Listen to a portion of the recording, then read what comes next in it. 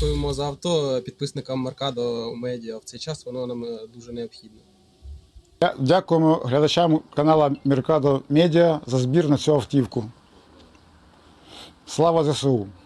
Слава Україні! Я головний сержант 2-ї саперної інженерної роти 33-го окремого інженерного батальйону. Хочу висловити подяку Mercado та його підписникам за таку чудову машину. Ця машина нас приведе ближче до перемоги. Победа за нами, слава Україні! Hi guys, today I want to appreciate the Mercado Media, all the friends and subscribers, and the Navy community for this wonderful pickup truck. Слава Україні! Героям слава! Всім привіт! Я Вадим, позивний РСР, 42-га окрема механізована бригада. Ми зараз ведемо бої на Харківщині. Дякую Mercado Media і всім підписникам його каналу за придбаний автомобіль. Він дозволить нам ефективно і успішно виконувати бойові завдання на Харківщині. Я сподіваюся, що цей автомобіль дозволить швидше здобути нашу перемогу. Слава Україні! I want to give a big thank you to Mercado Media and Johnny FD, two close friends who have helped me create this fundraiser between ourselves to help raise funds for what is needed essentially on the front line. And I also want to give a big thank you to both Mercado Media and Johnny FD's followers for helping us achieve this goal of funding the first car for our fundraiser.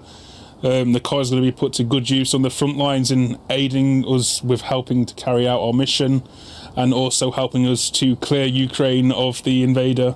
Slava Ukraini. Thank you, Mercado Media, Johnny FD, Kostak Gundi, and all your subscribers for the generous donation of this van. It will help us with our logistics in the International Legion. Dear friends of NAFO, my name is Pete, hasta la vista, from Project Constantine. This beautiful beast was donated to the brigade that we're friendly with in the forest, 67 Brigade. 69th Infantry Brigade donating to 67. It's pretty cool. I keep bumping into this vehicle in the forest. We never have time. We never have time to actually make any videos or get inside your vehicle and do any missions with it, because we're like passing ships in the night here. But Mercado Media, Andrew, you NAFO supporters, it's beautiful to see this grand vehicle that you've got for this brigade, because it's a reliable vehicle, and I've never seen it anywhere other than in the forest. I've never seen it in the garage. And yes to that, and all Ukrainians must live. Bakhmut is Ukraine. This forest is Ukraine. And Mercado Media and NAFO, you guys are here supporting us, man, and we freaking love you to pieces. Thank you for what you're doing for the soldiers of Ukraine. God bless you. To victory. Do перемоги.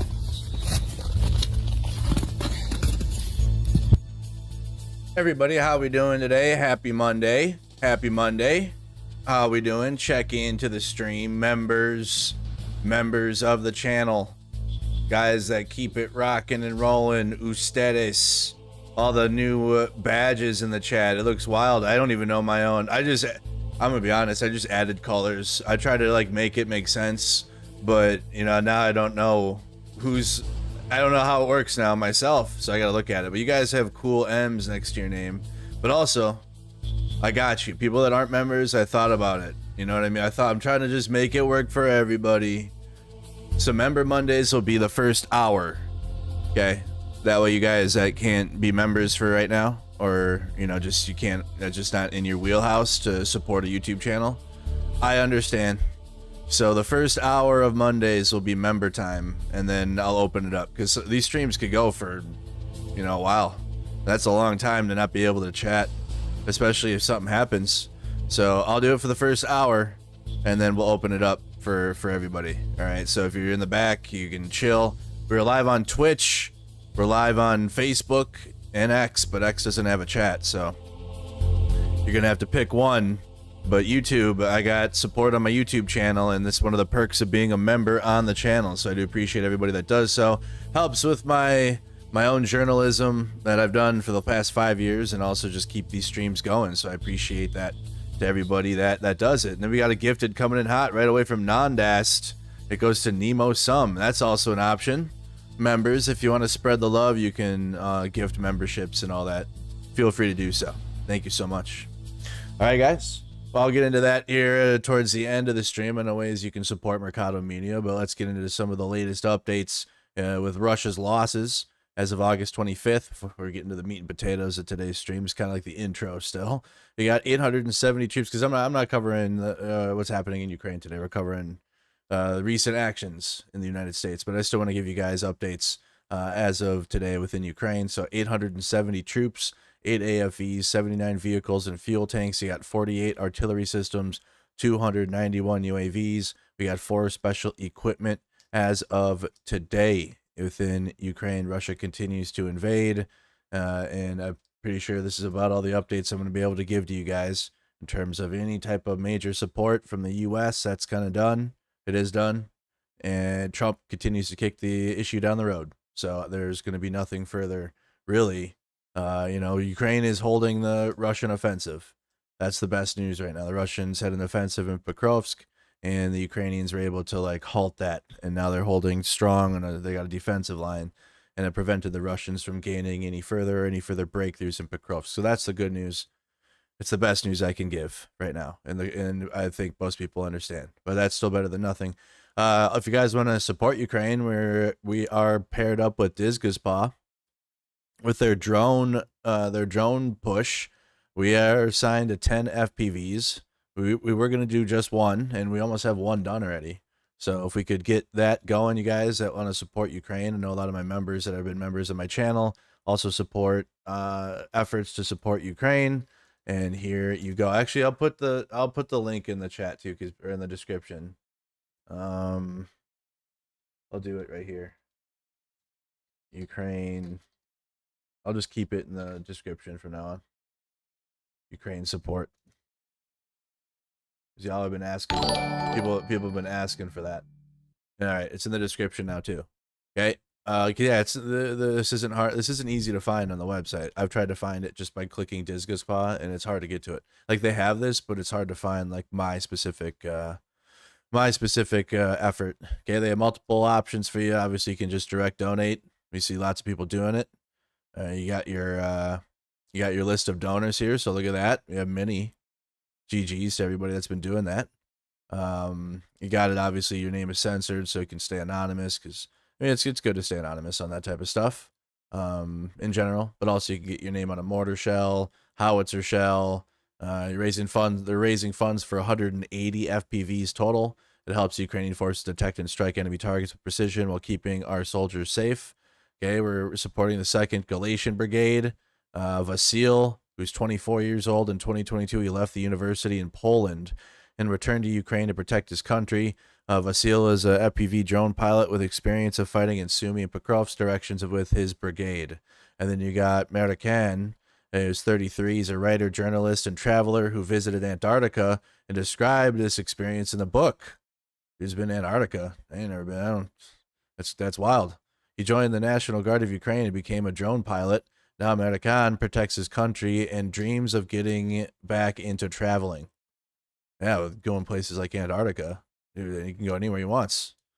2nd Galatian Brigade. Since the beginning of the full-scale invasion, the 2nd Galatian Brigade has been fighting the occupiers in the hottest spots of the Donetsk region, participating in the defense of Vuhledar. The brigade holds back the occupiers' defensive on the outskirts of Pokrovsk. So, shoot, I don't have my map. I do have my map. So just to remind you guys, right where we're talking about that offensive that Ukraine's held back, this is where we're supporting. This is where these FPV drones are going. And we've always done that on the channel, and I've tried to, if we're going to support something, got to make sure it's directly going to where it has to go. And yes, there's many options to support Ukraine in general. It needs so much help. But in my channel, we're the frontline news here. So we support the hottest parts of the whatever's happening, which includes Ukraine, obviously. So that it has to be Pokrovsk right now, because that is where the Russians have had an offensive. But again, thankfully, Ukrainian armed forces, with the help of, the U.S. is not helping Ukraine right now. We're allowing Europe to buy weapons, but that is takes 3 times as longer than the slow process with Biden. So it's even slower now. But efforts like you guys with the grassroots efforts like this effort, or the vehicles or anything that is offered. I mean, you guys support many different efforts. That all has contributed to help the armed forces in stopping the Russians here. Okay. And continue to do that. So thank you to everybody for continuing to support Ukraine if you do that, which is awesome. Because Ukraine's fighting for its independence, Ukraine's fighting for their independence and their freedom from Russia. We are under attack in America from our own federal government. Okay. We are under attack from our own federal government. With the latest, and I had a stream title before this, and we can talk about it.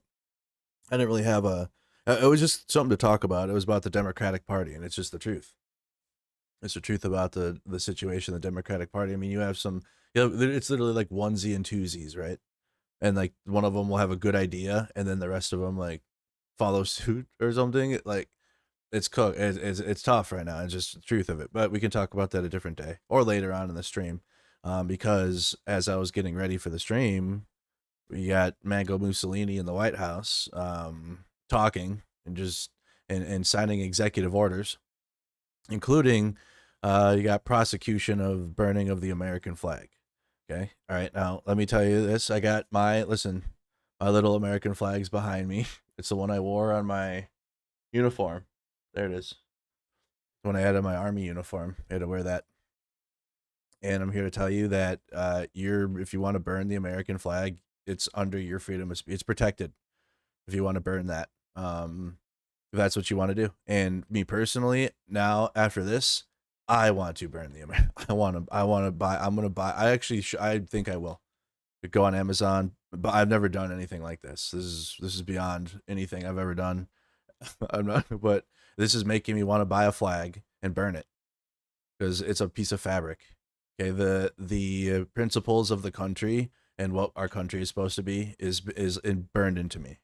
Okay. The flag we had to wear it, but you know what that flag is supposed to stand for has been not the best over time. Okay. But you know, in theory, the principles of the country in the Constitution, as it's written, how it's supposed to be, I don't need a flag to tell me that. I don't need to like wave a flag to be like, this is that's cringe. That's cringe to me. So regardless, but anyways, I've never burned a flag. You know, I just, not something I would do until this moment. But other people can, or other people could, or now I will. You know what I mean? Because it's their freedom of speech to do so. You know, it's just because it's not something that I would do or I have done doesn't mean I'd like want to take it away from other people. In fact, because there's been many things that the state of the United States have wronged Americans, and they've been mad at the country, and they burn the flag as a protest. Does it hurt anyone? Is anyone harmed other than like if someone, like, I guess if you were to steal someone else's flag, which don't do that. Okay. Buy your own and then burn it, or acquire, you know, don't go steal another person's flag, but you can buy your own flag and then burn it. Best way to go about it. Cause the people that cry about that shit will try to get you on that first and foremost. Be like, whose flag was it? Yeah. You can't go. I support the freedom of speech, but if you go grabbing another it's like, then they'll focus on that part. Then they'll ignore the stripping of your freedoms of speech. But anyways, all that to be said, it's protected under the freedom of speech if you want to do that. And now you got Trump administration attacking another pillar of the American democracy, which and I don't care, like, cope and see. If you're like, well, this is something I support, it shouldn't be, then you're not an American. I don't know what to tell you. You're American in name only. You're an I know. I don't even know how that would go. Whatever they do, however that goes. American in name only. I mean, this is beyond the pale. It already has been. It has been since January 6th. We've just been slowly like getting worse and worse and worse. We had Biden there. Biden was there. And then now we're back into right where we left off from January 6th. The Republicans and the conservatives never stopped, though. That's the reality is, well, even though Biden was president, they were still in that world completely. They were still in like January 6th world. And then like the election was stolen. So there was never really like oh man, good thing we're not, man, that was rough. Good thing Trump isn't president now. They were mad that Trump wasn't president. Okay. So now here we are. And it's getting destroyed online because it's like, I know nothing matters, and you aren't allowed to criticize your own side, but I'd like to return to a time when presidents didn't sign unconstitutional executive orders. You burn a flag, you get 1 year in jail, Trump says in Oval. I think I saved it. I was trying to bookmark as much as I could here. And you got the Department of War. We're calling it the Department of War now. There you go. And what the penalty is going to be if you burn a flag you get 1 year in jail, no early exits, no nothing. You get 1 year in jail. If you burn a flag, you get, and what it does is incite to riot. I hope they use that language, by the way. Did they? Yeah, incitement is Incite to riot. And you burn a flag, you get 1 year in jail. You don't get 10 years, you don't get 1 month. You get 1 year in jail, and it goes on your record. And you will see flag burning stopping immediately. You will see flag burning stopping immediately. GOP. Somehow Democrats will find a way. Any American should be upset about this. It's constitutionally protected. Same people that cry about freedom of speech on the social media, as if when like a social media company has community standards, which I would agree some of them go above and beyond, like Facebook. Fuck Mark Zuckerberg and his community guidelines. Them shits are ridiculous. That is wild. But regardless, I understand. That's why I have multiple platforms, because it's a private company, and we are just cucked to everything that is just rich. So private companies own shit, and it's a social media company. But maggots and these fucking these Nazis cry on social media because they can't say certain words because of community guidelines on whatever social media platform, and they're like, this is my freedom of speech, my constitution. And then like when actually we have a president and the federal government are taking away constitutionally protected speech, nothing. Hell yeah, we love that. Hell yeah, that's based. Like, bro, like if Republicans want to like go build a Roblox server, call it the United States, and go run it like the Nazi America you want. Call it Nazi America. They have them on there. I think they have Roblox servers like that, and you can go and be online and be terminally online, social media driven freaks, and have that for you, and do that because you clearly care more about social media shit, which I would meet you halfway on some of it. I swear, especially as a content creator. Holy fuck. But you cry about that, but then when it comes to real life, outside shit, like when you go outside and you go like leave the internet and stuff, like like protections of Americans, you don't care, and that's wild. Because I know a lot of y'all are tuned in, and you're not members, so I can talk at you now. I have to read your messages. Wild, man. I'm just not with that at all. I mean, who could be if you care about freedom of speech? If you seriously like actually for sure care about it.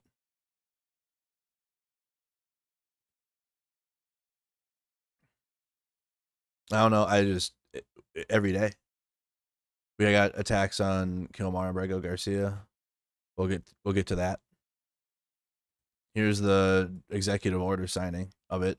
In favor of open borders and all of the other things he did to destroy our country. Let's go. Lastly, sir, this is an executive order on flag burning. It charges your attorney general. Would you listen to this? This is very important. Flag burning. All over the country, they're burning flags. All over the world, they burn the American flag. And all over the world. As you know, through a very sad court, I guess it was a 5-4 decision. They called it freedom of speech, but there's a a very sad court. Yeah, that they called it freedom of speech. Yeah, we don't like that. Amansky coming in hot with 5 gifteds, blessing the chatters that are behind the membership. Well, again, guys, just for the first hour, I'm changing it. It used to be all day Monday, and we haven't done it in weeks too. So that's 2 things. 1, we haven't done it in a long time. 2, I used to do it the whole stream. So it's going to be just the first hour of Mondays. Okay. Promise. That's all it'll be. Anyways. Okay. Back to this now. Now I'm thrown off. Through a very sad court. Yeah. Anyways, very sad court. Yeah. We don't like freedom of speech here. MAGA. They could. Oh my goodness, dude. I swear. I can't prove it right now because I don't have the videos ready. But I could swear we saw MAGAs burning the American flag when Joe Biden was like president and they were crying. whether they were shooting Bud Light cans or whatever, crying the whole 4 years because they thought this guy actually won because they were lied to. I guess I can't prove it though. It's just my feelings. But I feel like I remember MAGAs burning the American flag then, and crying and lashing out because Trump didn't win in 2020. it was a 5-4 decision. They called it freedom of speech, but there's another reason which is perhaps much more important. It's called death. Because what happens when you burn a flag is the area goes crazy. If you have hundreds of people, they go crazy. You could do other things. You can burn this piece of paper. You can listen to him tell you how you can listen to him dictate your rights now. But when you burn the American flag, it incites riots. It incites riots. So you go outside, you just burn a flag, and the riots will begin. Pretty sure it's like riots are happening, and then someone whips out an American flag mid-riot. That's like how it happens. Always, almost always. There's a big giant fucking already massive people, and then someone whips out the American flag to burn it, and then oftentimes in the crowd of people that are out there protesting and shit, they'll try to stop it, or like some cringe ass person will be like, "No, stop! You can't do that," and they're like, "Oh god, it's the worst." I've seen it though; it's so cringe because it's like, what the fuck. Anyways, that's a Western Hemisphere problem. I'm just there to record it, but the activists can figure that shit out. But anyways, so that happens, but it's usually like mid-event, not like the cause. It's not like the genesis of the riots. Levels that we've never seen before. People go crazy. In a way, both ways. There are some that are going crazy for doing it. There are others that are angry about them doing it. Yeah, losers. They're angry. The ones that are mad that the grass next door is like a different color. Do you want to discuss that? Sure. So what the executive order does, sir, it charges your Department of Justice with investigating instances of flag burning, and then where there's evidence of criminal activity, where prosecution wouldn't fall afoul of the First Amendment, and instructs the Department of Justice to prosecute those who are engaged in these instances of flag burning. And what the penalty is going to be, if you burn a flag, you get 1 year in jail, no early exits, no nothing. You get 1 year in jail. If you burn a flag, you get, and what it does is incite to riot. I hope they use that language, by the way. Did they? Yeah, incitement. Incite to riot. And you burn a flag, you get 1 year in jail. You don't get 10 years, you don't get 1 month. You get 1 year in jail, and it goes on your record. And you will see flag burning stopping immediately, just like when I signed the Statute and Monument Act. Guys, remember also too, hey, remember, just to remind you, Trump can do all these executive orders. It's not a law. Remember that. So go and burn your American flag today. I'm going to now. The more I'm watching this, I'm like, yep, Amazon, American flag in the cart. Never bought one. I have a fucking Ukrainian flag hanging up. I was gifted it though. I've never bought American flag. And that army gave me that one at the store, or I don't know. They gave us like 3 of them, and that one I wore that one most of the time. 10 years in jail. I had to buy like a couple. Okay, I had to buy a couple of the American flag patches, but that doesn't count. Have you heard any of our beautiful monuments? Everybody left town. Weather Prediction Channel, Prediction Center. I think you were becoming a supporter of the channel. They were gone. Never had a problem after that. It's pretty amazing. We stopped it. But this is something that's, I don't know, in a certain way, it's equally as important. Some people would say it's more important because the people in this country don't want to see our American flag burned and spit on. And by people that are, in many cases, paid agitators. They're paid by the radical left to do the radical left. it. You talk to these people, they don't even know, half of them don't even know what they're doing. They say, I don't know, they gave me money to do this.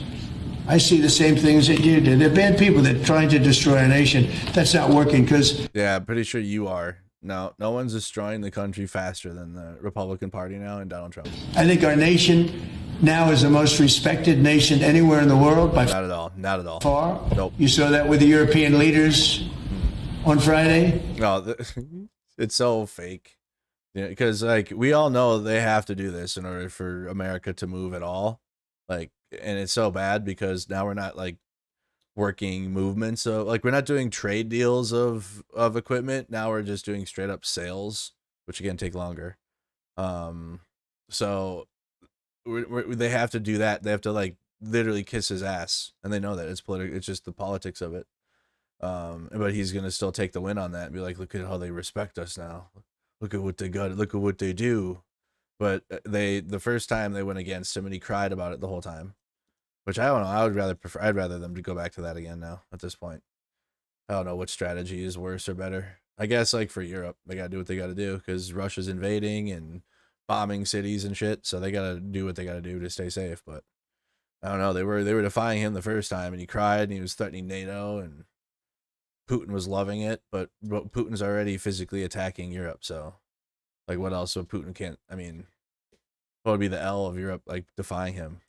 If he's just gonna like appease Putin anyways, like they were in his first term. But he's they're kissing his ass, and he loves that. So he'll say, "Look at how they respect us now."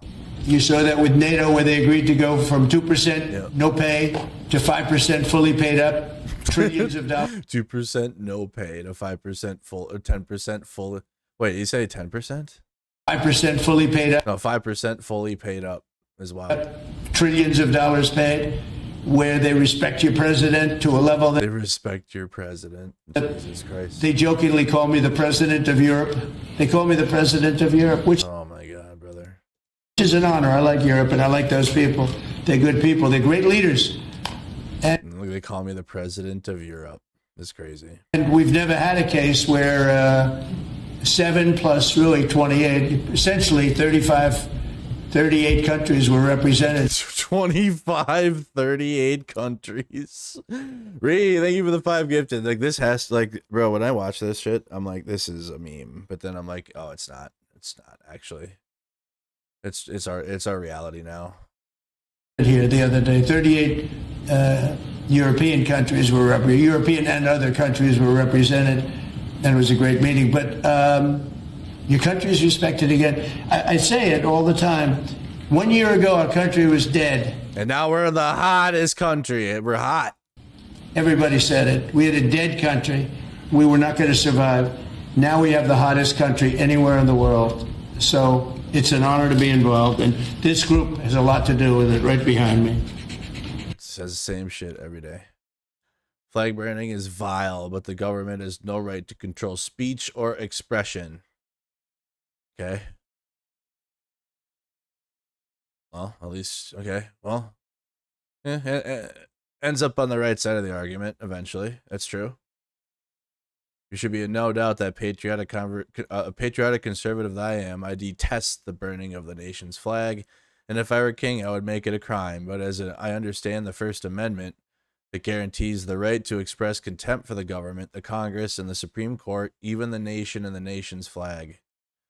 Justice Antonin Scalia. Justice Scalia. President Trump's executive order on flag burning is replete with qualifiers that strip it of any discernible meaning.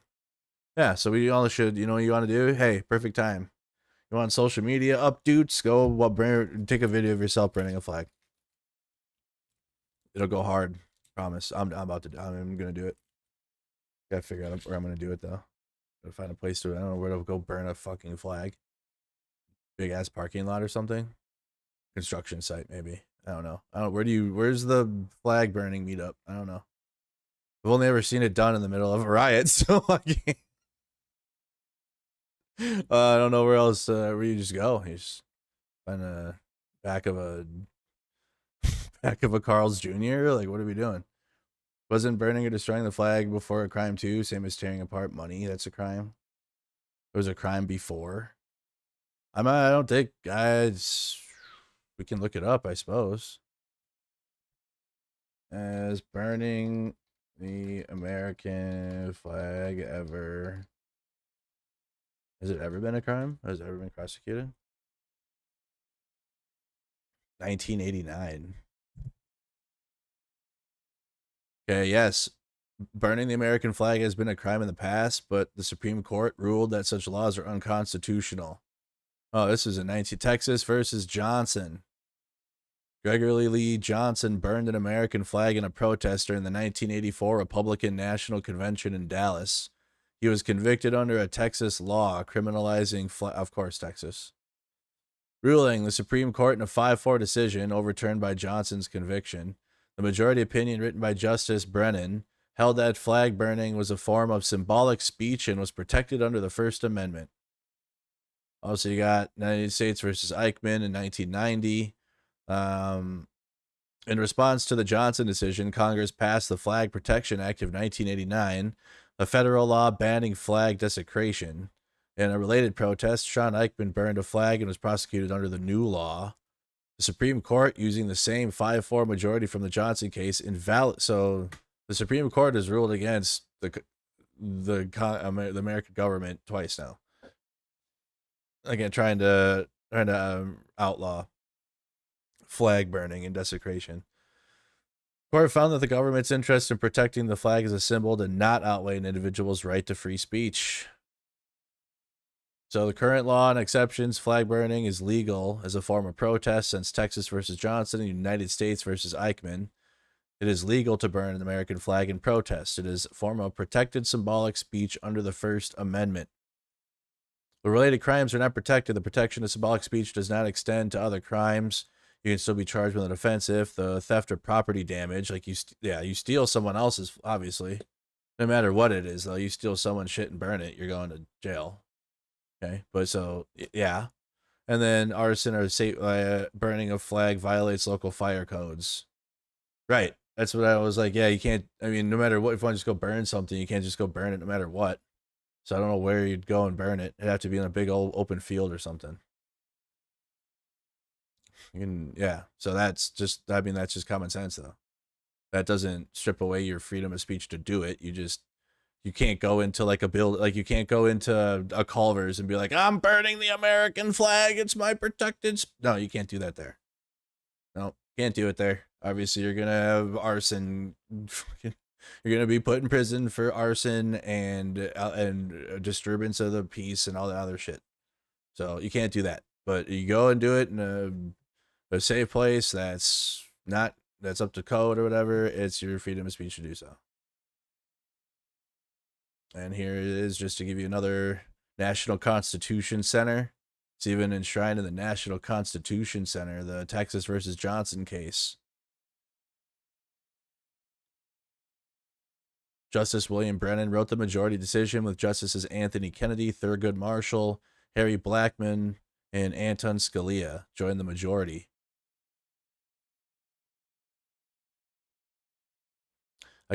So Chief Justice William Rehnquist dissented along with John Paul Stevens, Sandra Day O'Connor, and Byron White. In his dissent, Rehnquist said that the flag is not simply another idea or point of view competing for recognition in the marketplace of ideas. I cannot agree that the First Amendment invalidates the act of Congress and the law of the 48 of the 50 states which make criminal public burning of the flag. He said, oh, God, Republicans suck, dude. That's why they're focused on courts. That's because they can get, that's how you get the laws in. Because Trump can do all that. That's why they have the Supreme Court. They have the Congress to do all of this. But what will they get it done?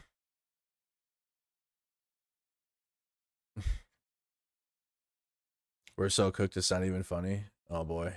Should we watch this? We probably should watch this whole thing. As you all know, Chicago's a killing field right now. And they don't acknowledge it. And they say, we don't need him, freedom, freedom. He's a dictator, he's a dictator. A lot of people are saying maybe we like a dictator. Oh my God, help. I don't like a dictator. I'm not a dictator. I'm a man with great common sense and I'm a smart person. I'm smart. I can handle things. Oh no. Oh boy. Doesn't sound good, but Washington was the most dangerous place in this country, and now, you know what? It's probably the safest place in our country. Everyone's starting to come here. The restaurants now you can't get in. Many of them closed because they couldn't. This was today, his signing of his executive order and talking about some other shit, and he's hiding his bruise. Gene says, sorry to miss your stream. I'm at the Ohio Democratic Party Veterans and Military Community Caucus this afternoon. Hope it goes well. open with crime. Everybody before me is happy what I'm doing. Most of you won't say that because you're radical left. He's losing it like every day though too.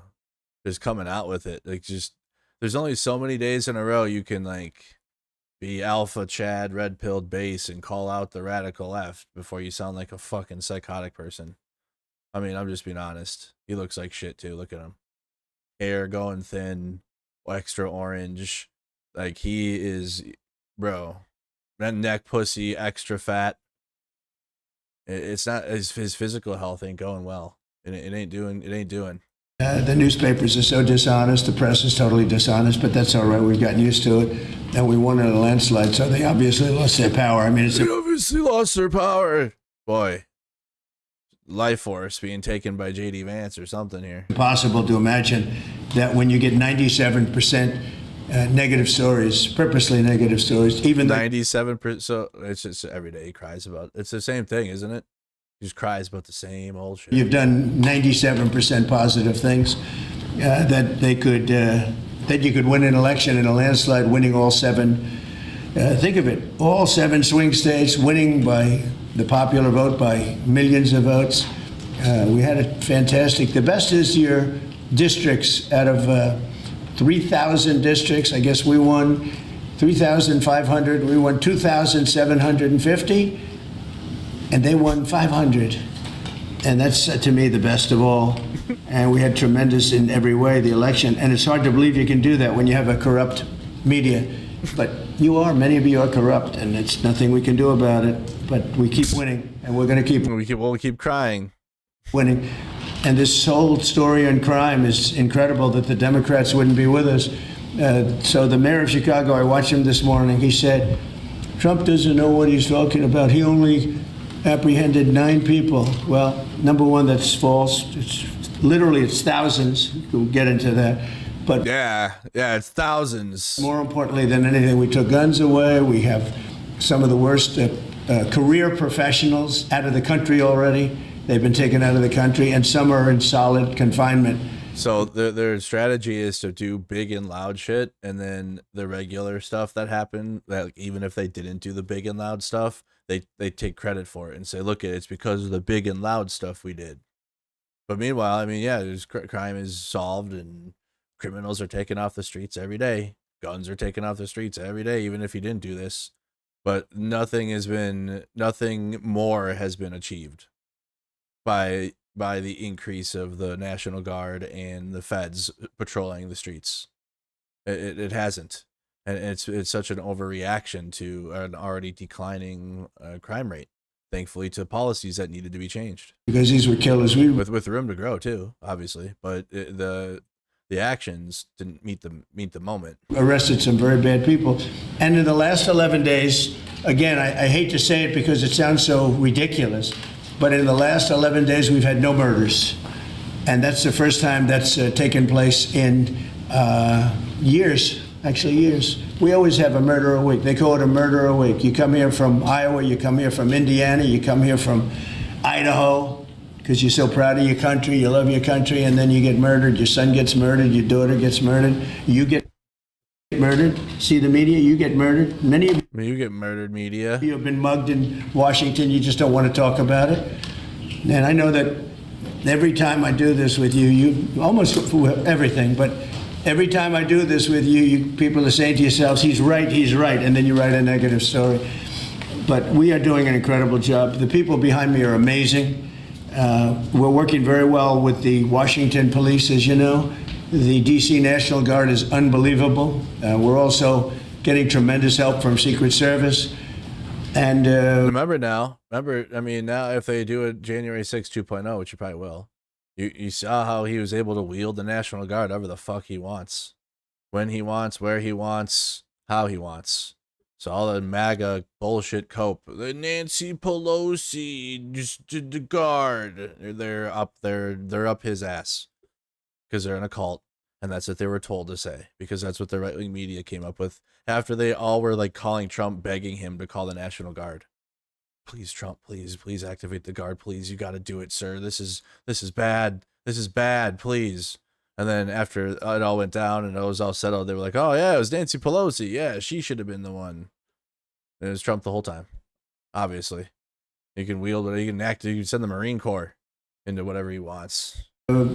We are at a point where Washington is booming again. People are pouring in like we haven't seen for years. Nobody wanted to come here. They didn't want to come here and get murdered. I have a friend of mine who has a very successful son.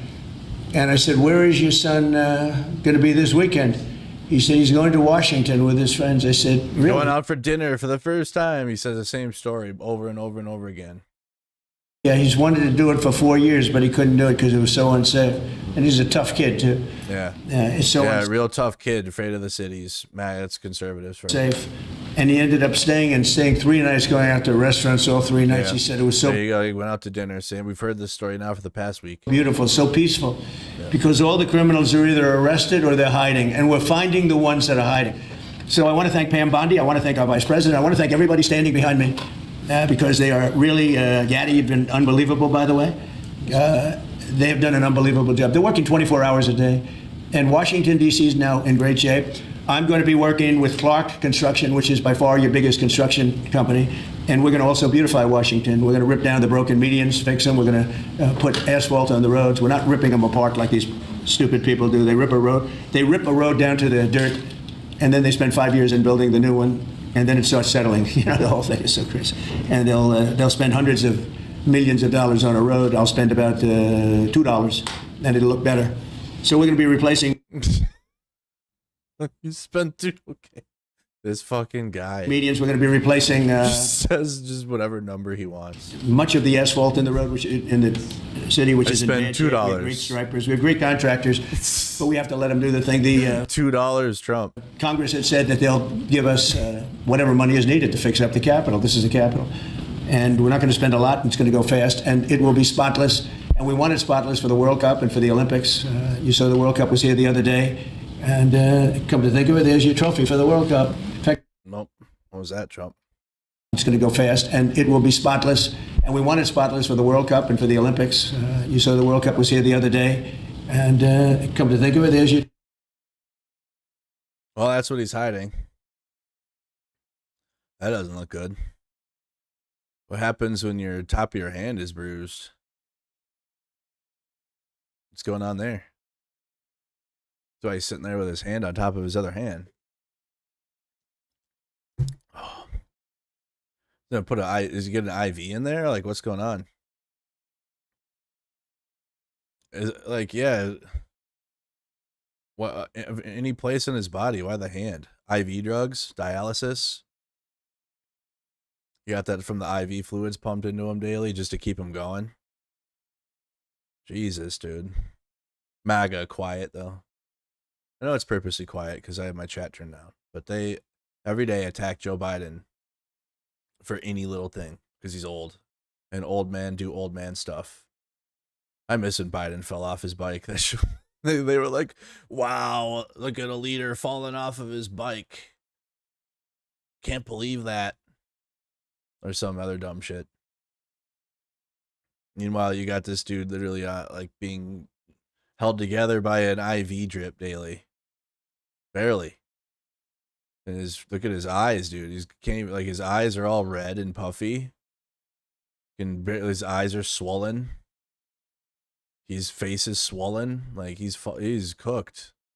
The trophy for the World Cup. It's all that physical shit. They don't care about it. It's when it comes to MAGA and most of conservatives, there's no debate to meet them halfway. It is, we like it because it's for us. And when you do it, we don't like it. And that's it. There's no, oh, they just need to be convinced because the policy isn't good. Oh, no. Oh, they just need to be told how. No. There's an intrinsic indoctrination of hatred to anything that other Democrats or liberals or like perceived what Fox News will tell them. Because you also have layers of right-wing propaganda that say what the left says, which then the left never says any of that shit. But the right wing will tell them that that's what the left says. So then it becomes true. And because they are both like the voice of the left and the voice of the right for them. Because and then they'll find some actual cooked person and then they'll bring them on Fox News or something, and like this person represents left-wing politics, and it's like some psycho, actual psycho. So it's like creates like a whole indoctrinated world for them. Okay, a whole reality is shaped. So that's why they could be like, well, how could they be okay with this? They voted for Trump because Biden was old and decrepit, and look at Trump. They're fine with it because it's Trump. They're fine with it because it's Trump. They could have Trump could be in worse condition. Trump could be on the machine, sitting there on the deathbed, and they'll still be like, yeah, that's what I voted for. Yeah, and what, and what, and yeah, exactly. Yeah, you should have won. That's what they'll say. And then when Biden, and then they'll be hypocrites completely when the shoe's on the other foot. Or you have Biden or a Biden, which I hope the Democratic Party finds someone younger or goes like Zoran route now and finds Democrats that are progressive, or they're cooked. But anyways, it's fine when they do it. It ain't fine when you do it. That's just how it works. And there ain't no convincing. And they fall off themselves. They'll fall off the tree themselves if they get too tired of upholding a reality that isn't true. Some of them can do it for their whole life, and they'll die that way. Others, like me, can leave the tree, and it's a tough road because, man, you leave behind everything you ever knew and loved, and its family members fall off, and friends are gone. But it's better, I think. I sleep better. That's why I can sleep. That's why I'm getting older, but I mean, I don't know. Still looking young. I can sleep. I can go to bed at night because I'm not trying to believe in a false reality or like uphold that because, I don't know, the vibes. That's really what it was just the vibes, and your friends and other people would like, you agreed on dumb shit. And that's all it was. It's such fragile shit anyways, and the friendships are never worth it anyways. They're always dog shit friendships.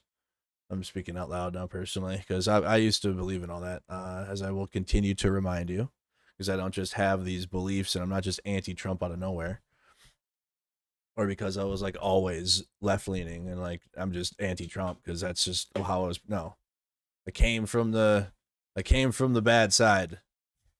That's where I come from. So I had to learn that's all I knew.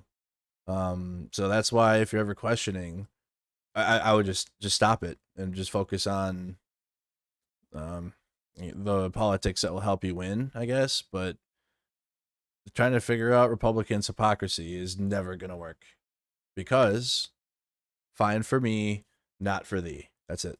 Like it's solid gold. That's actually solid gold, so heavy that some of the people in this room wouldn't be able to lift it up. I think what I'm going to do is place it right above the angel, right over there. That's solid gold too. We're going to put it right up there. Look at that. There's a solid gold trophy. They know how to get to me, you know. I like the angel better, to be honest with you. So we're going to sign, and then we'll take a few questions, and we'll tell you how good a job we're doing. We want to go from here to other places, but I was telling some of the people that in a certain way, you really want to be asked to go. You know, I hate to barge into the city and then be treated horribly by corrupt politicians and bad politicians, like a guy like Pritzker. He ought to spend more time in the gym, actually. Nice. Spend more time in the gym. So are we going like full Nazi America now, or we all gotta like we're now judged by how much we can bench and shit? I'm seeing that. Zoran should have never got on that goddamn bench.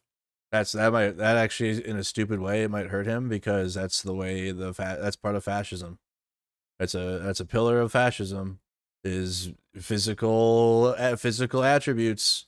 So you're playing a dangerous game because it'll be survival of the fittest, both with money and with physical abilities. Like if you can run, lift, gym, and that's gonna put people that can't lift and can't go to the gym or can't do any of that at a disadvantage politically. I don't know. I really wish Zoran didn't get on that bench if you can't bench, dude. Don't do something you can't do, and now the fascists are gonna eat that up and then base it on who can bench more, and they'll do it. They will do it, and it'll be cringe, but it'll be a thing. This guy is a disaster. Gavin Newsom's a disaster. When we went, we saved Los Angeles. You wouldn't have been able to have the Olympics in Los Angeles. You're barely able to have it now. They did lose 25,000 houses to a fire that should have never occurred. because they didn't let the water come down from the Pacific Northwest, which you guys don't want to write about. I had to break into the water supply to let the water down. And even now, we want more. We can have much more. It's less than half of what should be coming in. I don't know, they have a political thing about it. It's like the craziest thing I've ever seen. But I don't like going to a town, a city, place, a state, and then be criticized by some corrupt or incompetent governor where crime is rampant. Like, take a look at D.C. Crime was rampant. It was at the all-time worst. It got really bad during the Biden 4 years.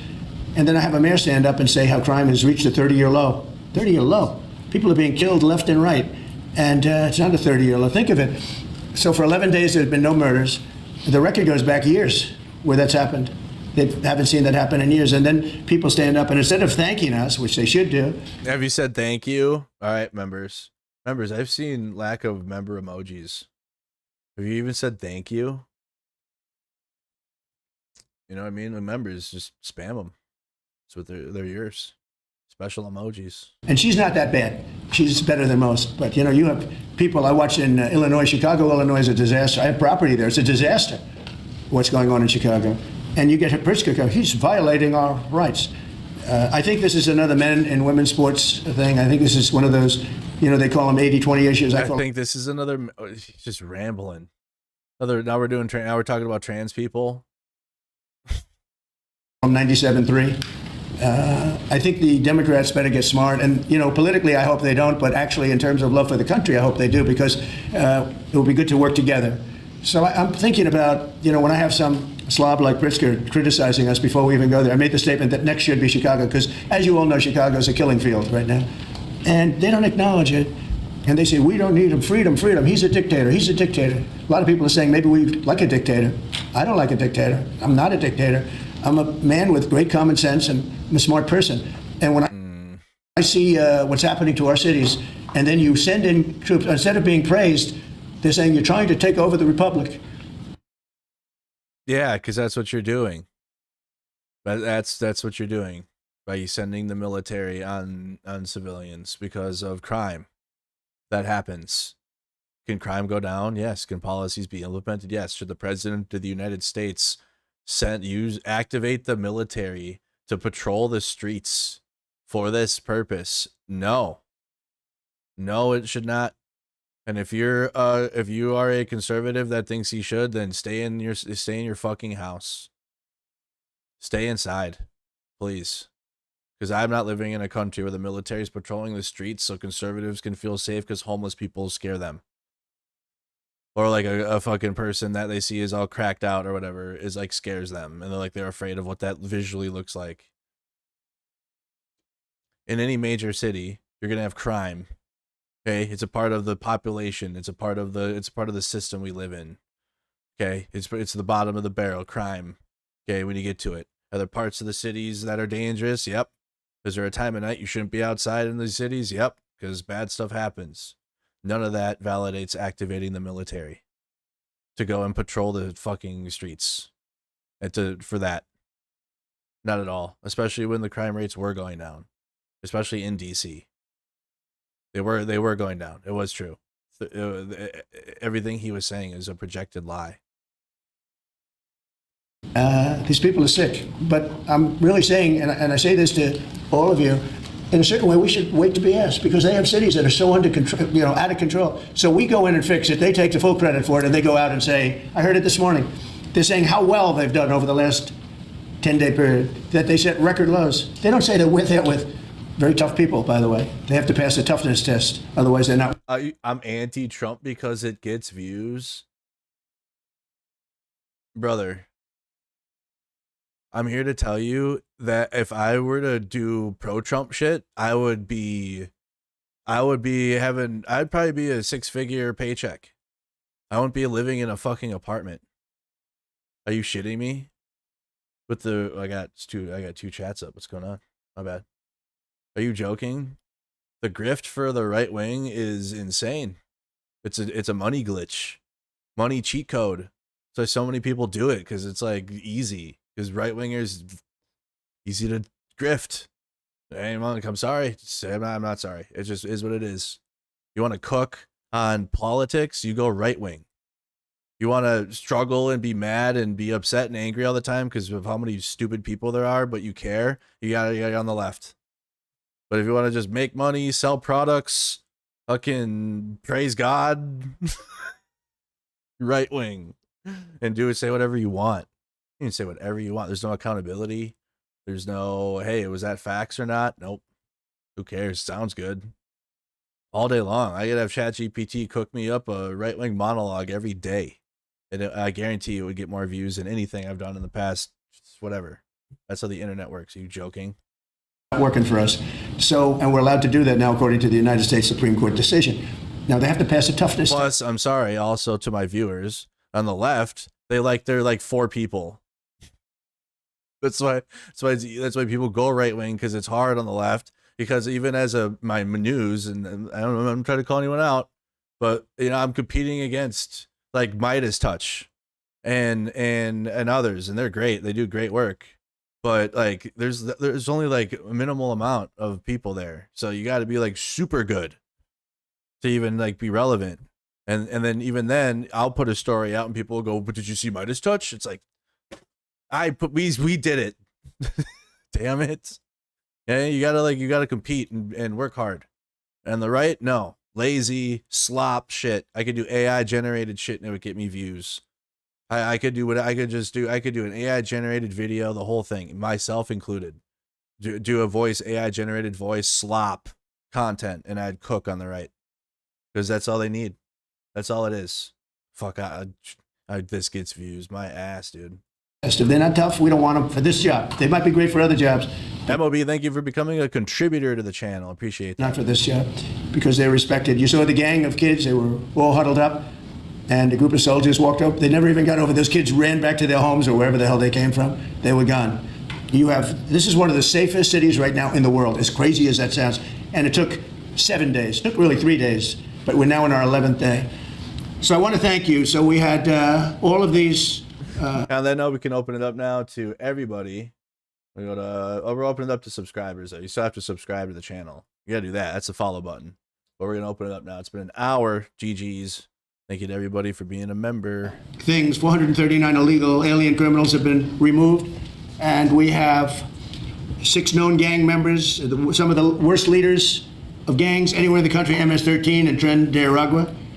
We have 2 missing children that have been recovered. They thought they were gone. We brought them back to the family. The family started crying. They couldn't believe that they saw their child again. 49 homeless encampments have been removed. Like we have the head of South Korea coming in a little while, the president, and he drives down the street. Already his people have told me, he said, "What happened? It's so clean. We always came here, it was filthy dirty with homeless and papers all over the road." Never has that been said. But that's the other thing. Those roads are swept immaculate, but they're going to be much better in a few months when we put a topping on them. They're going to look like they're brand new. We'll get ready. Thank you for the gifted. Rid of those rusty old medians that have been crashed into 1,000 times, and they don't fix them. They just let them. They lay them down on the road, and they sit there for months. But we don't do that. We don't run things. We run things like we run this. We like clean, we like beautiful, and we like safe, and that's what we're getting. So I'll start signing the executive orders. To me, there's a very, very big deal. One of the executive orders has to do with cashless bail. That was when the big crime in this country started. And I can tell you who did it, when, but I don't want to do that because others followed pretty quickly. But Steph, thank you for the gifted. It goes to Snapper King. That was when it happened. Somebody kills somebody, they go in, don't worry about it, no cash, come back in a couple of months, we'll give you a trial. You never see the person again. And I mean, they kill people and they get out. Cashless bail. They thought it was discriminatory to make people put up money because they just killed 3 people lying on a street. Any street, all over the country, cashless bail. We're ending it, but we're starting by ending it in D.C., and that we have the right to do through federalization. Okay, let's go. Could I ask you to say exactly what this is? Of course. Yes, tell me what I'm signing. I have no idea what I'm signing. So as you've consistently identified, sir, cashless bail policies are a key driver of the disorder we see on city streets all over America. Catch and release system allows criminals to keep going back out onto the street and reoffending. What this executive order does, it charges your attorney general with identifying jurisdictions all over the country that have cashless bail policies, and then it withholds or revokes federal funds and grants that are flowing to those. Oh, nice. So they're strong arming.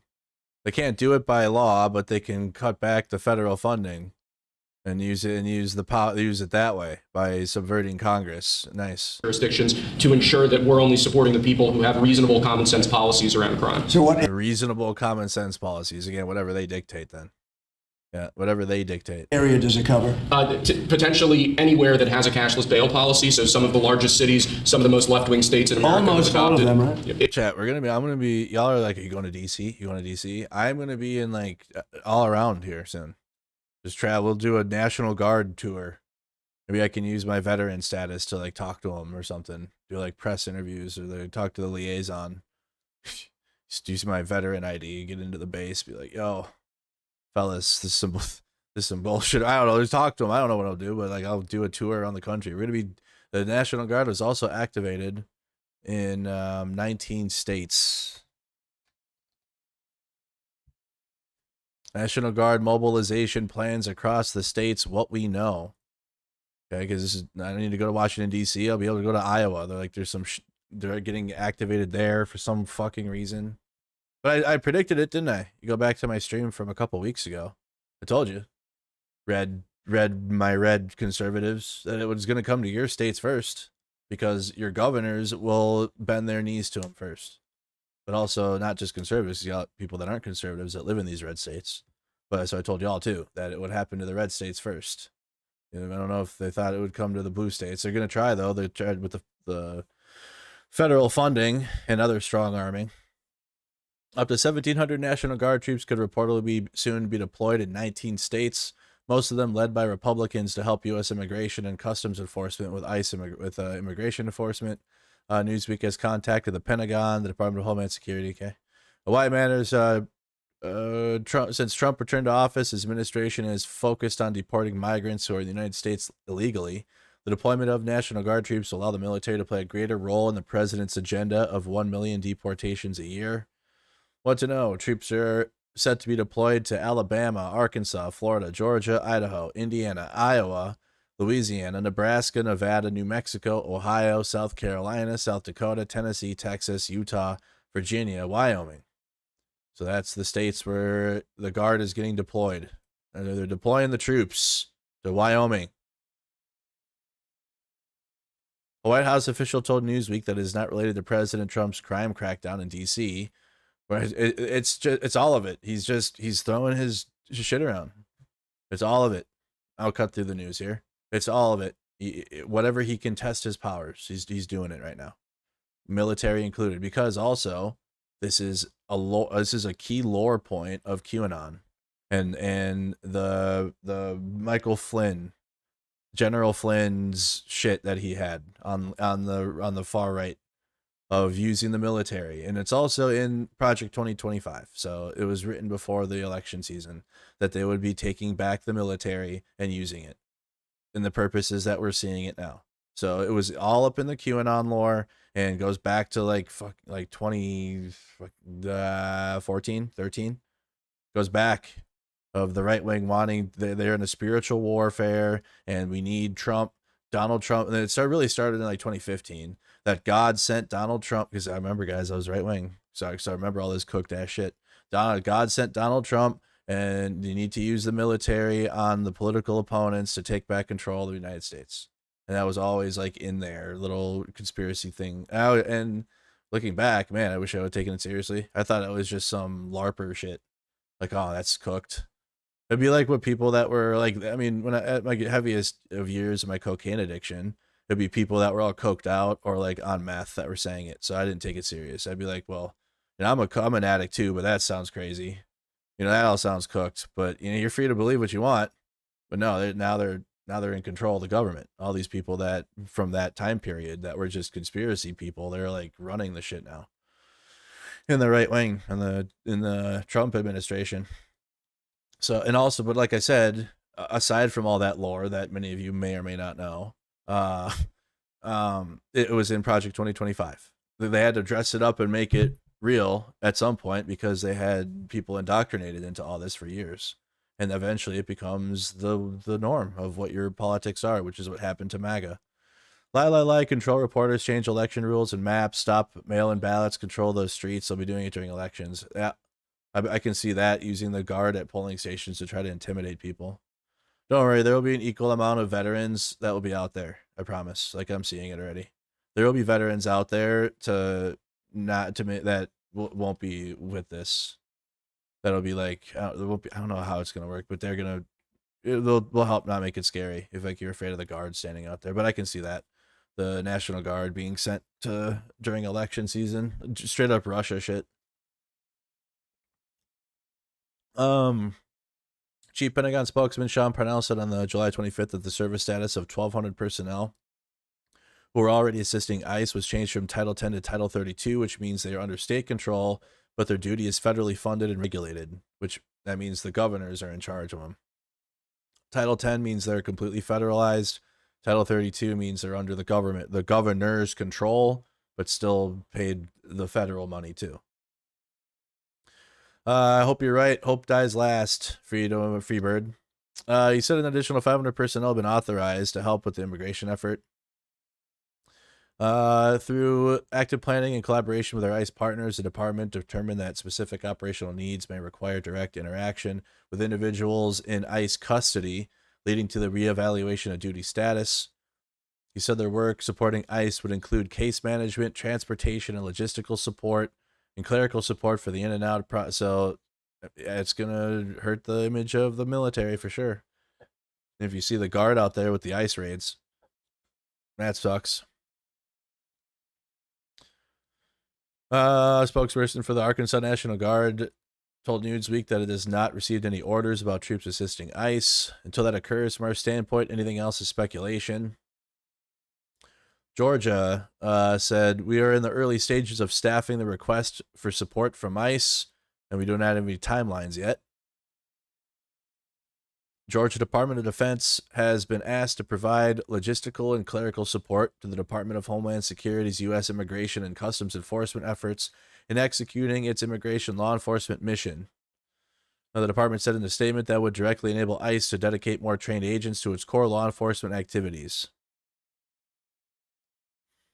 Nebraska Governor Jim Pillen has ordered the Nebraska National Guard to provide administrative and logistical support to Nebraska-based ICE officials. Okay, so they're doing it. Nevada, a small contingent of Nevada National Guardsmen and women have been authorized by Nevada Governor Joe Lombardo. South Carolina told Newsweek that 40 National Guard members have been requested.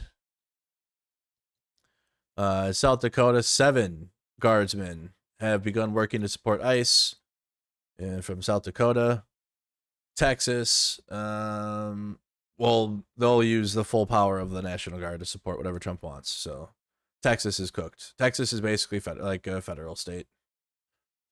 Trump and the federal government, and it's cringe because all Texas conservatives LARP as if we're the Lone Star State. We're they know federal government coming to tyranny me. Yeah, right, dude.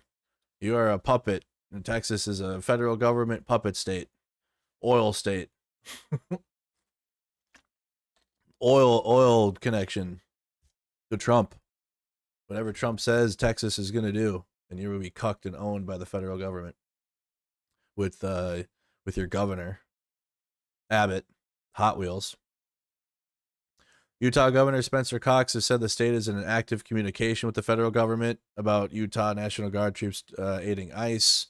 If it happens, it would only be under a support role. He also said our National Guard will not be putting hands on people. We will not be arresting people. That is not the role of the National Guard. Virginia National Guard confirmed to Newsweek that it plans to mobilize approximately 60 soldiers and airmen with a mission to provide administrative and logistic support to U.S. Immigration and Customs Enforcement at locations across the state. They will not conduct law enforcement functions, and their role will not include making arrests. They will start training at the end of August and should be on duty by early September. And that's state by state of National Guard. Nothing like massive movements of National Guard yet, but they start somewhere. It always starts somewhere. Widen crime and immigration crackdown when he was handing out pizzas, which, by the way, I waited. There was no patrol. He said he was going to go out for the patrol, but just like on January 6th when he said, I'm going to go down to the Capitol, I'll be there with you. He went out and handed pizzas out and did like a open mic night in a parking lot, and that's what he did. So if you're wondering, hey, I didn't see him out patrolling, yeah, he didn't do that. Very much for being This is what he here. I did. wanted to do this. We've had some incredible results. The results have come out, and it's like a different place. It's like a different city. It's the capital. It's going to be the best in the world. We're going to do what you're doing with law enforcement, and very importantly also, we're going to physically do it. We're going back to Congress for some money, and we're going to redo a lot of the pavement, a lot of the medians, a lot of the graffiti's all coming off real fast. It's going to come down real fast. We're working with Clark Construction. Chat, I'll tell you this. I see what you guys are saying. I'll go wherever the hell you want. I need the funding. I need the support. And that's it. It's not a grift. Because listen, if you guys have been supporting me for the last 5 years, you know I provide receipts. You know I go to the scene and I'm out there for hours. You get the most content. So I need the support, and I'm going. I'm reaching out to sponsors. I have to try to help with the funds, but I need the funds. And I'm not asking for a Europe trip. We're not doing that. I'm not gonna ask for that. But if you want me to go to DC and be a part of whatever the hell you want, become a member of the channel. Share the stream, subscribe to the channel, follow the page. I'll do it. Or if you know anyone that wants to fund it, I'll do it. I'll even considering applying to Midas Touch, for crying out loud, just so I can get extra funding, because I know they have their content creators that they have there, and they can do like their own thing while also obviously working, like Adam Mockler. Like, he works for Midas Touch, but he can also do his own side thing. So if I could work out a way to whatever with the major thing, and then also have my Mercado Media stuff, I will do that too. But I need the funding, chat. Okay, news isn't. It's much easier to sit home and do it from here. It's free. I mean, I just got to pay my internet bill. But if you want me to go places and be a part of stuff, I need the money. I need the support. So I appreciate that to everybody that does. Don't feel obligated to do so, but check out my channel. We go places, and we make sure you guys get the news firsthand, at least the best of my ability. Because firsthand news is getting rare and rare these days. They're one of the big ones. They're the biggest here by far, actually. And we're going to be not so much building, it's cleaning and fixing. And yeah, I'll send Midas my resume, I think, to be honest. Down on your roads and streets. And when people come in from the airport all the way to the Capitol or the White House or any place else they're going to say, boy, this place is spotless. So we're doing that. Most importantly, though, we're going to have a crowd of people that are going to be happy. I've received more phone calls from people in the last 4 days than I ever have. I've been here now 4 years plus. And by the way, I think we had about the best 7 months, they're saying, that any president's had. We've done a lot of work. We've done a lot of good work. Just all bullshit. It's all bullshit. There's like probably a parable, and I just can't think of it, around doing the most on an issue and creating more problems than you had. There's something there. I don't know. But there's always room to apply better policy to tackle crime. And I'm more focused on the root cause of crime. And more people like me, I guess, are. Especially coming from like a background in recovery, okay, and being an addict. In recovery, you got to tackle the root causes. You can't just be like, stop using drugs. Drugs bad. That can work, I guess. It can. Maybe that's all someone would need, and that's great if that's all you really needed, to be told that drugs are bad, okay? But oftentimes there's like a root cause to like deep rooted issues that lead to the drug use or whatever. Doesn't need to be drugs. It could be food. It could be sex. It could be whatever. Alcohol. Video games. I don't know. Shit, it could be anything. Any vice, I guess. Some are just worse than others and can hurt other people. Like, I'd argue have a video game addiction doesn't hurt anyone other than, I mean, maybe your back, maybe your physical health if you're not taking care of yourself, I guess. But like, I'd argue a drug addiction is worse. But they're addictions regardless. It can be, but there's root causes. Okay, same thing with crime and crime that happens. And like, there's policies that could be implemented, resources that could be provided to communities that will lower crime, or at least try. You're not going to 100% unless you truly have the military out there 24/7, and who wants to live in that? Conservatives are like, I don't know what to say. MAGA does, Trump does. They want to live in a America where you have the guard patrolling the streets in order to there be zero crime. And what is that reality? What kind of America is that? I would rather there be some crime. If we're really gonna go here, I would rather there be a crime than have the military out there and no crime at all. Because then what kind of a freedom America is that? Kind of a freedom place is that? That's just the reality of the situation. If I'm like, I have to choose of what reality, I guess, of like, what kind of America do you want to live in? Gotta accept the fact there'll be crime. And live in a society where we have capitalism. And that's a whole other argument. I'm not educated enough to give that one. But there's a totem pole. And like I said earlier, at the bottom, crime, and even at the top, I mean, we have the president of the United States is a 34-time convicted felon. Are you crying out loud? Why don't we start at the White House? And what are we actually talking about here? For real. I'm just being honest about, like, in general about crime, and like crime is bad for sure. But we're now forced to live in a reality where the only thing he will do is use the military and the most federal power possible to quell it. And even when there already is a lowered crime rate, when the crime rate was coming down due to good policy and policy changes, whether it be more policing, which some would be against, but that would be good debates to have. Do we need more policing or more resources in certain areas? But we can't have those debates because now it's the federal government fully taking control of the situation, or just pure propaganda lies about it, and that's really where we're at. So it's just not a reality that we should have in the United States, to have the military be patrolling, or the military being used on our own citizens. It's wild. I don't want to sit through the whole Trump thing, so we'll just go through clips. It's too much. He just repeats himself over and over again. There's a better look on the bruising today. Really high def image there of Mango Mussolini's blot spot. You guys are saying that there's a stream happening. The vets are mobilizing. I'm seeing you, nurse. Where are they mobilizing? Where are vets mobilizing at? And where is this happening? I'm with the Fight Club solution. Just reading some comments. Let's be real here, Andrew. They don't allow. What don't they allow? Who's they? Is this an MS-13 tattoo? Nice in for a bit. Yeah. What the heck? What's going on there? They're doing a sit-in?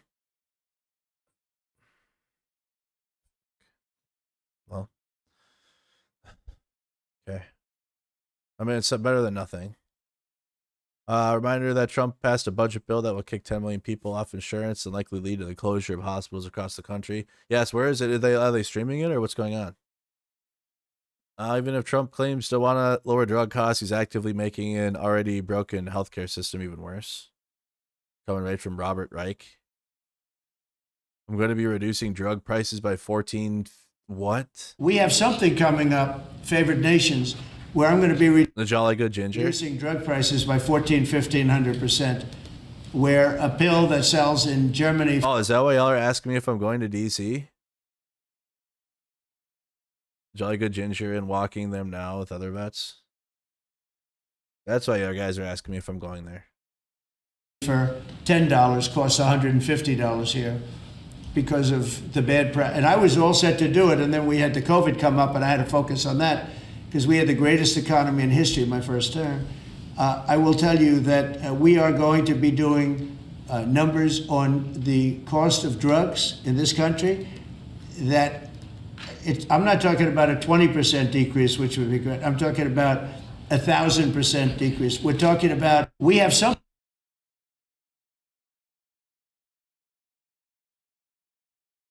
Who has seen a lower in their, anyone seen a lower prices in their drugs?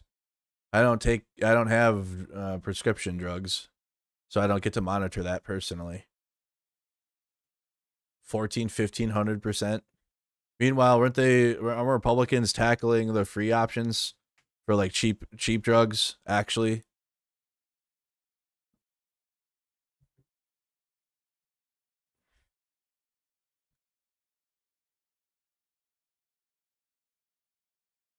Yeah, insulin for crying. The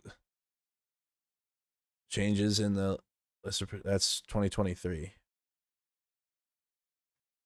You can only discount something by up to 100. I know, that's why he's percent. I'm not even, the percentage is bullshit.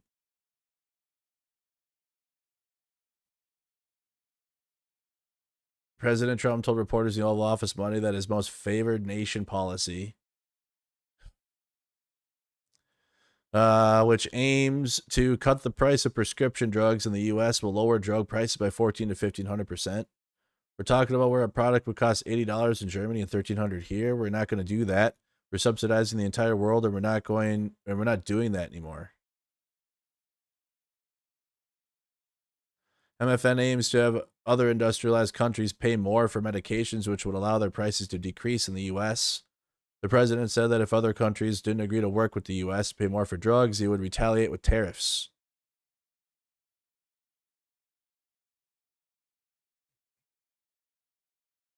Which that will just hurt. Okay. Oh boy.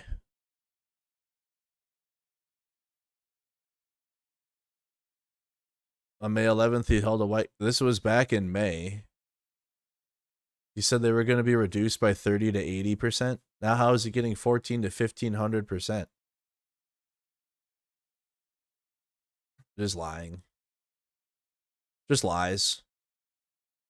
Fact checking. This was back in May 16th of this year. Fact checking Trump's claim that prescription drug price drops could happen almost immediately, so that was in May. Now we're in the end of August. The executive order's text unveiled May 12th undercut the president's description about how soon. The idea of the executive order, he said, was to lower high prescription drug costs in the U.S. to levels more than typical in other countries. We're going to equalize. We're all going to pay the same. We're going to pay what Europe pays. Experts said that Trump's action could potentially lower the cost of prescription drugs, perhaps by 30% to 80% scale, Trump said, but they cautioned that the order's required procedural steps would make it far from an immediate fix. None of this has happened.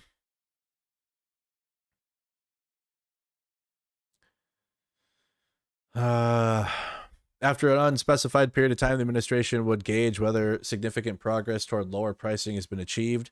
If not, the order requires the Secretary of Health and Human Services to propose a rulemaking plan to impose most favored nation pricing, which could take months or even years before taking effect.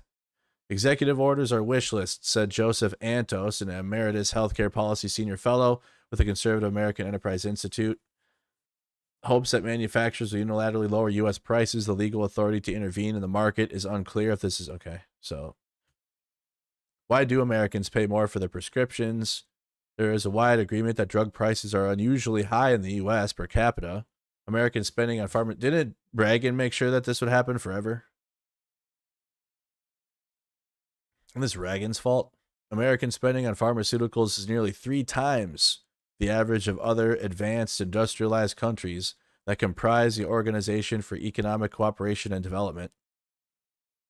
A study by the RAND Corps, a nonpartisan research organization, found that across all drugs, U.S. prices were 2.78 times higher than the prices in 33 OECD countries, which is the Organization for Economic Cooperation and Development. The gap was even wider for brand name drugs, with U.S. prices averaging over 4 times higher. The U.S. does not pay less than comparable nations for unbranded generic drugs, which account for 90% of filled prescriptions in the U.S., but generics account for only 1/5 of the U.S. Okay. They cite several reasons. One, that the U.S. has more limited price negotiation with drug manufacturers than other countries do. Often, if another country fails to find the exact extra cost of a new drug, whatever, they can just charge you whatever they want. I don't care. Maybe just prescription pharmaceutical companies would charge you your life savings if they could. Give me everything you own so you can have this drug that gives you other issues. This drug will cure your problem, but give you 18 other issues that you need other drugs for. Give us everything. Okay, that was just a deep dive, I guess, on the prescription drugs. So you got that going on. Well, let me check Instagram quick. Are they streaming?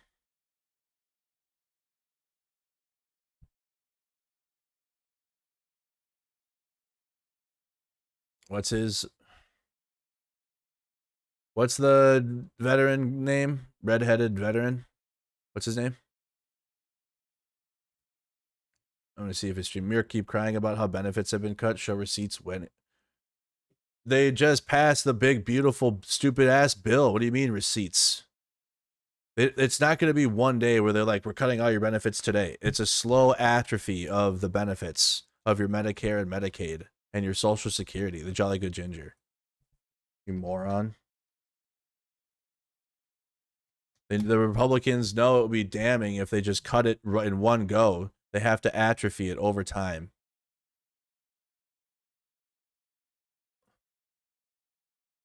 Death by 1,000 cuts. Ah, shit. Where is it? He's on Instagram? Yeah. I don't see anything. Where did he post about meeting in DC?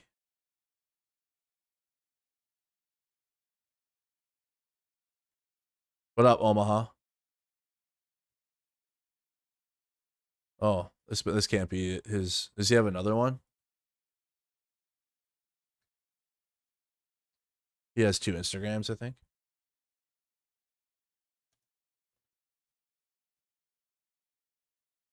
Gotta have 2 Instagrams. Maybe not. I don't know. I don't know what. He was there last week. What am I missing?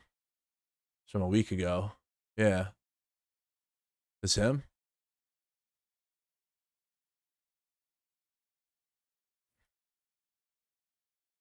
Oh, here you go. Asking for the Epstein files. What questions would you like to ask the FBI? Where's the files? Where are files at? We're looking for a very specific file that you have. A pedophile. Donald Trump's name's in it. Probably redacted. Just looking for some files. You know which ones. You're having crisis of conscience there, Dan Bongino. Yeah, Dan Bongino. Cash Patel. You're out there standing. Donald Trump is saving lives by using the Coast Guard or the National Guard to Using the Coast Guard. save black people. Black people are killing black people, okay? And this government, This is why it happens, people. So They're saving black people.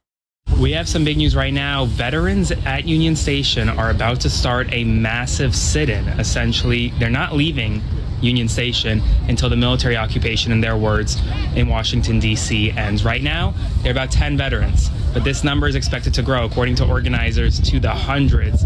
They're going to be marching across the city right now, and that's only going to get bigger and bigger throughout the day and throughout the week. So United States veterans are actively protesting what's happening in Washington, D.C., the National Guard takeover of Washington, D.C. There are some guardsmen actually right behind me over there. National Guard is now carrying weapons in Washington, D.C., and clearly clearly veterans are saying, no, we're in front of Union Station. These veterans are about to start a major sit-in, and they're saying they're not leaving until, well, the National Guard leaves as well. So this could be a several-week, several-month sit-in. I'll provide you updates throughout the day. If you're in Union Station, come say hi and follow along, stay up to date on all the news you need to know about. I will have much more to come soon.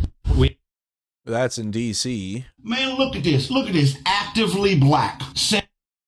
We have some. Let me see here. D.C.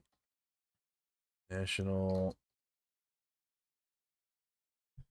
Guard armed. So National Guard start carrying firearms in D.C. Trump says Chicago may be next. Arming of some troops in U.S. Capitol is the latest escalation. Because they were walking around unarmed, now they're armed. Some National Guard units patrolling the U.S. Capitol at the direction of Donald Trump have started carrying firearms, an escalation of the president's military deployment that makes good on a directive issued late last week by his Defense Department. The Defense Department official who was not authorized to speak publicly said some units on certain missions in D.C. would be armed, some with handguns and others with rifles. The spokesperson said that all units with firearms had been trained and were operating under strict rules for use of force. An Associated Press photographer on Sunday saw members of the South Carolina National Guard outside the Union Station with holstered handguns. A statement from the Joint Task Force that has taken over policing in Washington, D.C. has said units began carrying their service weapons on Sunday and that the military's rules say force should be used only as a last resort and solely in response to an imminent threat or death or serious bodily harm. It said the force was committed to protecting the safety and well-being of Washington's residents. The defense official who spoke to the Associated Press said only troops on certain missions would carry guns, and that would include those patrolling to establish a law enforcement presence throughout the Capitol. Those working in transportation or administration would probably remain unarmed. Thousands of National Guard and federal law enforcement officers are now patrolling the district streets, drawing sporadic protests from local residents. Charlie Chuckles sent $9.99, says Midas Touch Network has a sort of department for contributors that are veterans. Maybe look into that. They have contributors with Common Defense and Task Force Butler. Thank you, Charlie, for the information. Okay, also Baltimore. Maryland's governor to join him in a tour of Baltimore by saying he might instead send in the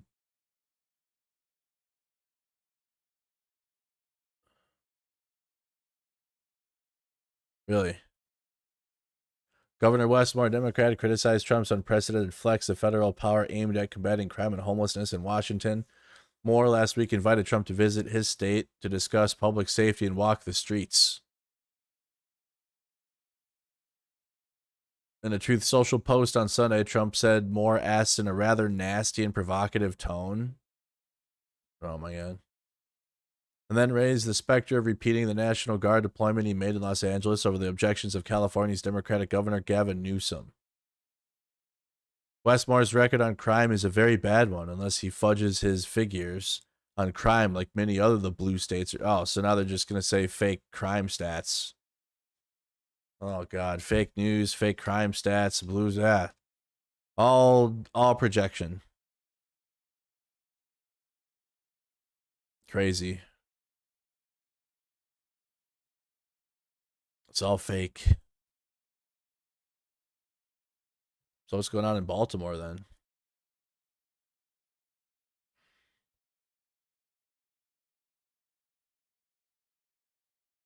Westmore renews call for Trump to visit Baltimore amid attacks.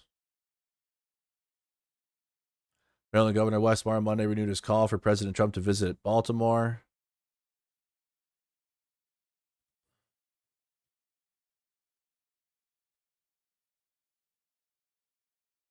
See.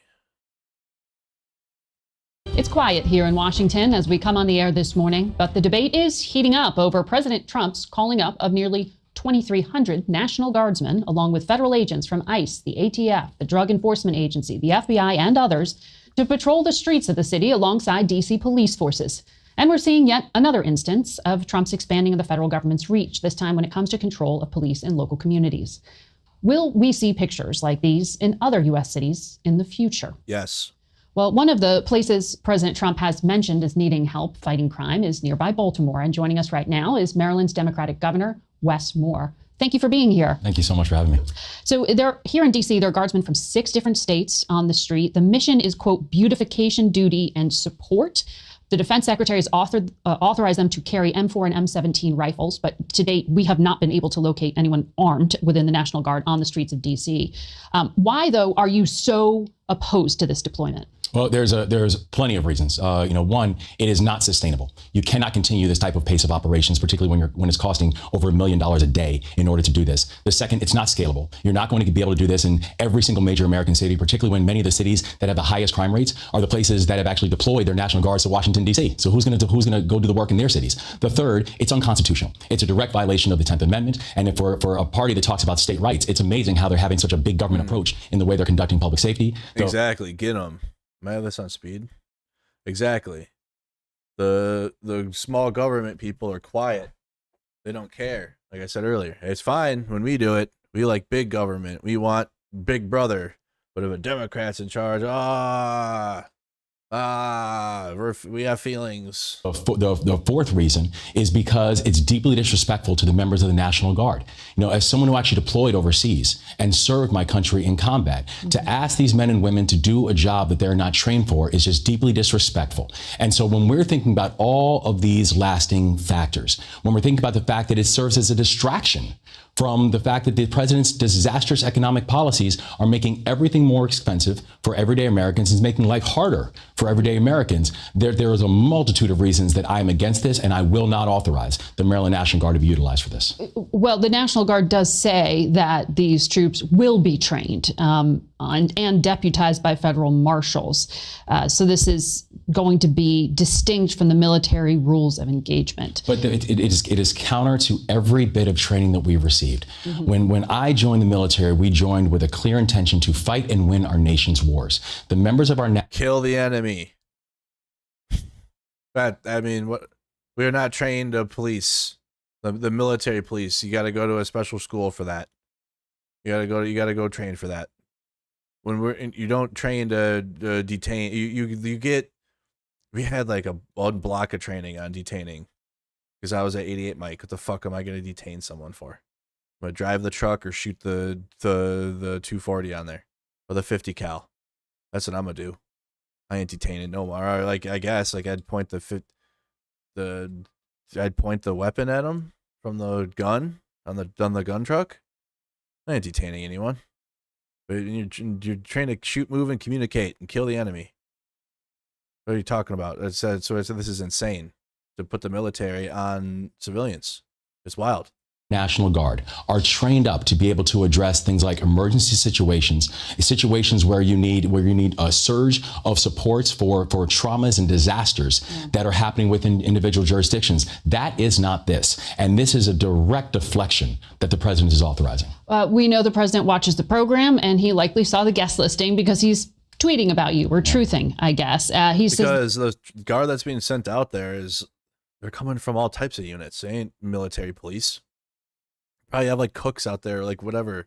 They're going out there to get their, I don't know, whatever they're offering to send them out there. If there's like a unit thing, there's like a promotion or something. But beyond that, there's jobs, probably like probably truck drivers, 88 Mikes walking around out there, you know, or 42 Alphas or supply.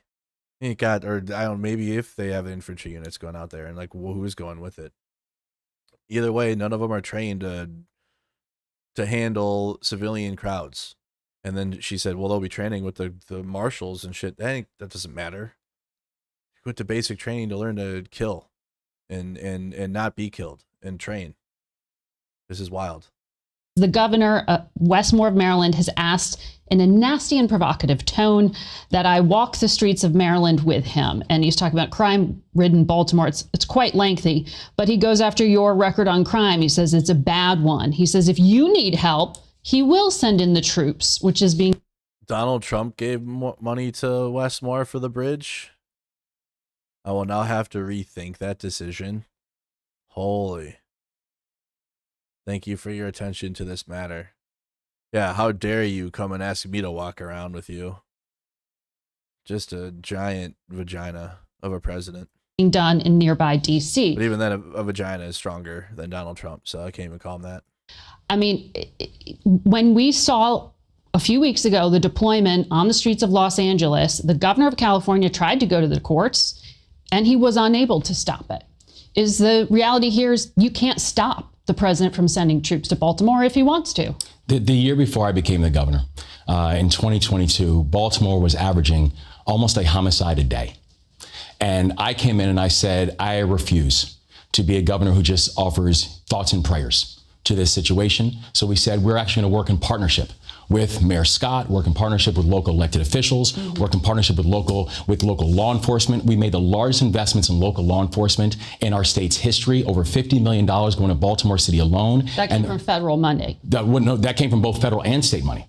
And also, Maryland became one of the only states that actually helps to fund the U.S. attorney out of balance sheet, taking many of those gun crimes and actually turning them into federal charges. And the results have been incredibly encouraging, where Maryland's had amongst the fastest drops in violent crime of anywhere in the United States in the past 2.5 years. Yeah. The homicide rate in Maryland is down over 20% since I have been the governor. And the last time the homicide rate was this low in Baltimore City, I was not born yet. And so the reason that I've asked the president to come and join us is because he seems to enjoy living in this blissful ignorance, these tropes and these 1980 scare tactics. And, you know, just last week I was in Baltimore, and I was with a group called We Are Us, who's a violence intervention group.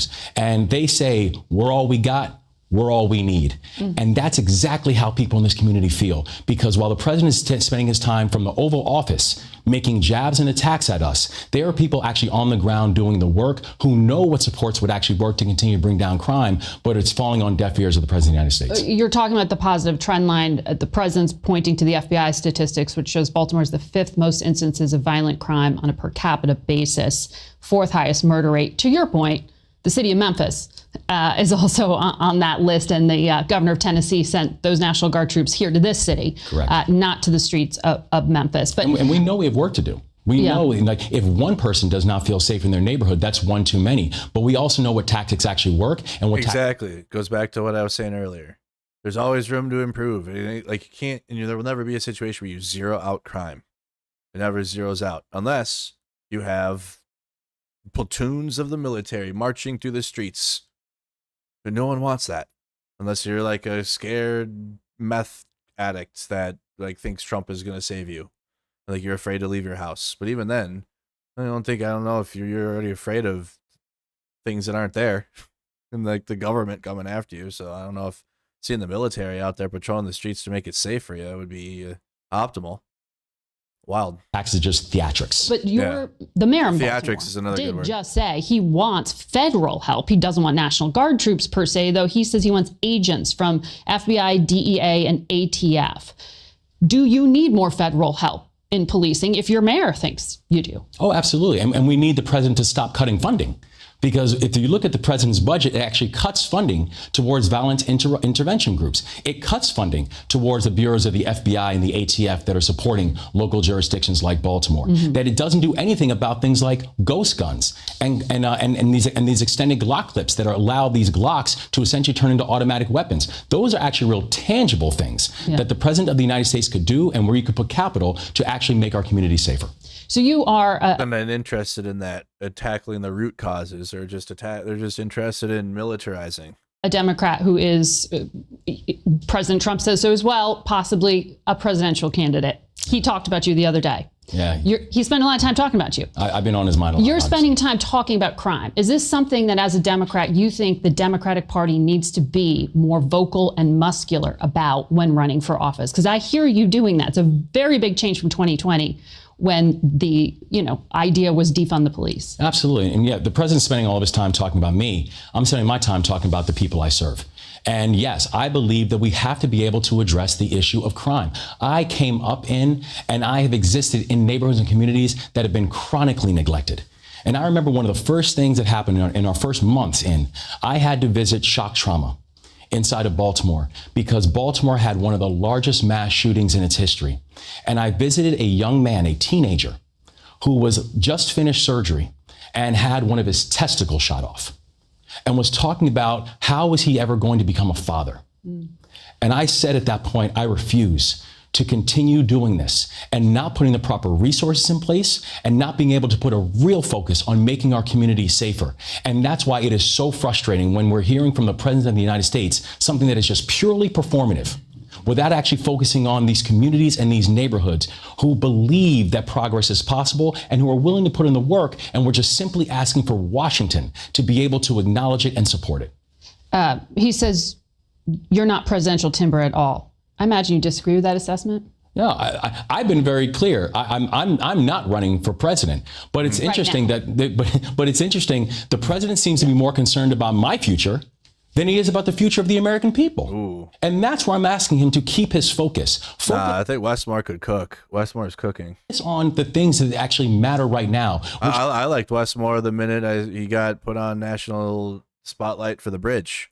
I didn't know who he was at all until that happened. I'm like, damn, he's handling it well. The fact that his economic policies are driving up prices on everything from electronics to the clothes that we wear to the food that we eat. Talk about the fact that he has immigration policies that are knocking out tens of thousands of jobs in the state of Maryland. Talk about the fact that you are about to kick veterans and seniors off of health care. Don't worry about my future.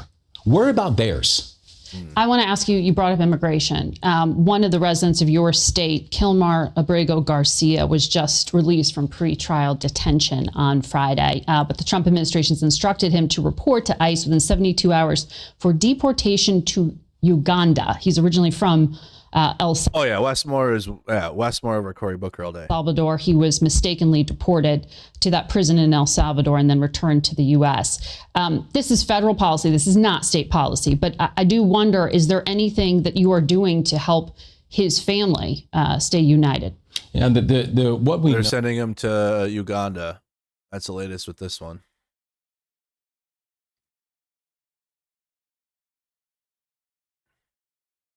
It's going. They're re-deporting him. Go to CNN. Judge to require that Kilmar Abrego Garcia remain in the U.S. while he challenges deportation to Uganda. Federal judge said Monday that she will order officials to keep Kilmar Abrego Garcia in the United States while she weighs a new legal challenge. So this was updated 11 minutes ago. U.S. District Judge Paula Zinnes said during a brief on Monday afternoon that she's planning to stretch out an existing hold on Abrego Garcia's removal so she can more fully consider whether officials are violating his due process rights, including by deporting him to Uganda, even after he said he fears being persecuted or tortured in the African nation. Westmore sucks, Baltimore resident here. He is misspending all of our money and won't tell us where it's going. We just had a surplus and it's gone. We had a bridge collapse. Crime. You do have a lot of crime. So I could imagine it's gone to that.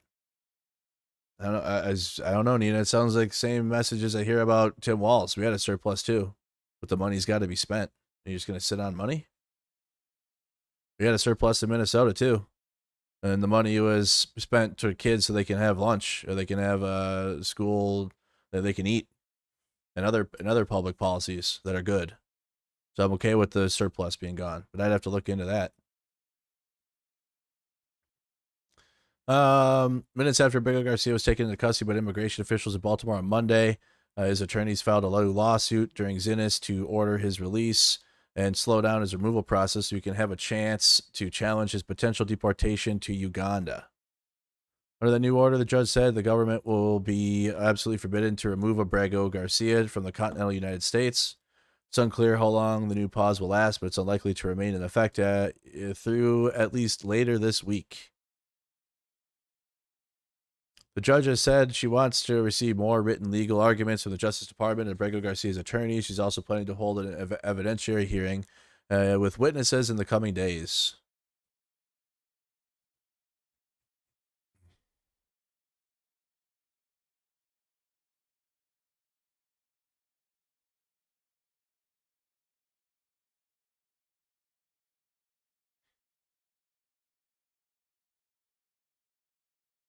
Yeah, Baltimore Mayor Brandon Scott.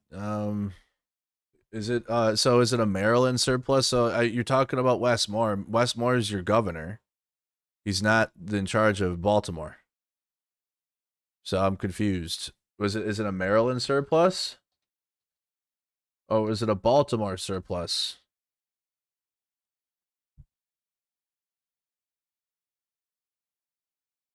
Maryland Governor Westmore said the state surplus wasn't real.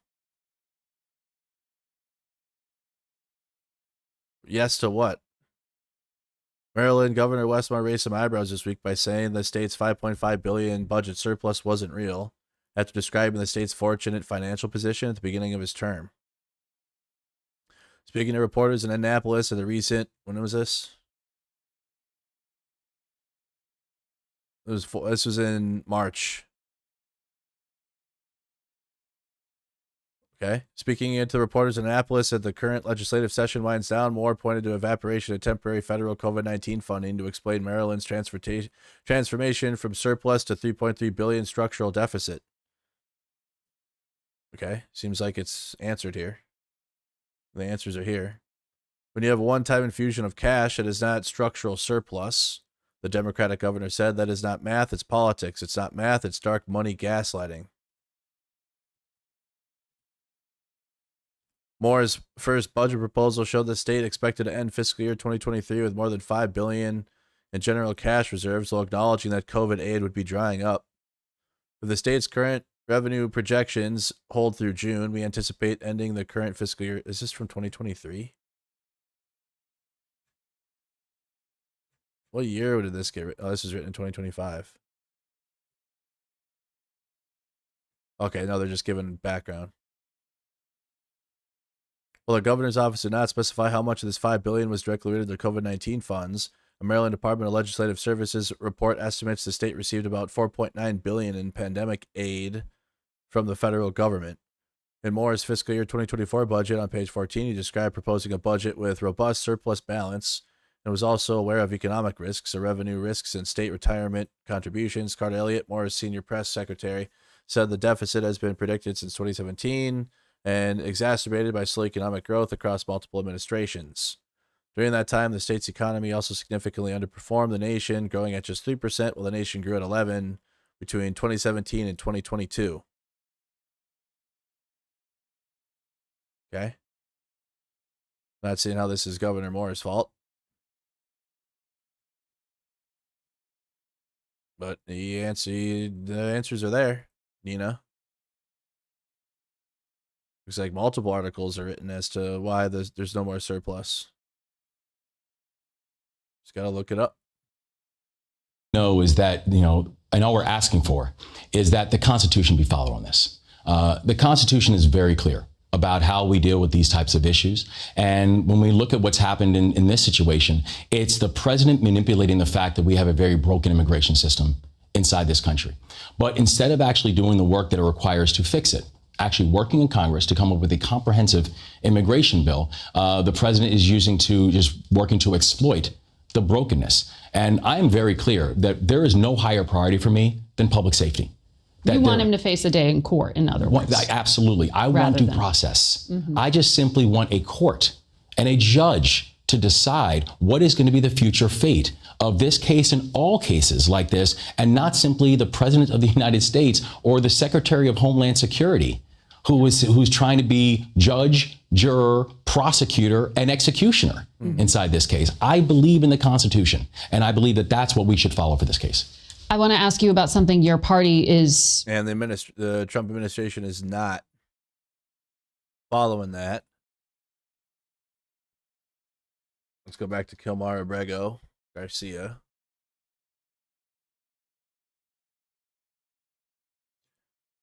Is the latest said it's held? Okay. District Court Maryland issued an order preventing it. Is that where we're at with it? Can we get live updates? Are they doing live updates on any of these? Newsweek is.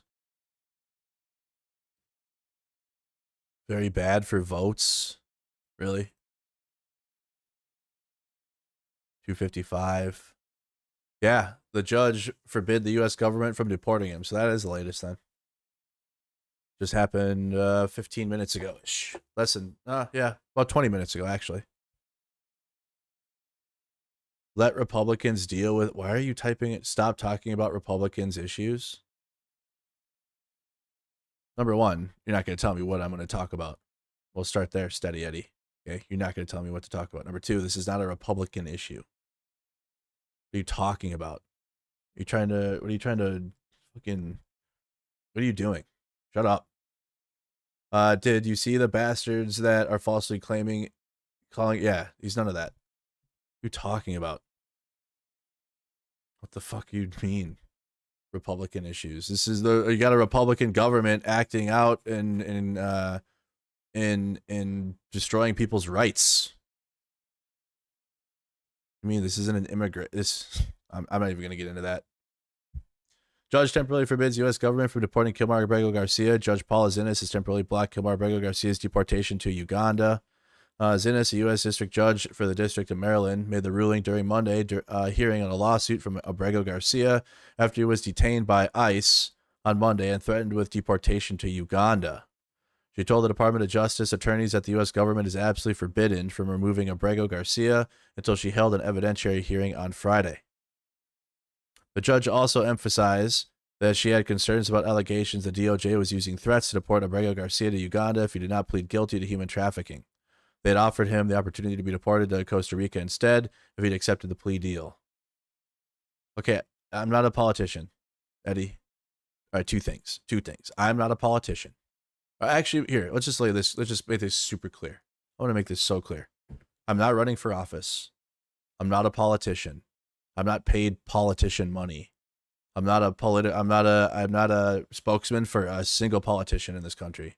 I'm not paid from either party.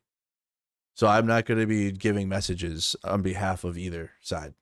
I have my feelings, and now they're lining up with what you would think the Democratic Party would go for, but even them, that was actually going to be a topic of the stream until Trump decided to strip rights from Americans today.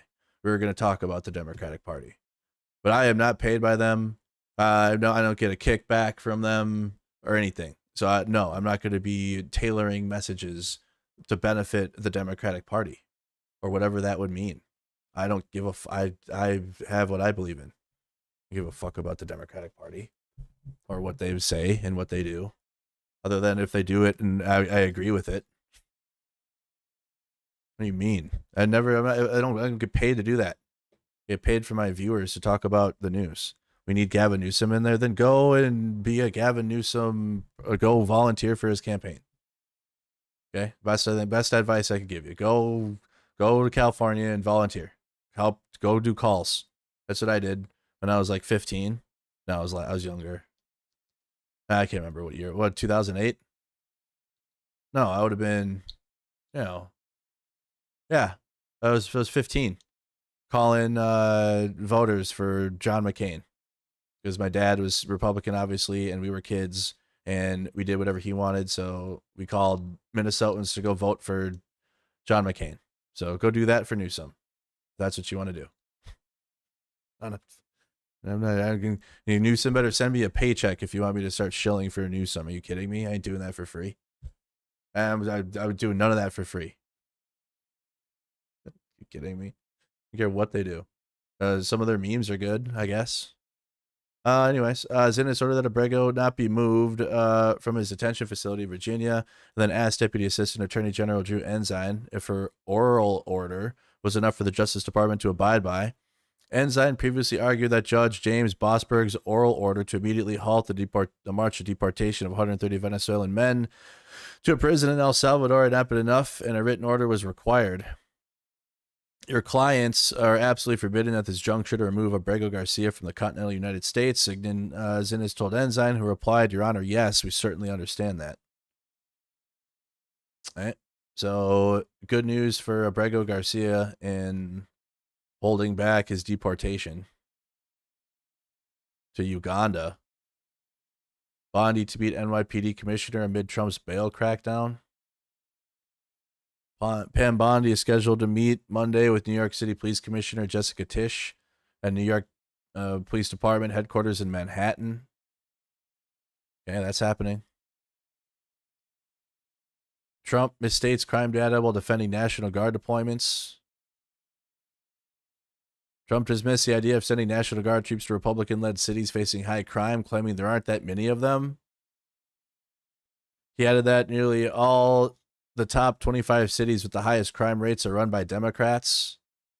However, a 2024 analysis by Rochester Institute of Technology found that 2 cities on the list have Republican mayors and that 6 are in states governed by the GOP.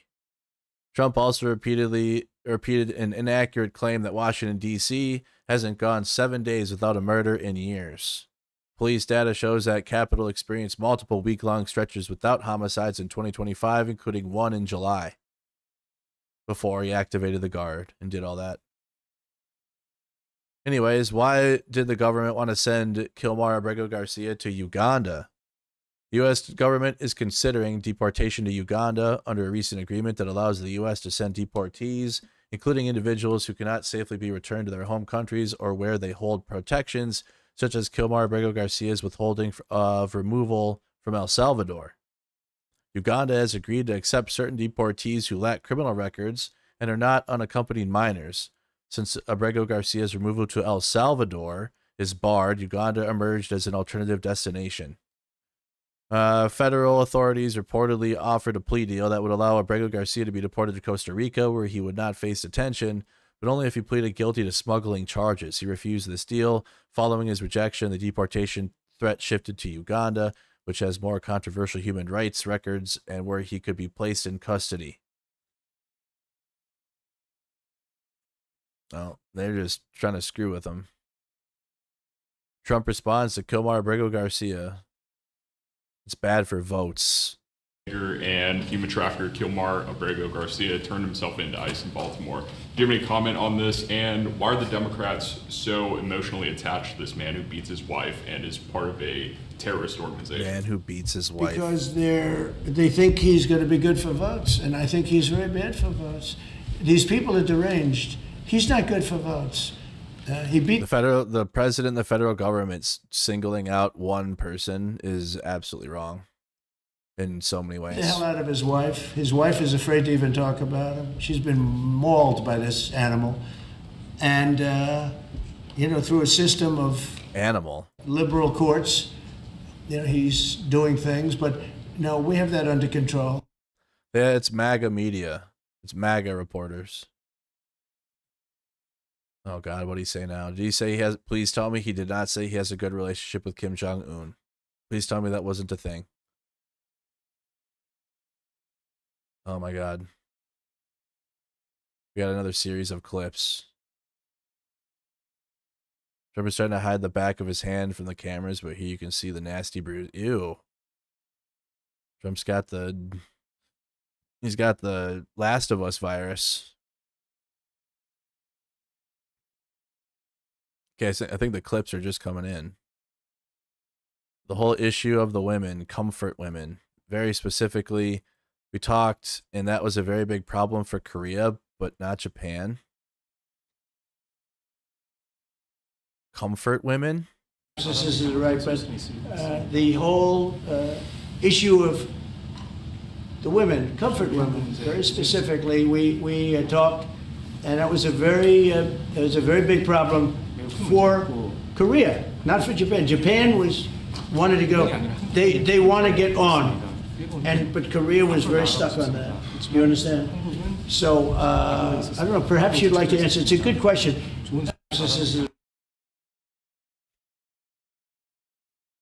I don't get it.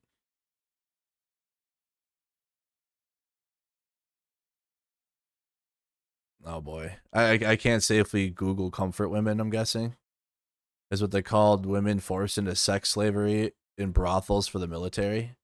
Let me safely look this up quick. Is that what that is?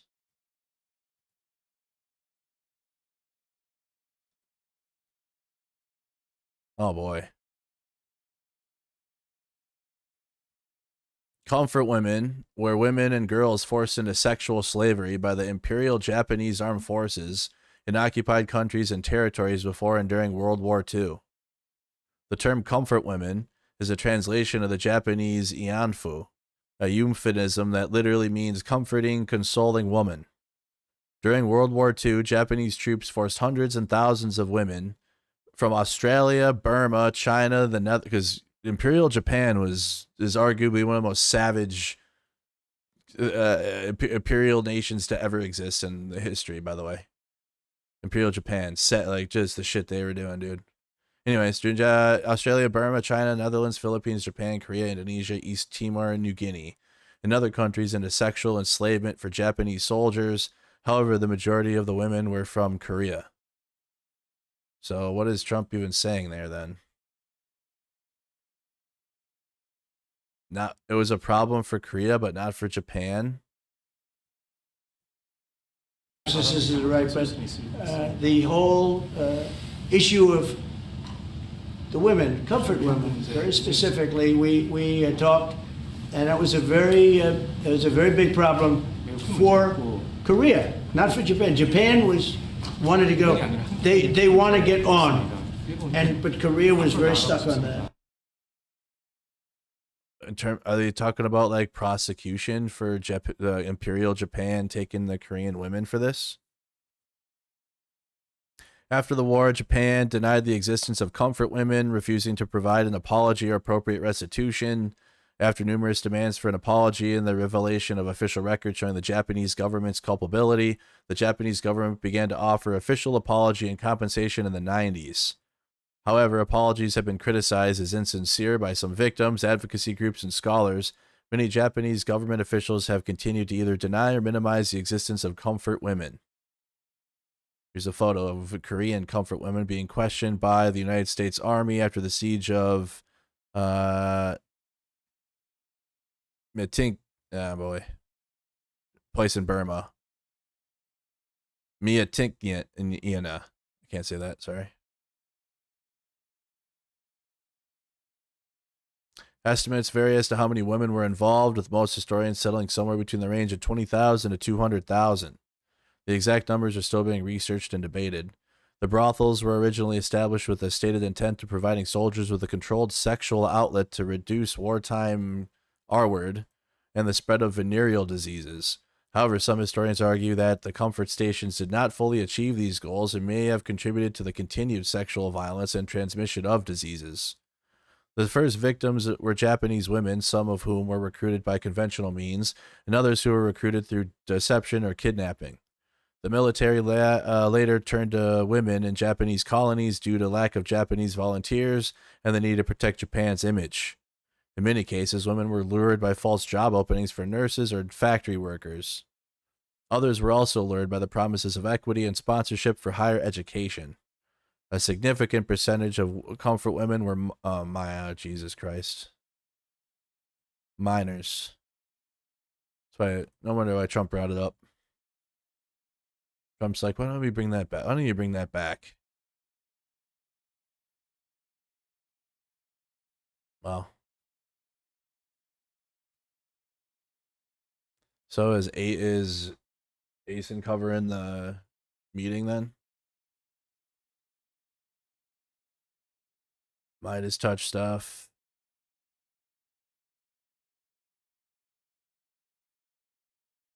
We're taking in a lot of money from China because of the tariffs. But I'd like to meet him this year. President Xi would like me to come to China. It's a very important relationship. As you know, we're taking a lot of money in from China because of the tariffs and different things. But I'd like to meet. Congresswoman Mary Gay Scanlon says, correction, we're taking in a lot of money from American families because of the tariffs, which is true. Because that's who pays the tariffs.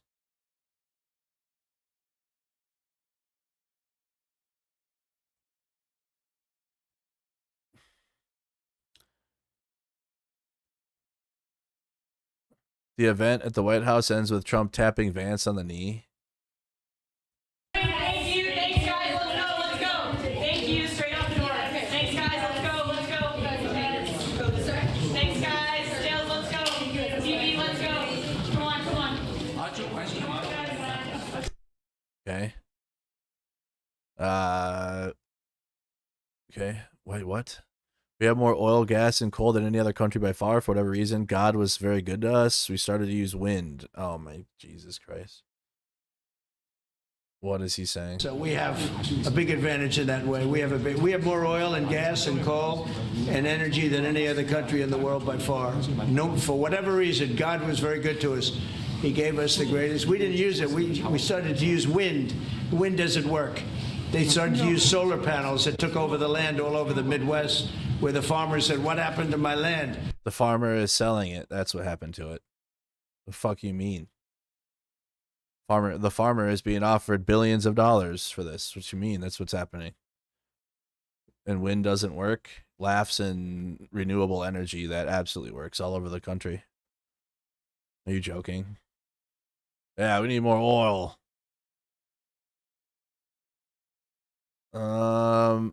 Are more raids coming like the one on John Bolton's house? You'd have to ask Pam Bondi about that. Are more raids coming, sir? Are more raids like that coming, sir? Are more raids like the one on John Bolton's house coming? More raids? I don't know. You'd have to ask the Department of Justice. They raided my house, I can tell you that. They did a big raid on my house. They took my stuff. This is where a teacher would ask a student, I'd like to see your work here.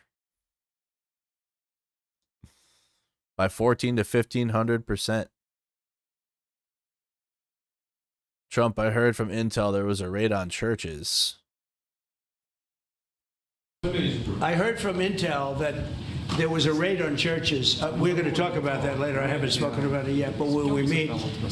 And, you know, that would be too bad if that's the case. But I did hear that from Intel, that there was a raid on churches, closing some churches. So we'll talk about that later. I could ask you now if you want.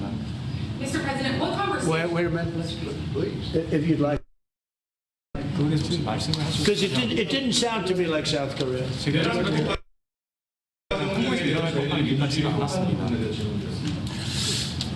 간단하게 말씀을 드리면 지금 대한민국은 아시는 것처럼 친위 쿠데타로 인한 혼란이 이제 Doesn't care about Russians bombing Christian churches in Ukraine though. That's fine.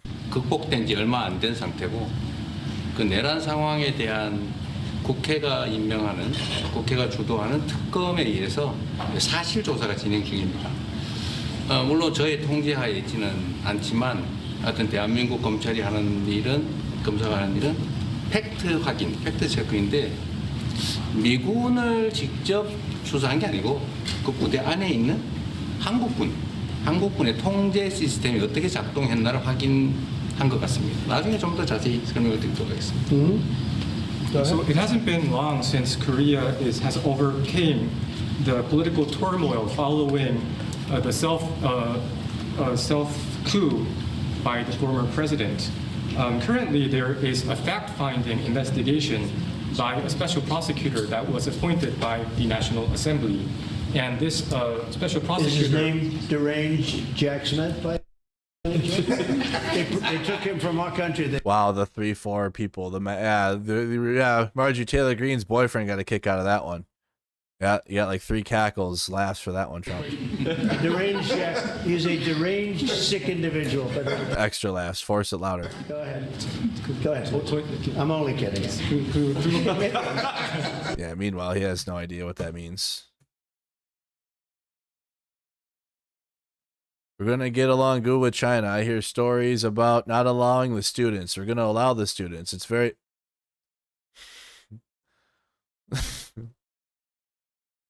Hold on. Okay. How are you going to... So we're bringing in 600,000 Chinese students? MAGA. I mean, become your enemy, I guess. We're going to get along good with China. I hear so many stories about we're not going to allow their students, or we're going to allow their students to come in. We're going to allow, it's very important, 600,000 students. It's very important.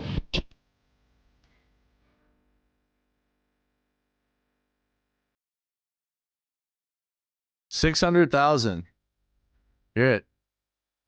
We're going to get along good with China.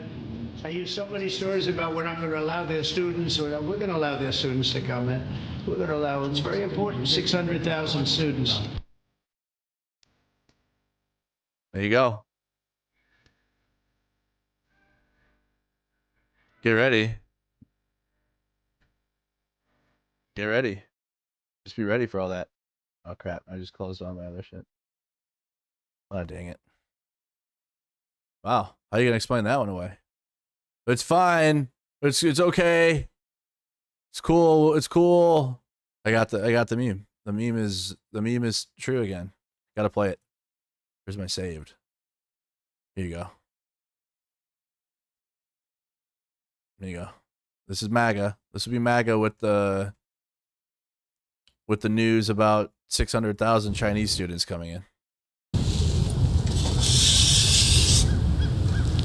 All right, don't cross this line. Otherwise, I can't support you.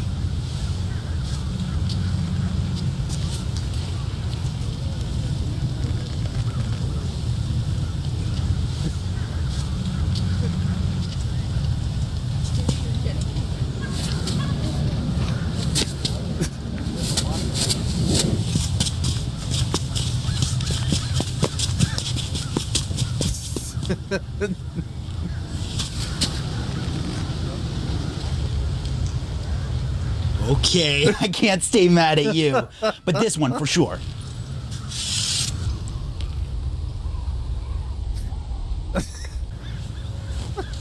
Okay. Okay. All right, Mr. President. Okay.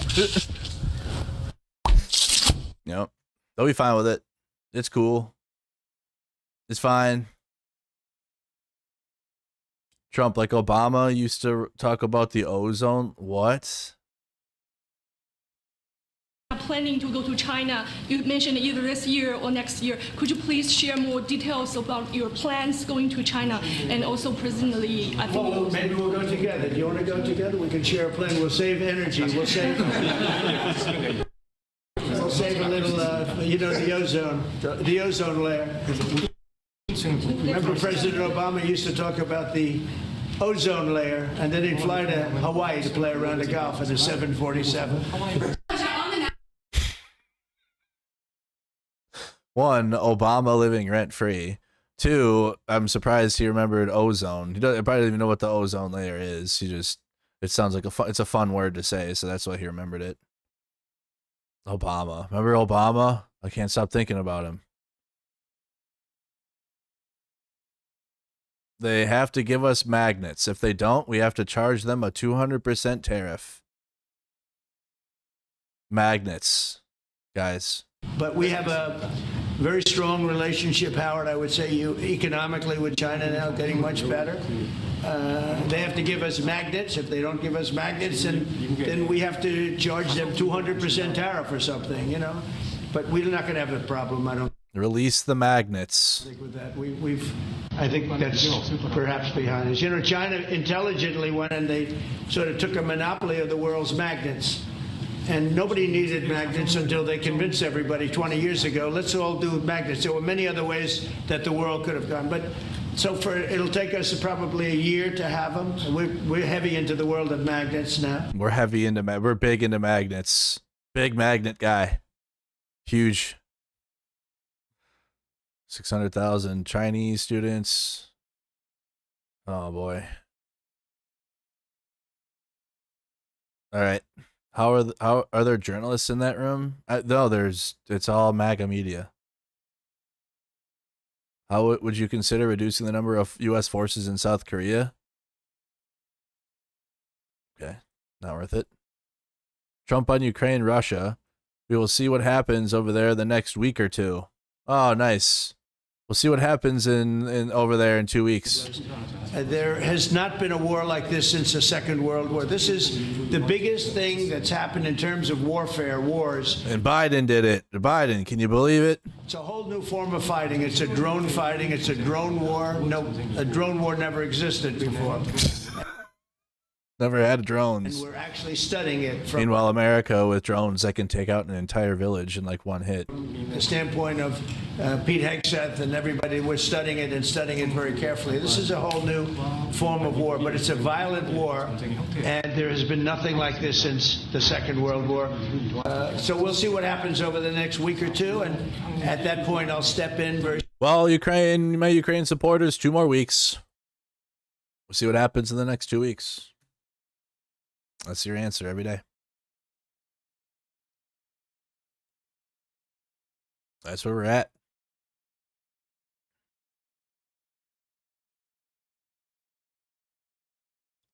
Evan Kilgore. How would you rate his second term so far? D+. Tariffs have absolutely destroyed my family's business. Grocery prices are insane. Epstein cover-up is unforgivable. Gas just went up to $3.69 today. Let's be honest for 5 seconds. It isn't as great as we were hoping. Oof. Oof. America only. Only America. He's in Only America. Where you at? Gas is $2.79 average here in South Carolina. Ohio. Gas just shot up from that price. Why did your business rely on cheap goods from countries that take advantage of us? Wow, is that the response? So you bring this dumb fucking loser that Destiny just debated or whatever. So so in MAGA's stupid brain, you tariff these countries to bring their business here.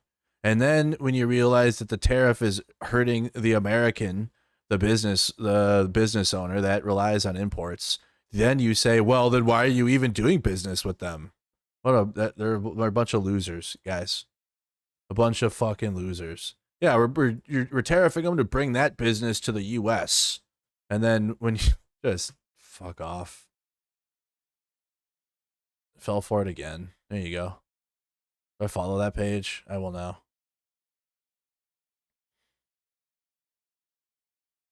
Did you really think Trump could fix all these problems this term?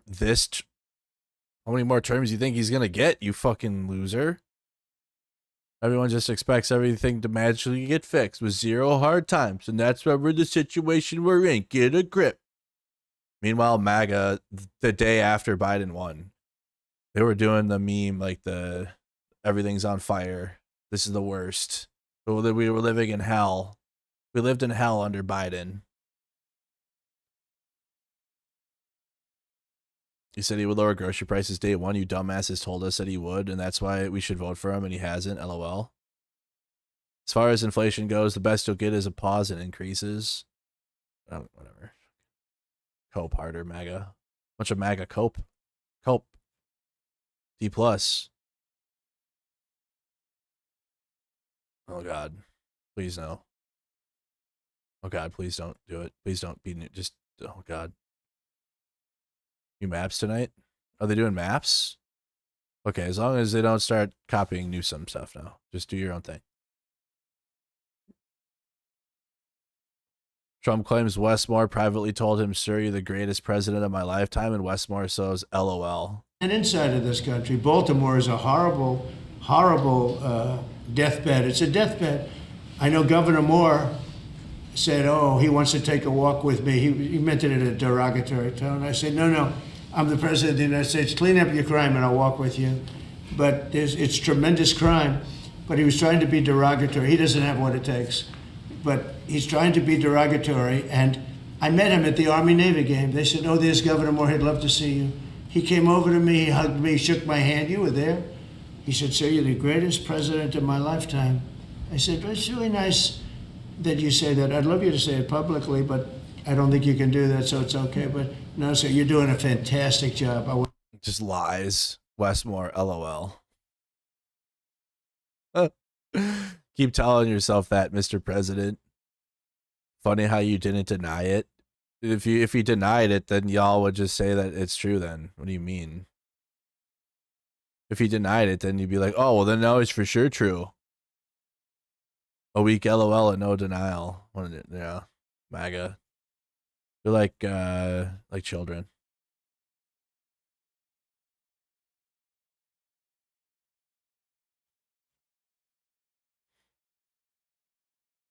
My goodness. Trump signs executive order to investigate, prosecute U.S. flag burning below the Constitution. No, apparently not. Trump doesn't like it. Mr. Beat, flag burning is protected under the First Amendment. Just because something offends you doesn't mean it should be illegal. True.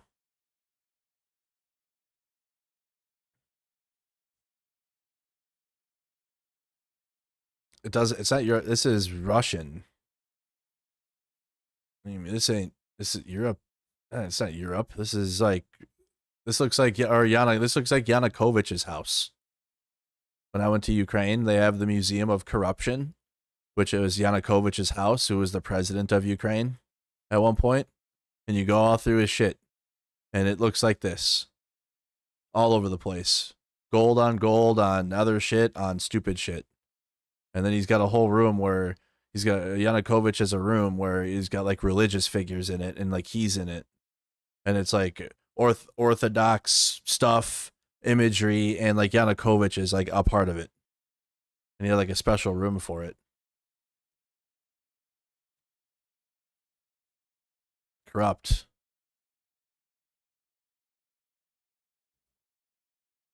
Really? This is exactly what a narcissist would post? Yeah, that's the point.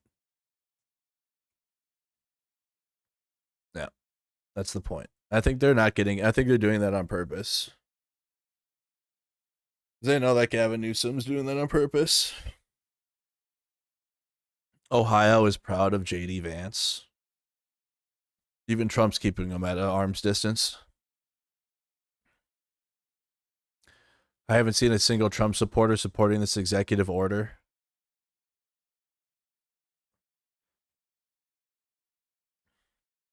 Michael Knowles, of course. Texas versus Johnson was wrongly decided. This EO is a litmus test to distinguish conservatives from libertarians. So that's what it is. But Scalia defended the right to burn the flag. Yes, he sided with the liberals in that case. Even great men occasionally get things wrong. Wow.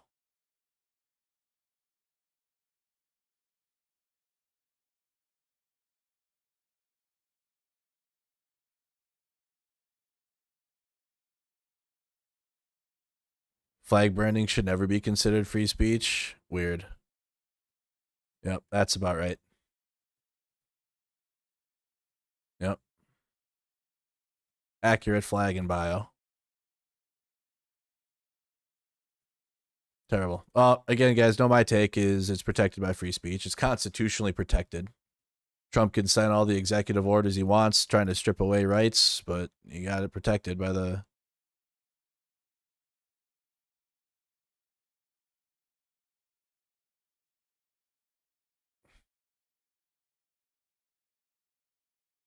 All the Daily Wire losers are all with it. Yes, make it a crime to burn the American flag. Matt Walsh. Desecration of the gay pride flag is already prosecuted as a hate crime in this country. Immediately thinks about gay people. Yes, how can I think yes, rights are being taken away. How can I think about gay people right now, right this second?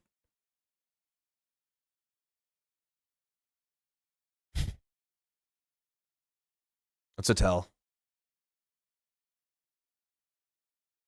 Donald Trump, the president of the United States, lie about an injury to dodge the Vietnam draft? Oof, that's the one. Westmore. Walz? Governor Tim Walz, if Kamala Harris had won in 2024, this is my governor. The privilege of my lifetime was stand beside someone we know was the most qualified and would have been a fantastic president in a President Harris. And look, we wouldn't wake up every day to a bunch of shit on TV and a bunch of nonsense. We would wake up to an adult with compassion and dignity and vision and leadership doing the work. Not a man-child crying about whatever's wrong with him. Nice. Okay, Tim Walz is back. Tim Walz is back. May his fat ankles find something today. Okay, Tim Walz is back. Petty as hell. He's back. He took a little break. I get it, though. I told y'all. He's just on we had assassinations in our state. We had our politicians assassinated. So he tapped out for a bit. He's back. One more time on that. Yeah, Walz got the balls like walls. The privilege of my lifetime was stand beside someone we know was the most qualified and would have been a fantastic president in a President Harris. Yep. And look, we wouldn't wake up every day to a bunch of shit on TV and a bunch of nonsense. We would wake up to an adult with compassion and dignity and vision and leadership doing the work. Not a man-child crying about whatever's wrong with him. May his fat ankles find something today. Petty as hell. May his fat ankles find something today.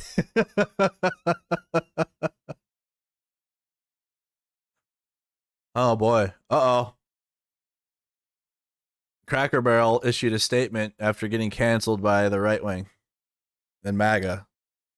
Our promise to you in the last few days has shown us anything. It's how we deeply care about Cracker Barrel. Meanwhile, in right-wing world, we're truly grateful for your heartfelt voices. You've also shown us that we could have done a better job sharing who we are and who we'll always be. What has not changed and what we never will be, the values this company was built on when Cracker Barrel first opened in 1969. Nice. Hard work, family, and scratch cooked food with care. Made with care. A place where everyone feels at home no matter where you're from or where you're headed. That's the Cracker Barrel you'll always find. This is so cringe. The things that people love most about our stores aren't going anywhere. Rocking chairs on the porch, a warm fire in the hearth, peg, the peg games on the table. You can go get pegged at. Come get pegged at Cracker Barrel. This is so stupid. Unique treasures in our gift shop. And vintage Americana with antiques pulled straight from our warehouses in Lebanon, Tennessee. We love seeing how much you care about our old timer. We love him too. Uncle Herschel will still be on our menu. Welcome back, Uncle Herschel's favorite breakfast platter. You come get your breakfast platter. On our road signs and featured in our country store. He's not going anywhere. He's family. While our logo and remodels may be making headlines, our bigger focus is still right where it belongs, in the kitchen and on your plate, serving generous portions of the food you crave at fair prices, doing it with the same kind of country hospitality that brightens your days and creates lasting memories. Meatloaf, chicken and dumplings, country fried steak, sides that taste like Sunday supper, and yes, the world's best pancakes. They're all still here, with a few new dishes joining the menu. Whether you're a long-time fan or a first-time guest, we want you to feel at home around our table.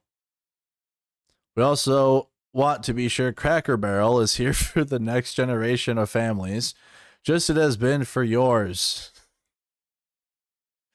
That means showing up on new platforms and in new ways, but always with our heritage at the heart. We take the responsibility very seriously. We know we won't always get everything right the first time, but we'll keep testing, so nothing's changed. At the end of the day, our promise is simple. You'll always find comfort, community, and general hospitality here at Cracker Barrel. Uncle Herschel wouldn't have wanted it any other way. Do it for Uncle Herschel. Thank you for caring so much, and come see you for yourself. The country hospitality that makes Cracker Barrel feel like home. Love, Cracker Barrel. There's our promise. Cracker Barrel's promise. There it is. Okay. No, we're not woke. We're not woke.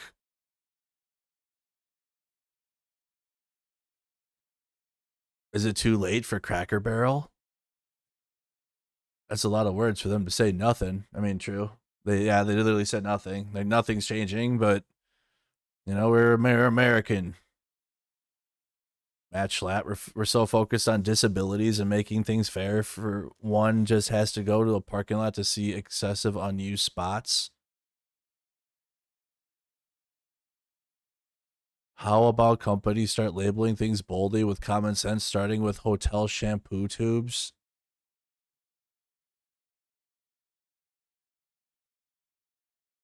CPAC, chair of the Conservative Action Conference. I know what we need to do. We need to, the hotel shampoo bottles print is too small. Remember, chat, when I said that right-wing grifting is easier? You can do whatever the fuck and say whatever the fuck you want. Minor inconveniences, policies. That's right. That's the right wing. And then sprinkle in racism and bigotry, and you're the best at the right wing, and they love you. And I could speed run the right wing, but I would sacrifice everything to do it, though. It'd be like a Thanos thing. Yeah, Mercado sped run the right wing grift, but what did it cost him? His soul. I'd be rich. I'd be fucking rich though. I'd have money. My person would be gone though. And say whatever. Man, you know what? You need me to start with these hotel shampoo bottles. Yeah! Finally someone said it. All presidents make an impact. Few are transformational, from the U.S. Department of Labor. Let's see what the U.S. Department of Labor posted for us today on their social media. All presidents make an impact, but few are transformational. When President Roosevelt took office, he promised a square deal for the American people. He worked to bring industry leaders and unions together and used tariff revenue generated by himself and President McKinley to build prosperity for the American worker and business. His mission was to always put America first. But decades of failed leadership forgot President Roosevelt's promise to the American worker, pursuing endless unfair trade deals and NAFTA, unfair trade shipping deals. our jobs overseas. But now, President Trump is advancing an agenda that will put the hard-working men and women of America first. Just like President Roosevelt, President Trump is fighting to bring workers and industry together and secure fair trade deals that will bring jobs back to America. As we celebrate Labor Day, the Department of Labor is proud to honor Presidents Roosevelt and Trump, two transformational leaders. Jesus Christ. Trump is like Roosevelt. Oh my God. No president has even been like this. Trump is a legend.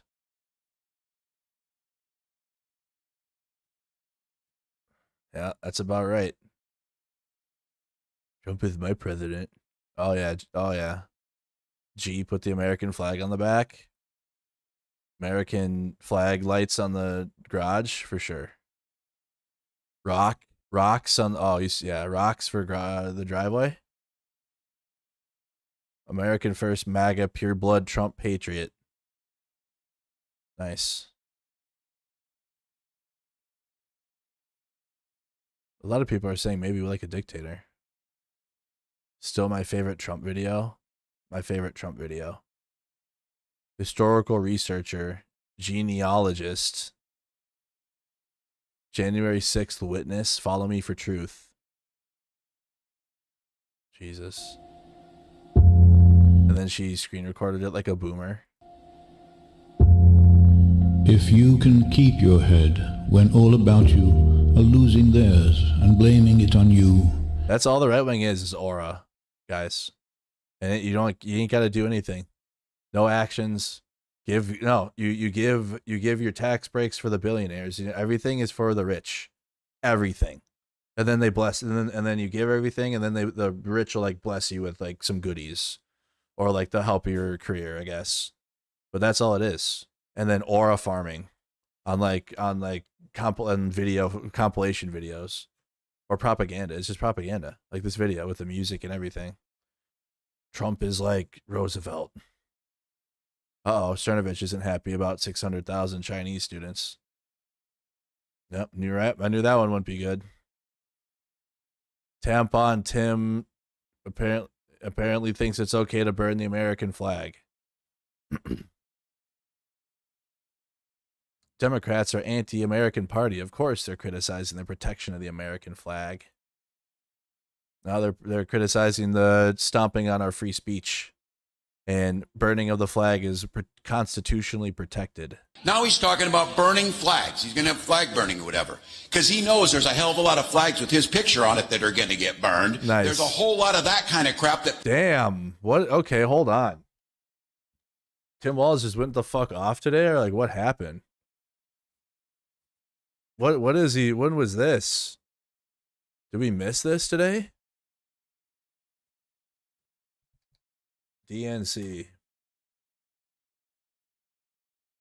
Do they just have an event today? Yeah, what the hell? Democratic Party begins with remarks. Dang, dude, he just went crazy or what? Not crazy. That's a bad word to use. But he just like finally just was like opened up. What else do they have at this thing? Oh, there's Amy Klobuchar. There you go. Let's just listen to Tim Walz's whole thing. We haven't heard him in a while now.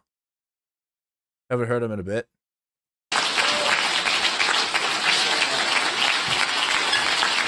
Wow, good morning. I could see the regret in all your eyes when you missed my rendition of Closer to Fine. So, surrounded by 15,000 of our friends. Well, it's great to see you, Ken. It's good to have you back home again. And welcome to the North Star State. Welcome to the land of 10,000 lakes.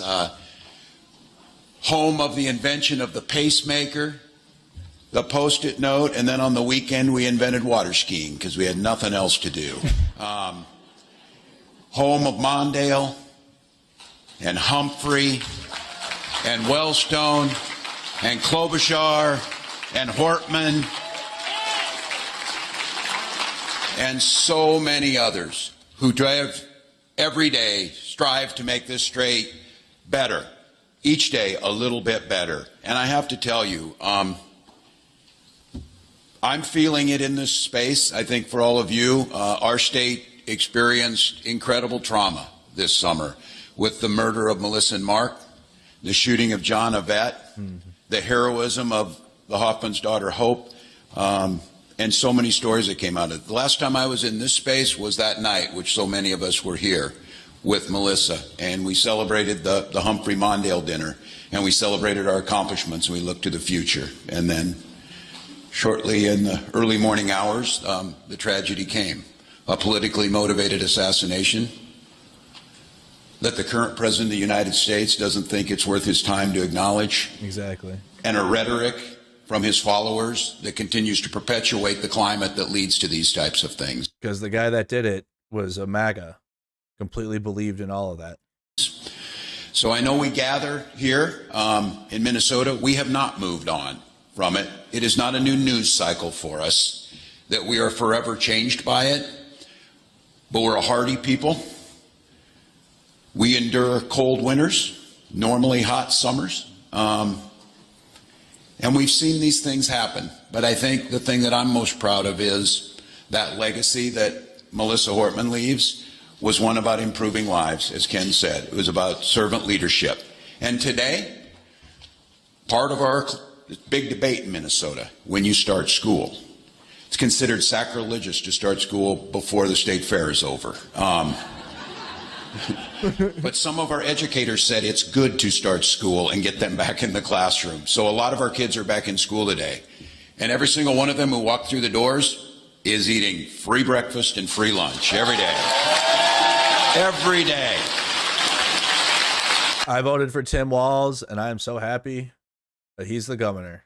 That's the last political victory I've gotten, I think, for who I voted for. Solid.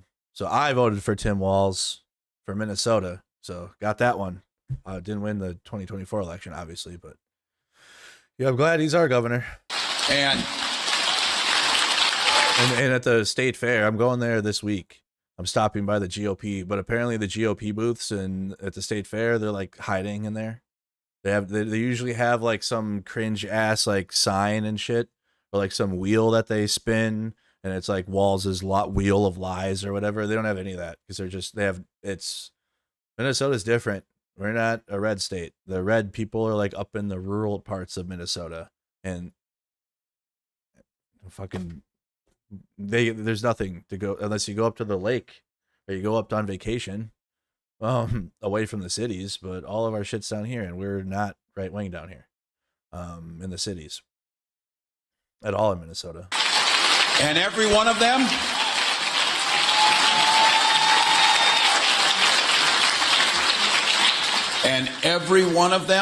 had access to universal pre-K. Mm-hmm. Their families had access to the most generous child tax credit in the nation of the 50 states. Our teachers are the best qualified, and we invested historic amounts into public education. And by the way, come this January 1st, we will have the most generous paid family medical leave in the country for all those families. And don't forget, after we get past Labor Day, we can start school. But I just want to be very clear about this. Minnesota always has been and always will be a union state. We're union proud.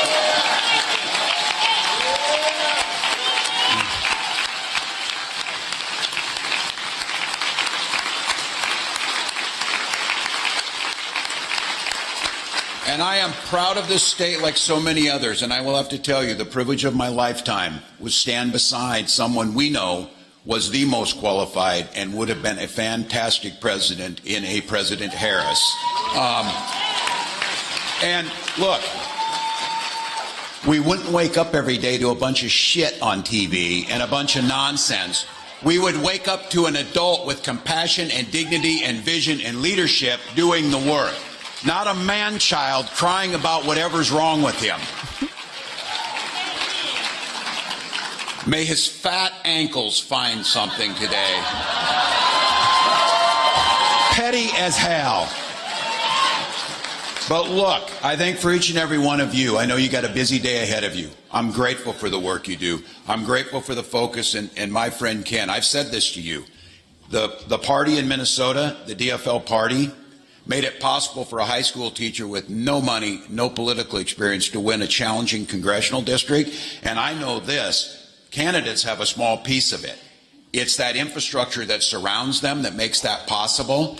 And you're focusing on building the infrastructure in your states. And I want to be clear. If those who say, oh, our state is too hard to win a Senate race, or it's too hard to win a congressional race or whatever, I'm talking about the important races we need to organize to win, like school board races that we need to win, city council races, mayors.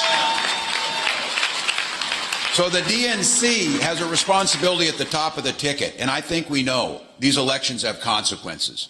We know there would be a very different timeline, but it's not for the lack of the effort of everybody in this room.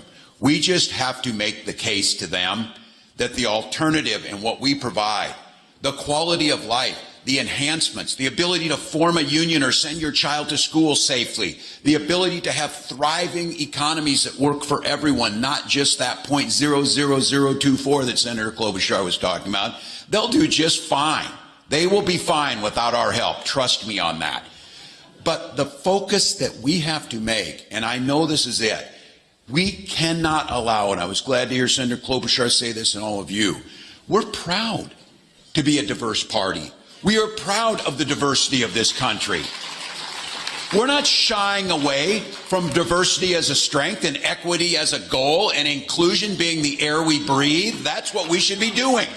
But what we have to be clear about is don't take the bait. It boggles my damn mind that in the midst of a military takeover of our cities and the attempt to go into others, the flaunting of the rule of law, the cruelness and the unconstitutional nature of the way they're attacking our neighbors, that the press finds the need to talk about, oh, there's a division in the Democratic Party.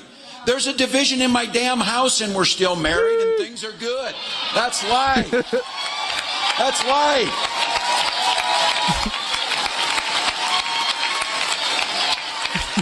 We are strong. We are strong because we challenge each other. We are strong because we're held accountable. We're strong because we believe that there's a place for everyone here. Think of how easy it would be to be a damn Republican. Oh, what should I wear today? This stupid freaking red hat. What should I say today? I don't know. Just make sure it's cruel. Exactly. Yeah. Wear my Trump hat, be Republican. Wear a Trump hat, talk about Democrat conspiracy, and ignore everything that's happening, I guess. I don't know. Just say whatever the fuck you want.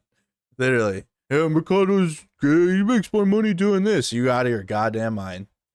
Bro, that comment's still sticking with me because it's so fucking like the grift and the right wing. They were, bro.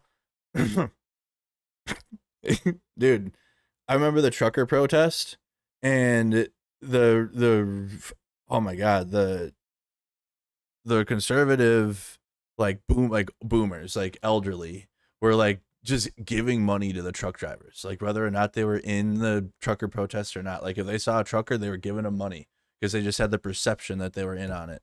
that they were a part of this thing.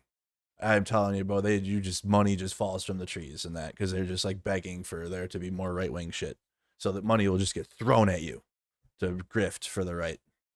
Who do we listen to? That guy. Oh, the felon in the White House? Yeah, listen to him and that will be fine.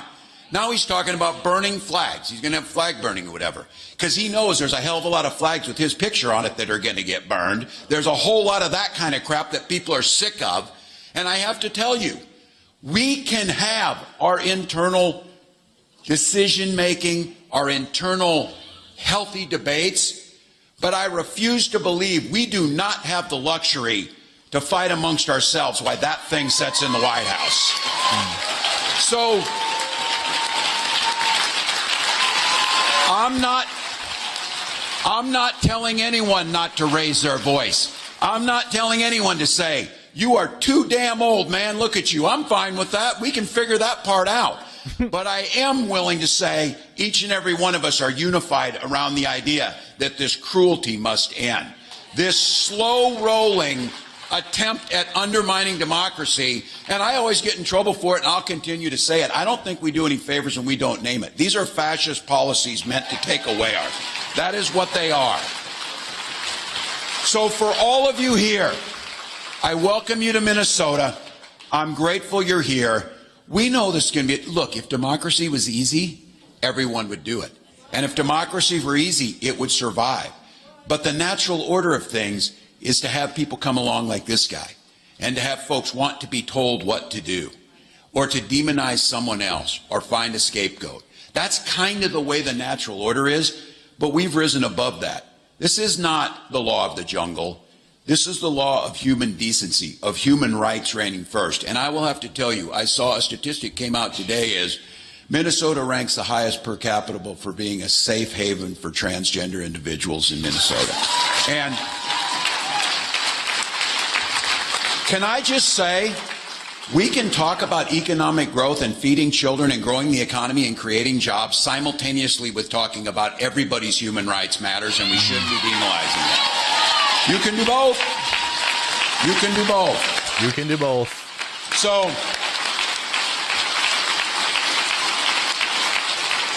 this state's also the home to a few pretty good poets like Prince and Bob Dylan, who told us we would always provide, and Minnesota always will provide, shelter from the storm. But I also want to quote to the New Jersey folks here. They also got a pretty good poet. Today marks the 50th anniversary of the release of Born to Run. And as that poet said, it ain't no sin to be alive, and I think we're here. This room's born to run, running to a better future, a future that includes everyone, a future where our children are valued and lifted up, a future where immigrants are celebrated just like our grandparents and parents were, a future where we ask people to pay their fair share while we make life a little bit easier for others, and we find joy in the things that you find personally joyful, and I don't give a damn what your neighbor thinks about those things. Those are the things that we are here for. So to each of you, it's a privilege to be in this fight with you. It's a privilege to know that they are going to write about this time period. When he is pushed to the dustbin of history, when people use it as a cautionary tale to scare the shit out of their children of what could happen, this guy's out there. Those will be stories for the future. Our time right now is one foot in front of the other. Do the work that's in front of us. Win those 2 gubernatorial elections that are coming up here. We know we need Virginia and New Jersey. Get those won. Prepare for the midterms, 36 governor's races. Continue to push back every single day on this. Do not allow them to normalize federal troops in our cities. It is un-American and unconstitutional. So DNC, go lead the fight. It's not about threatening. It's about getting people involved. Things just don't happen because things are bad. You need to motivate people and you need to get them active. We could have the worst situation in the United States, even worse than we have now. Just by that existing does not motivate people. People will go with the status quo. Humans find a way to adapt. So they'll adapt to it, because adapting can be easier for some, especially if they're more privileged than others, to adapt to a fascist system. You just gotta put your head down and go to work and not couldn't say anything, and people are fine with that. Most people aren't, though. Okay, so you got to get people motivated. It's not just a thing and like, oh, it's so bad and Trump is so bad, because clearly it didn't work with Biden. On the other hand, when the economy was improving and we did have good bills from Joe Biden as the president, the inflation rate was significantly down. And what did the right wing do? Lied about it all. And said that we had the economic situation was terrible. Joe Biden's inflation was killing us, et cetera, blah, blah, blah, blah, blah, blah, blah. Blah, blah, blah, blah, blah, blah. Okay. So you got to keep people motivated. You got to talk about the policies. Talk is cheap. I'm with it. But at the same time, I mean, it's you can only go up from where we're at. You can only go up from the situation where we're at. Tim Walz is a good politician. He's my governor. I voted for him. So I'm happy with Tim Walz, and yeah, I wish he had won, but they didn't. I wish he and Kamala Harris had won. Didn't happen though. Facts wasn't even about the economy or anything. It was about winning and revenge, literally. Yeah, they can lie and say that it was about the economy and trans people or whatever, but it was literally just to get revenge. And that's all it is. That Trump really was supposed to be president again.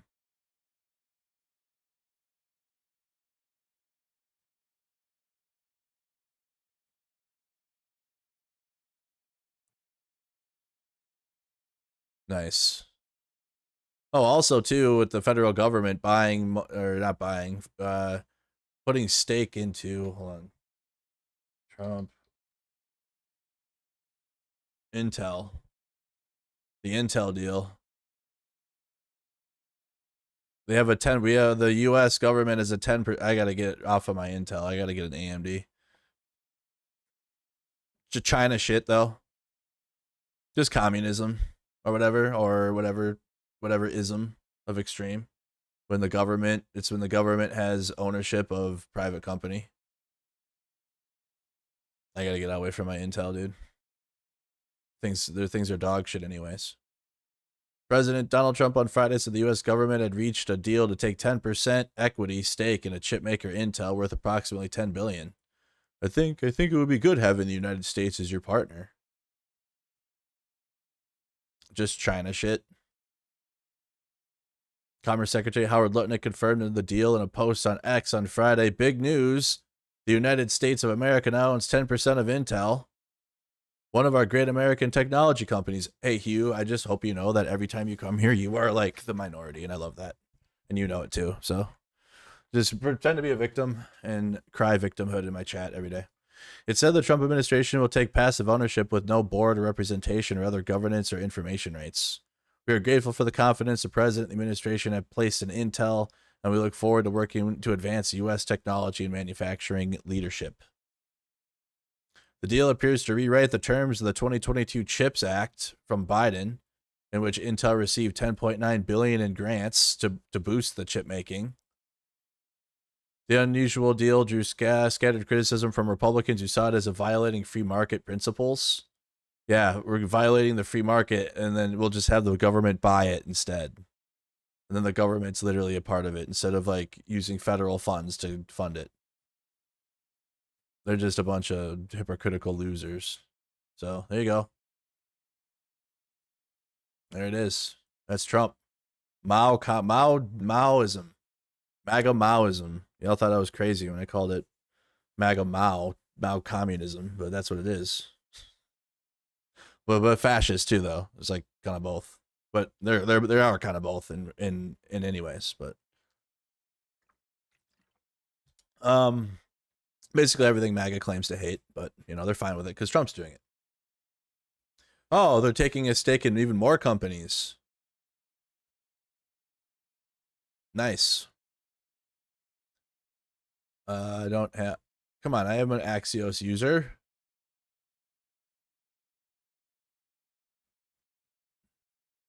Is there another article?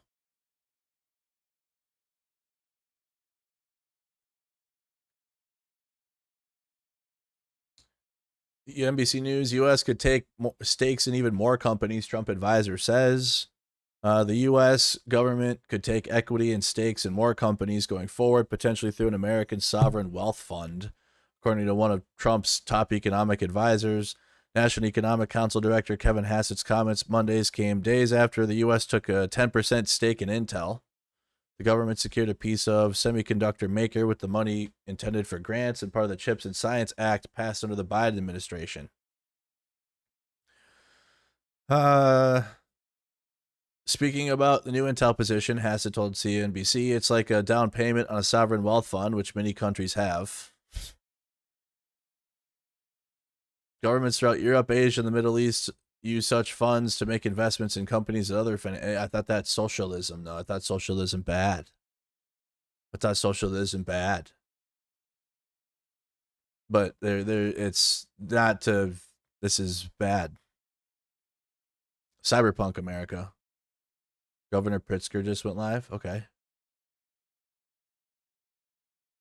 What is he saying? We're gonna be going to Chicago for the National Guard soon. What's he live on?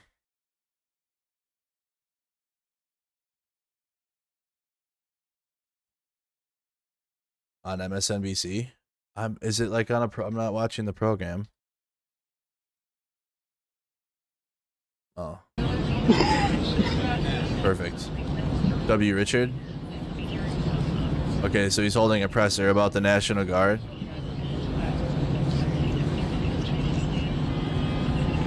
Thank you, Richard.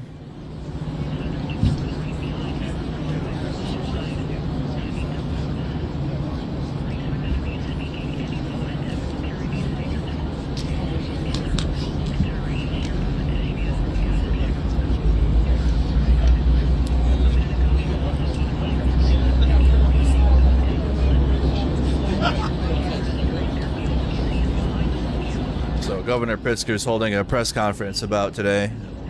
Potential National Guard into Chicago. This is live.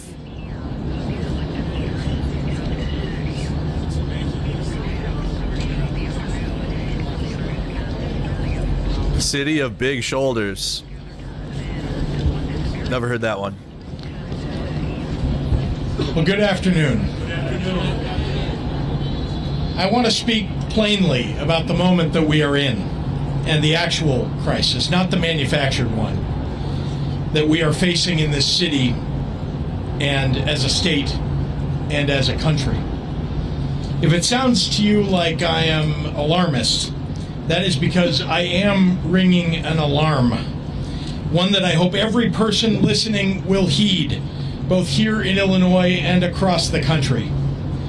Over the weekend, we learned from the media that Donald Trump has been planning for quite a while now to deploy armed military personnel to the streets of Chicago. This is exactly the type of overreach that our country's founders warned against.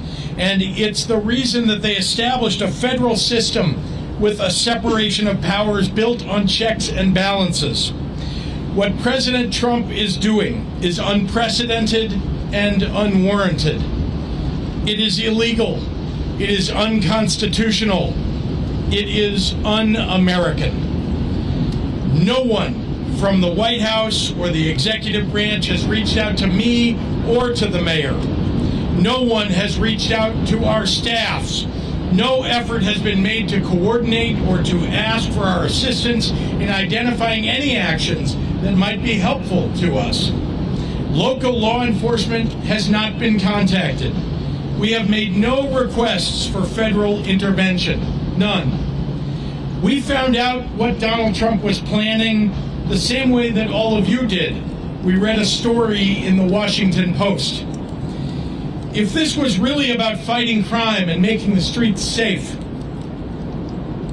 what possible justification could the White House have for planning such an exceptional action without any conversations or consultations with the governor, the mayor? Uh-oh. Okay, fix your audio, NBC. Fix your audio. Wow. Nice. Okay, is there another site? Is there another station? Wow. Audio person fired.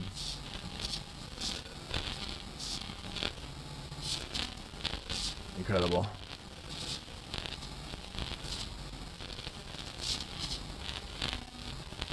Our democracy, militarize our cities, and end elections. MSNBC's There fired. is no emergency in Chicago that calls for armed military intervention. There is no insurrection. There is no insurrection. Like every major American city in both blue and red states, we deal with crime in Chicago.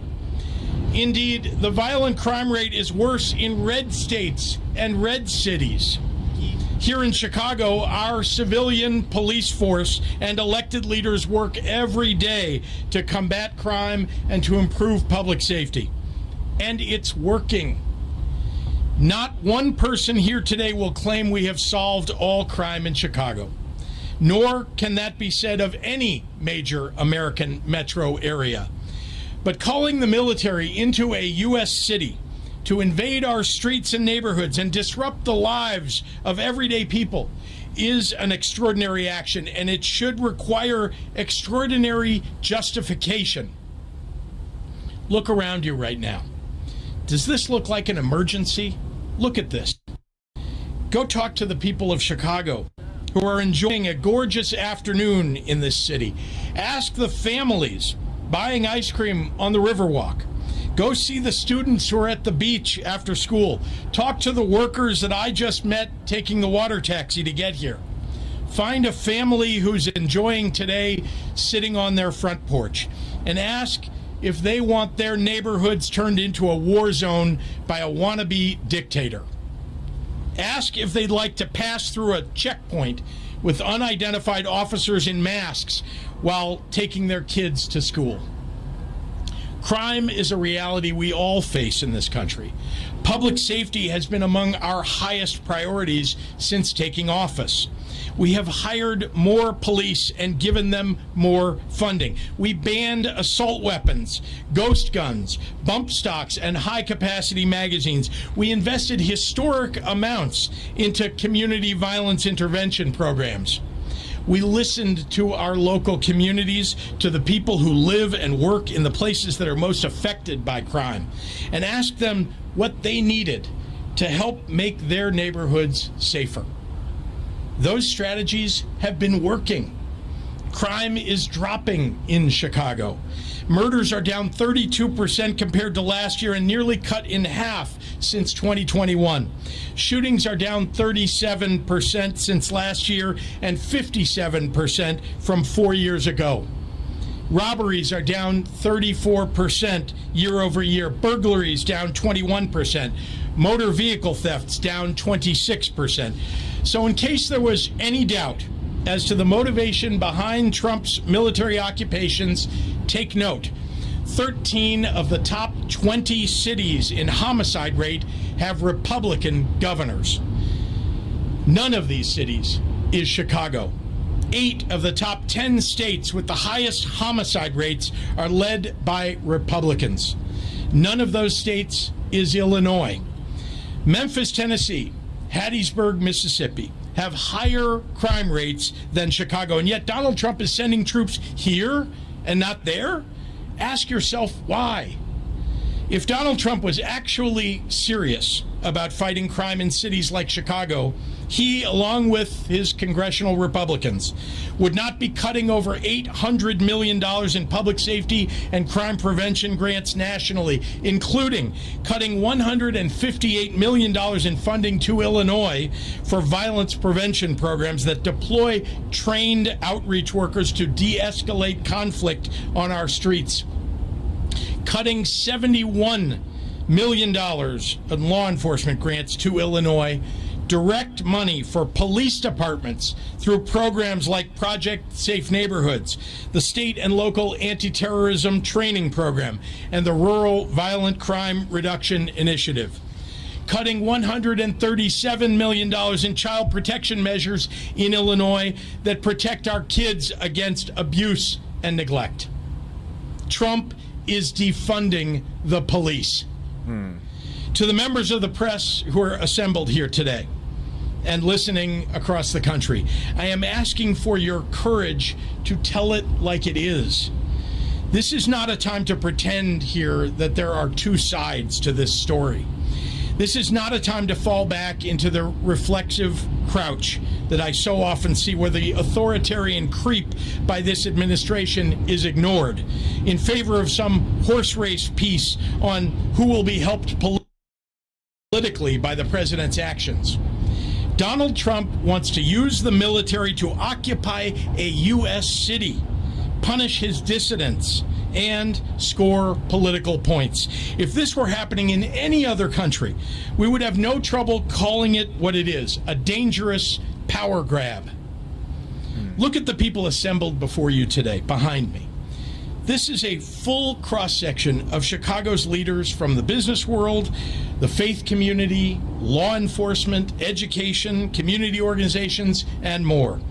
We sometimes disagree on how to effectively solve the many challenges that our state and our city face on a daily basis. But today we are standing here united, in public, in front of the cameras, unafraid to tell the president that his proposed actions will make our jobs harder and the lives of our residents worse.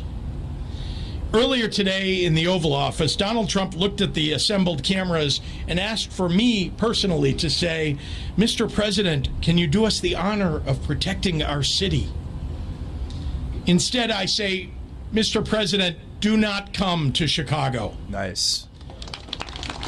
Do not come to Chicago. You are neither wanted here nor needed here. Your remarks about this effort over the last several weeks have betrayed a continuing slip in your mental faculties and are not fit for the auspicious office that you occupy. Most alarming, you seem to lack any appropriate concern as our commander-in-chief for the members of the military that you would so callously deploy as pawns in your ever more alarming grabs for power. Seriously. As a governor, I've had to make the decision in the past to call up members of the National Guard into active service. And I think it's worth taking a moment to reflect on how seriously I take that responsibility and on the many things that I consider before asking these brave men and women to leave their homes and their communities to serve in any capacity for us. As I've said many times in the past, members of the National Guard are not trained to serve as law enforcement. They are trained for the battlefield, and they're good at it. They're not trained to arrest people and read them their Miranda rights. They did not sign up for the National Guard to fight crime. And when we call them into service, we are reaching into local communities and taking people who have jobs and families away from their neighborhoods and the people who rely upon them. It is insulting to their integrity and to the extraordinary sacrifices that they make to serve in the Guard, to use them as a political prop, where they could be put in situations where they will be at odds with their local communities, the ones that they seek to serve. I know Donald Trump doesn't care about the well-being of the members of our military, but I do. And so do all the people standing here. So let me speak to all Illinoisans and to all Chicagoans right now. Hopefully the president will reconsider this dangerous and misguided encroachment upon our state and our city's sovereignty. Hopefully rational voices, if there are any left inside the White House or the Pentagon, will prevail in the coming days. If not, we are going to face an unprecedented and difficult time ahead. But I know you, Chicago, and I know you are up to it. When you protest, do it peacefully. Be sure to continue Chicago's long tradition of nonviolent resistance. I have to go to Chicago. Remember that the members of the military and the National Guard who will be asked to walk these streets are, for the most part, here unwillingly. And remember that they can be court-martialed and their lives ruined if they resist deployment. Look to the members of the faith community standing behind me today for guidance on how to mobilize. To my fellow governors, You straight up saying who would protest. consider pulling your National Guards from their duties at home to come into my state, against the wishes of its elected representatives and its people, you would be failing your constituents and your country. Cooperation and coordination between our states is vital to the fabric of our nation. Oh boy. And it benefits us all. Any action undercutting that and violating the sacred sovereignty of our state to cater to the ego of a dictator will be responded to. The state of Illinois is ready to stand against this military deployment with every peaceful tool we have. We will see the Trump administration in court. We will use every lever at our disposal to protect the people of Illinois and their rights. Finally, to the Trump administration officials who are complicit in this scheme, to the public servants who have forsaken their oath to the Constitution to serve the petty whims of an arrogant little man, to any federal official who would come to Chicago and try to incite my people into violence as a pretext for something darker and more dangerous, we are watching and we are taking names. This country has survived darker periods than the one that we're going through right now, and eventually the pendulum will swing back, maybe even next year. Donald Trump has already shown himself to have little regard for the many acolytes that he has encouraged to commit crimes on his behalf. You can delay justice for a time, but history shows you cannot prevent it from finding you eventually. If you hurt my people, nothing will stop me, not time or political circumstance, from making sure that you face justice under our constitutional rule of law. As Dr. King once said, the arc of the moral universe is long, but it bends toward justice. Humbly, I would add, it doesn't bend on its own.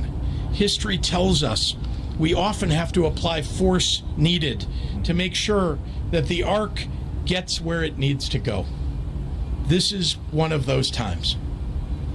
I look forward to taking your questions in a few minutes, but first, I'd like to hand over our podium to Mayor Brandon Johnson. Mayor. Thank you, Governor. And good afternoon, everyone. Thank you to all of the state and local county leaders that are here with us today. So let's just get to the facts. Over the past 2 years, they fix the sound we have over seen there? significant reductions in crime and homicide and violence. Let me say that again. We've reduced homicides in 1 year. Oh, they shut that off? Homicides in 1 year by almost a third. This is a better audio. We've launched a robberies task force with the Chicago Police Department, effectively reducing robberies by almost 35%. We've worked closely with CPD to restructure the Detectives Bureau to bring the clearance rate up to 76%. It's the highest we've seen in more than a decade. We've worked with the Chicago Police Department and our Community Violence Intervention, CVI partners, to reduce shootings by almost 40%. Almost 40%. We've done that in 1 year. This is significant progress, and it's historic progress.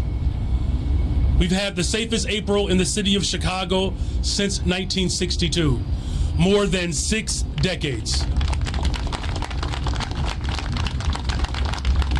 And according to FBI data, Chicago is not in the top 25 of the most dangerous cities in the United States. And these facts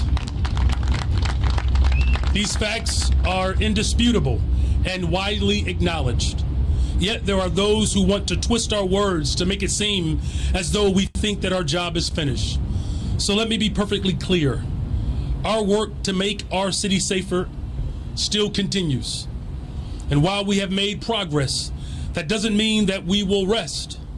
In fact, we know that we have more work to do. And that work is what wakes me up every single day. It's what I think about before I go to bed. That is our focus every single day, and it will continue to be our top priority until Chicagoans feel safe in their neighborhoods, regardless of their zip codes. We cannot call ourselves a safe city until every Chicagoan in our beloved city feel safe, whether you live in Austin or North Lawndale or South Shore. Every single Chicagoan deserves to feel safe.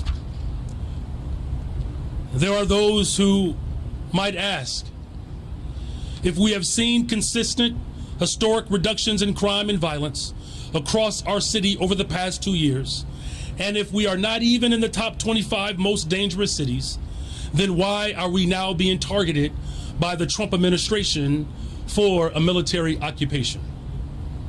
We are being targeted because of what and who we represent. Chicago was known as a working class city.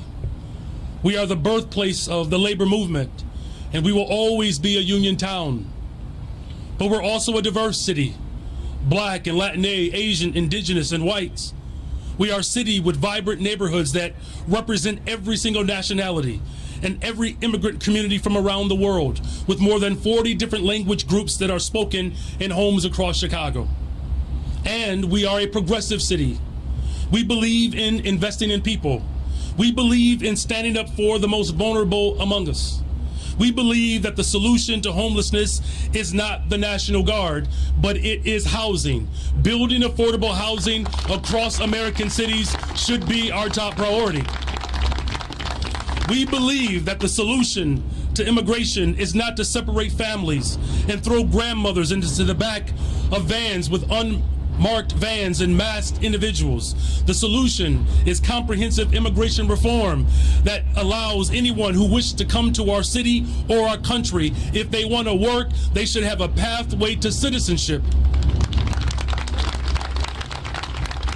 We believe that the solution to poverty is not incarceration, it's investment.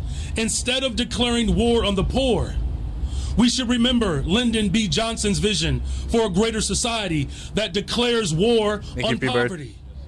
And we believe that you don't solve crime by sending in the military. You work every day towards constitutional policing and rebuilding trust between law enforcement and residents. You solve crimes and bring closure to victims when we ensure that our detectives division have all of the tools that they need. You solve crimes and you bring closure to victims when we hold people accountable, of course, but we have to do it constitutionally. Due process, after all, is still a right for every single person in this country. That's how we reduce crime. So we are being targeted because of who we are as a city more than anything else. We are a shining example of what happens when working people stand together. The last thing that Chicagoans want is someone from the outside of our city who doesn't know our city try to dictate and tell us what our city needs. As the mayor of this city, I can tell you that Chicagoans are not calling for a military occupation. They are calling for the same thing that we've been calling for some time, and that's investment. What safe cities across America all have in common, they invest in people, and that's what we're doing in Chicago. We need the federal resources to make sure that we're building more affordable housing, expanding mental and behavioral health care, education, all of these things that could reduce crime and provide real community safety. Instead of spending hundreds of millions of dollars for a publicity stunt to invoke chaos and terror, the federal government should spend that money on proven solutions to crime and violence reduction. We cannot incarcerate our way out of violence. We've already tried that, and we've ended up with the largest prison population in the world without solving the problems of crime and violence. The addiction on jails and incarceration in this country, we have moved past that. It is racist, it is immoral, it is unholy, and it is not the way to drive violence down. We cannot return to the same failed strategies that got us here in the first place. Under the previous presidential administration, we requested more federal resources to address gun violence in our city. We continue to make that same call. We have made significant progress on our own, but there is so much more that we can do if we had real support from the federal government.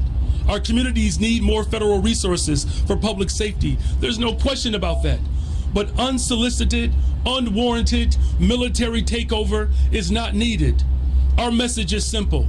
Listen to what our people are actually calling for.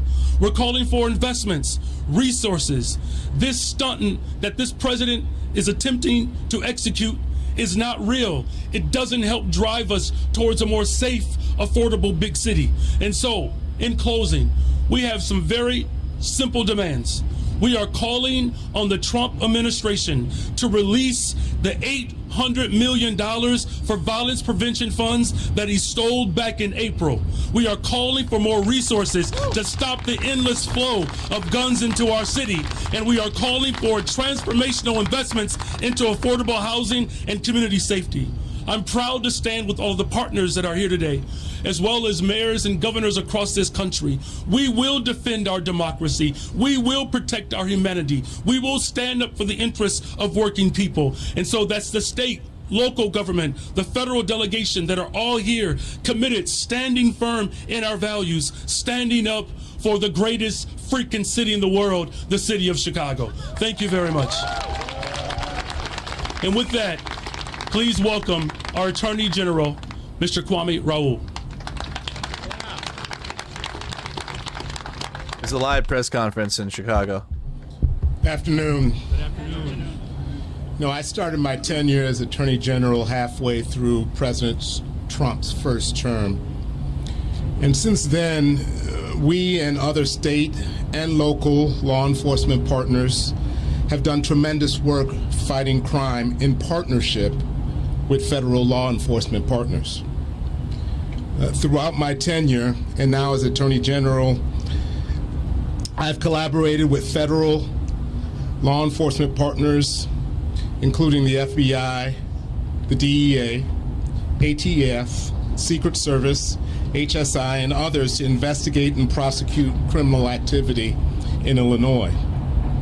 And working together, we have successfully investigated and prosecuted gun crimes, drug trafficking, organized retail crime, internet crimes against children, and other crime. We have a great law enforcement leaders in Chicago and throughout in Illinois, including a great Chicago police superintendent, a great state police director, and a great sheriff. We have also had great special agents in charge and agents at large assigned to Chicago from the federal government. Together, we have embraced a one-team collaborative approach to fighting crime. I say this to emphasize that I'm not and have never been opposed to collaborative help from well-trained federal law enforcement agents. Were the president serious about addressing crime or criminal threats in Chicago, he would dedicate more resources to collaborative work that we already engage in with these federal agencies.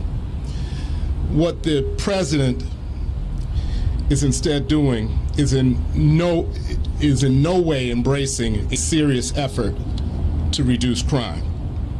Deploying American military personnel who are not trained in civilian law enforcement tactics against American citizens filed a lawsuit that does not promote public safety in our cities. Last week, we filed a lawsuit against the Department of Justice for unlawfully placing conditions on Victims of Crime Act grants.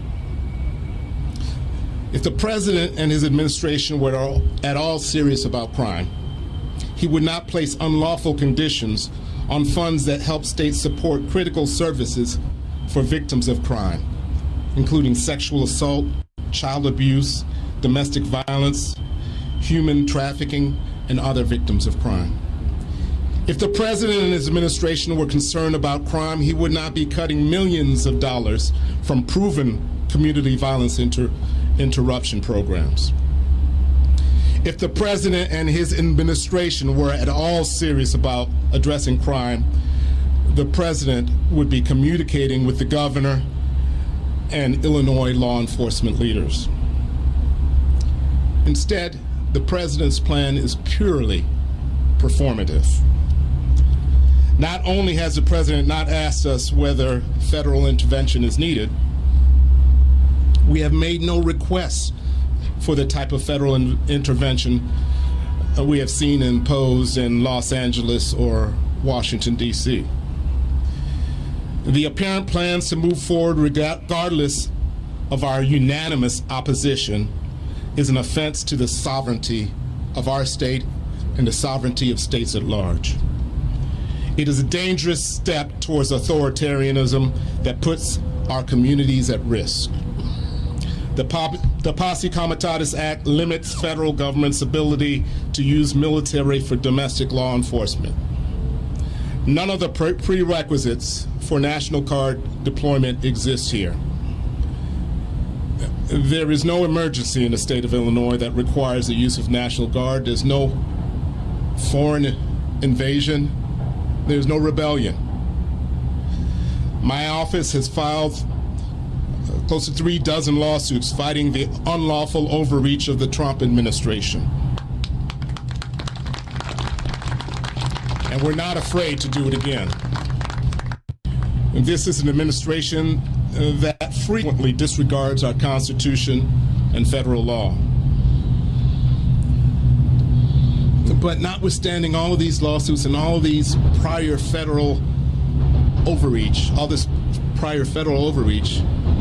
it's possible that deploying members of the U.S. military against Americans could be the most egregious violation yet. It is immoral and it is dangerous. And we will use every legal tool to fight any unlawful deployment of the military against our American citizens in the city of Chicago and the state of Illinois. At this point, I would like to introduce our great U.S. Senator, Senator Tammy Duckworth.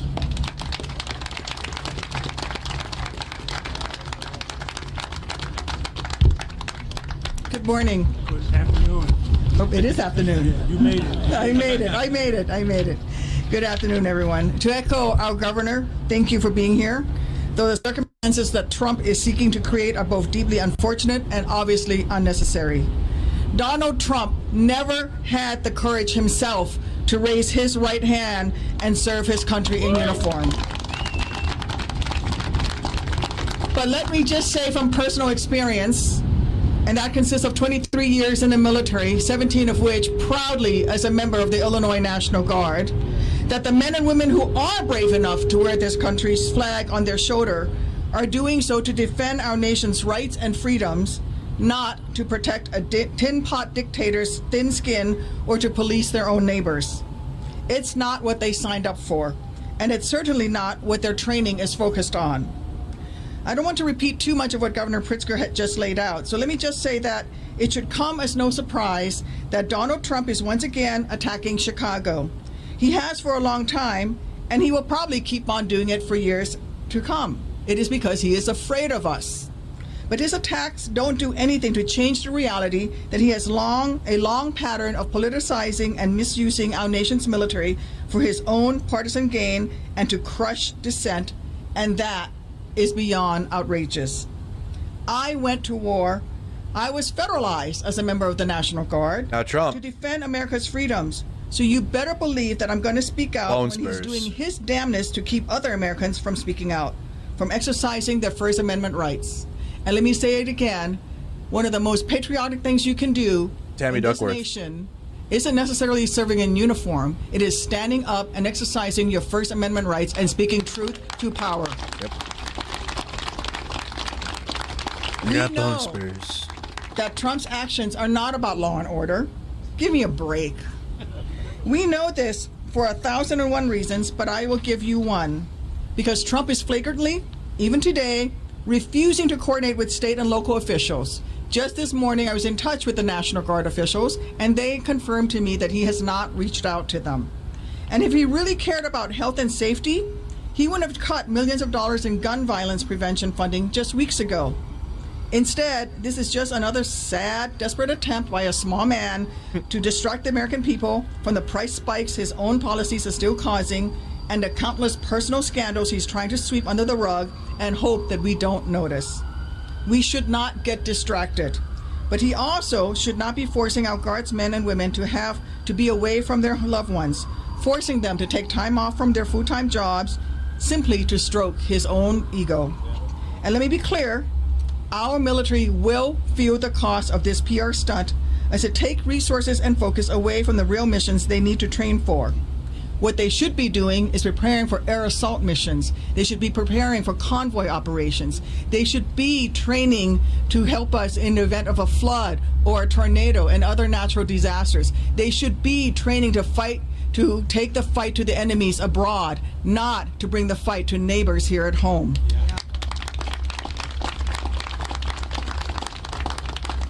He is also inflicting reputational damage on our nation's military, which is supposed to be nonpartisan.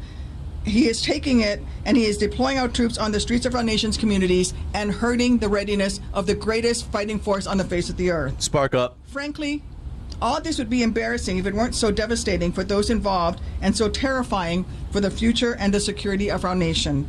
Forcing the military uninvited into Chicago to intimidate Americans in their own neighborhoods does not make our nation stronger. It simply distracts our service members from executing their core mission of keeping Americans safe from the real adversaries who wish to do us harm. It's yet another unwarranted, unwanted, and unjust move straight out of the authoritarian's playbook that will only undermine our military's readiness and ultimately weaken our national security. Donald Trump should be worried about and should be focused on standing up to Vladimir Putin. Instead, he rolls out the red carpet for him. Donald Trump should be supporting Ukraine in its fight against Russia, and yet he does nothing of the sort. Donald Trump should be fighting the Houthis rebels, and yet he has not been able to do that, spending millions of dollars to ineffectively try to stop them from stopping shipping in the Red Sea. Maybe if Donald Trump hadn't dodged a draft so many times, and by the way, that's 5 times that he dodged a draft when his nation called and he decided, ouch, my bone spurs are hurting, he would have actually learned something about keeping our country strong. But that is obviously too much to expect from Cadet Bone Spurs. With that, I'll hand it over to Derek Douglas of the Civic Committee. Thank you. Or actually, I'm supposed to hand it over to Senator Durbin, our great senior senator from Illinois, Dick Durbin.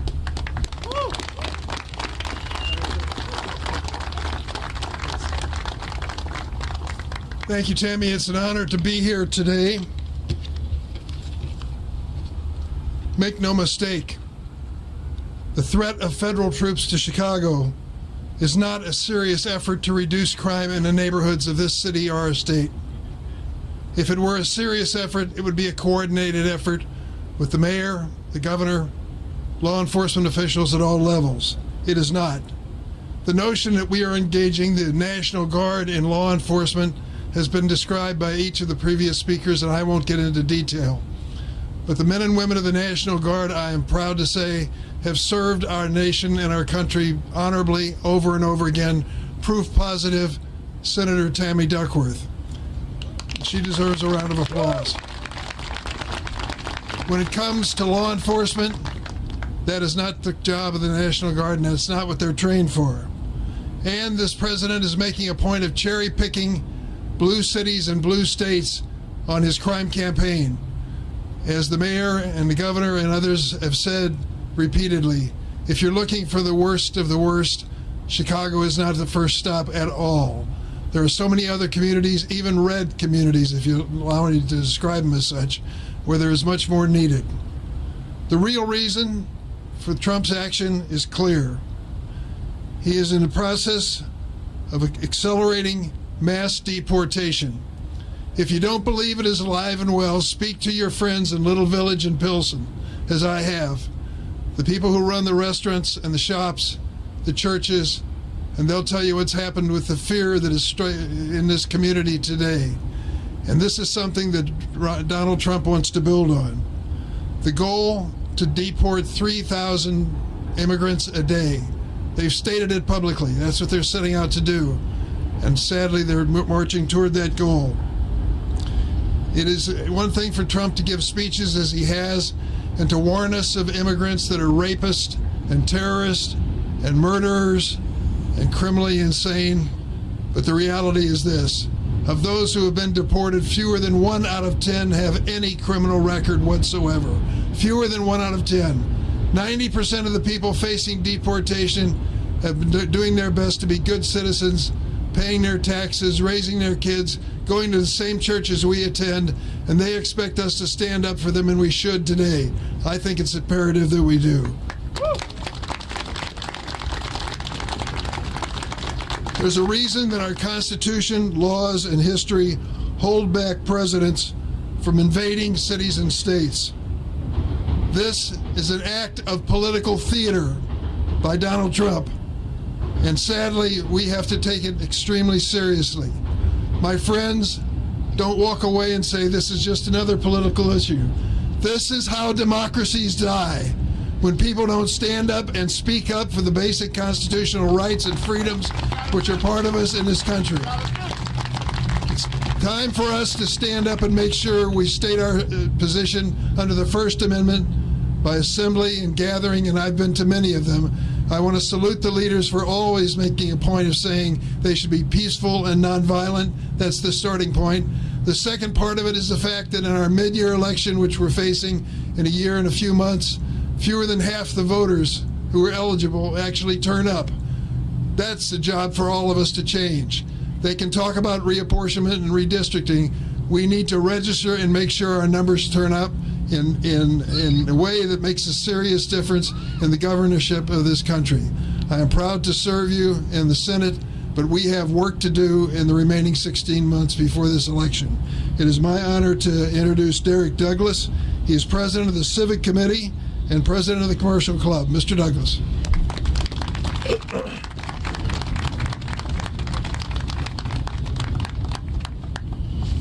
Good afternoon, everyone. Good afternoon. Chicago has a long and storied history of tackling its challenges by working together. Is he moving the guard there public, now? private, and civic sectors to develop and implement solutions. As you've heard today, public safety is no different. Deploying federal troops or federalizing the National Guard without engaging state and local government, business, philanthropic, and community leaders, the ones who understand Chicago's needs and are on the ground working daily to make our city safer, is unprecedented and unwarranted.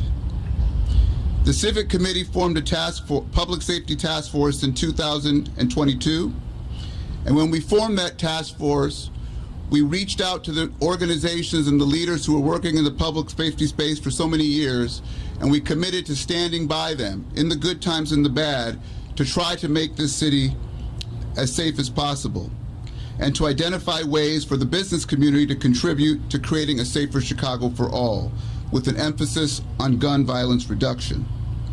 Through those efforts, we work closely with the city, the county, and the state. That's pretty cool, Grunge. CPD, Chicago's criminal justice system and leaders, philanthropy, and community-based violence intervention organizations in what we call a one-table approach. And as many of the previous speakers have mentioned, we are making incredible progress on reducing gun violence in our city, even though we have a ways to go. That said, we do believe there is a critical role for federal support that could benefit our city. And we would welcome those to help us be true partners from the federal government in this work. But to be helpful, it needs to be coordinated and integrated with our one-table approach efforts on the ground, not isolated and militarized from afar.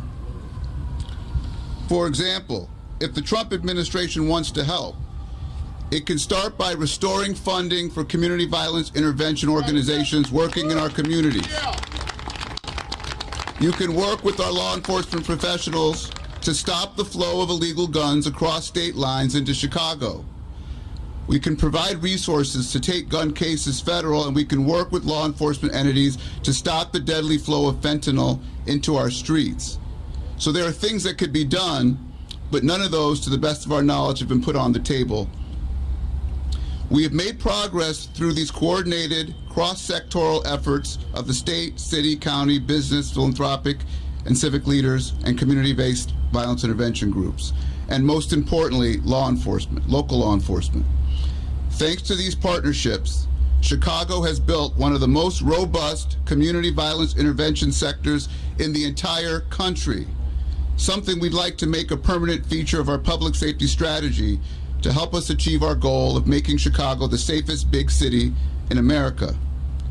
The federal government should look to engage with stakeholders to assess where help is truly needed instead of cutting funding to this critical work or taking unilateral action that is missing local context.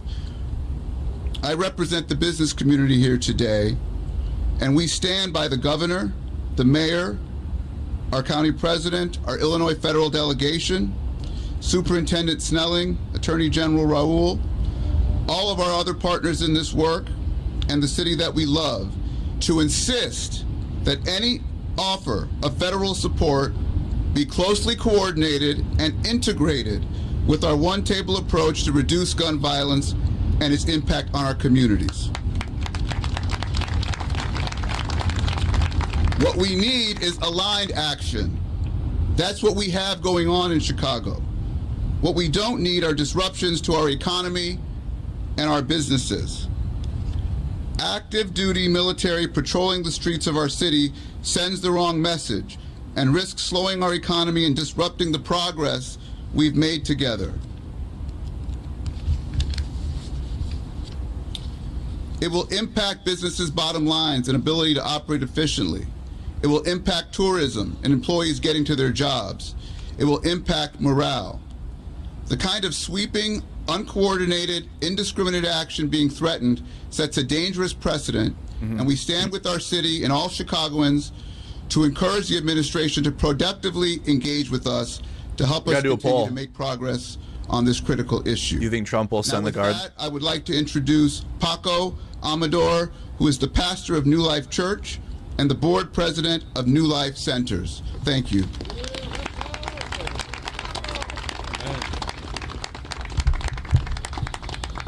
Thank you so much. We predicted this would happen when LA was out, when you sent him to LA. To study downtown. And I remember as a hungry college student, got in a car with a bunch of people and we drove right into Little Village, Mexican immigrant neighborhood in the city of Chicago. There is an arch at the entrance of the neighborhood. It is, I love this arch. It's a symbol of what Chicago stands for. It's a welcoming doors for migrants and Spanish-speaking people from all over the Midwest of the United States. I go to that arch every single week as a local minister to pray at those doors. I love the fact that it's an arch, but it has no doors. The doors are never closed. There's no doors. For a decade, I was a Chicago public school teacher, and right across the street from our church, for the last 2 decades, I have been a pastor in this multilingual, multicultural community. I love being a pastor there. Through New Life Centers, we have been able to see the strength and beauty of a city that collaborates. Not just faith initiatives, elected officials, business, community initiatives, all of us together. From last year to now, there has been an 80% decrease in shootings and homicides in our community. And that is a powerful thing that no one can claim that they have done it. We have all done it together. Just yesterday, I was part of our congregation, and many other congregations in Little Village and North Lawndale closed down their services to be able to join in the historic Route 66 in Ogden Avenue. It never closes except yesterday. And it was a beautiful thing to see North Lawndale, South Lawndale coming together. Several years ago, our local alderman who's here, Mike Rodriguez, came over to my house. He knocked on the door and he said, "Hey, Pastor, come with me. Let's go and say hi to neighbors." I've never experienced that. I loved it. We walked in to one side of the street and we met. I didn't even know that many neighbors. I've been living there for 30 years. I didn't know so many of those neighbors. We had some great conversations. Then we went to the other side. We met other neighbors that I've never seen. We've lived across the street from each other. Then we went to the other side. After 3 days of visiting, He will let us know in 2 weeks. I didn't think of that one. We ended up coming together with an idea for an abandoned lot right in the corner of those streets.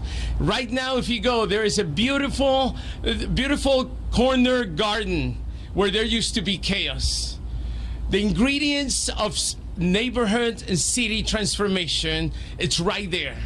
Elected officials, faith community, business, neighbors, community organizations, all coming together to work together. I guess what I'm trying to say now is that Chicago, together with all these friends and community neighbors and collaborators, is that Chicago is a growing and thriving city, which under our watch will, with community, faith, local government, state collaboration, will continue to keep its doors open to all those who seek a thriving city. I love living in the city of Chicago, contrary to negative narratives. Every time I ask my kids, my wife and I have eight children. Every single one of them have been born in the city of Chicago. Every time I ask my kids, hey, do you want to ride to school? Most of my kids say, Dad, I'd rather go biking in the city. I ask them why. They say, because I love this city. Today, I just want to say that we live in a thriving city, and we will continue to work together to see this city thriving even more. I want to welcome Reverend Sierra Bay Chamberlain, Executive Director of Live Free Illinois. Thank you. Again, God bless.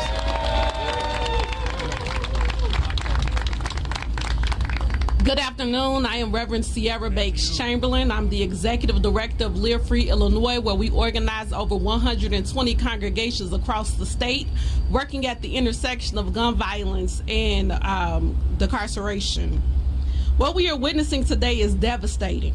The President of the United States has chosen to target Black and brown communities already traumatized by state-sanctioned violence and white supremacy. This is not just politics. This is state-sanctioned violence. This is an authoritarian stunt. This is a declaration of war on our people. Two things can be true at the same time. Yes, gun violence has disproportionately impacted Black and brown communities, and yet, across the country, we are seeing historically low numbers in homicides and shootings. That progress is not an accident. It's the work of thousands of mothers, of fathers, of pastors, of organizers, street outreach workers, and young people who wake up every day to build public safety from the ground up. But instead of listening to us, this administration listens to a handful of Judas voices willing to sell out their own community. That is white supremacy, propping up a few to betray the many. And let's tell the truth. There are cities in Missouri, Louisiana, Mississippi with higher homicide rates than Chicago, yet they were not targeted. Why? Because this is not about saving lives. It's about punishing Illinois leadership, punishing Black and brown resistance, and punishing Black hope. Chicago and people across Illinois, we don't need soldiers in our streets. We need resources in our schools. We don't need tanks in our neighborhoods. We need jobs, housing, and health care. We don't need an army to occupy us. We need our tax dollars invested in us. If the president truly cared about violence, he would invest in community-based solutions. If he cared about safety, he would hold gun manufacturers accountable. But instead, he has chosen to weaponize the military against Black and brown lives, and that ain't right. That ain't right. Illinois, we will not be fooled. We will not be divided. This is a modern-day attack to roll back our civil and human rights. But God has not given us the spirit of fear. And though the kingdom of heaven suffered violence, the violent will take it by force. So hear me. We will not bow. We will not break. We will not bow down. We will not stand. We will resist. We will stand. stand, and we will fight for our freedom and our communities, our rights by faith, courage, and collective power. And by the way, release the Epstein files. Okay. And with that being said, Okay. I introduce Father Michael Flager. Have her speak at everything. Nope, she needs to be promoted right now. Immediately. Like everyone else has stated clearly, Chicago's not in a state of emergency. We all reject any deployment of National Guard on Chicago streets. We do not need nor want a militarization of Chicago or Illinois, which is only going to induce fear, chaos, and disturb the progress we are presently making to decrease violence. The state of emergency is in America, not Chicago, and is birthed from this president and his administration. Dr. King said he could not raise his voice against the violence of the oppressed without having first spoken clearly to the greater purveyor of violence, his own country. And those are my words to you, Mr. Trump. Before you dare speak about any violence in Chicago, look into your mirror and address the violence coming from the White House. The violence of cutting SNAP, which will cut $2.4 million in food access, put 360,000 Illinoisans at risk by taking food off their tables. Address the violence of cutting Medicare and Medicaid by $500 million. There we go. Reducing access to doctors Okay. and threatening the closure of hospitals and nursing home facilities throughout the state of Illinois. Father-based. Putting Americans in life and death situations. Some Americans will die because of your Medicaid cuts. Address the violence of cutting $158 million for violence prevention in Illinois. And yes, as others have stated, the $800 million anti-violence grants nationwide. And address the violence of refusing to ban assault weapons and high-capacity magazines, refusing to have universal background checks as well as red flag laws, and making America the gun capital of the world due to its gun ownership and sales. And while you're at it, Mr. Trump, stop the gun flow into our state from your Republican state of Indiana. Yes, Mr. Trump, rather than exploit our men and women in uniform for your own political theater, look into the mirror and address the acts of violence that you have ordered from your golden Oval Office, creating violence and chaos throughout this country. Take the wasted money in sending the National Guard and the wasted money used on threatening commercials by your Homeland Security Secretary, and use it on real violence and prevention programs that will bring peace. The only one we have to be concerned about is violence is you, Mr. President. Send the National Guard to 1600 Pennsylvania Avenue. And now I'll bring back our governor for questions, Governor J.B. Pritzker. Happy to take any questions from members of the media. Mary Ann.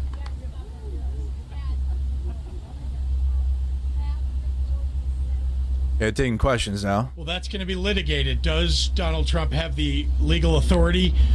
It's unconstitutional. It's against the law. We talked about posse comitatus. There is no reason why American military can be or should be in American cities when there is not an insurrection.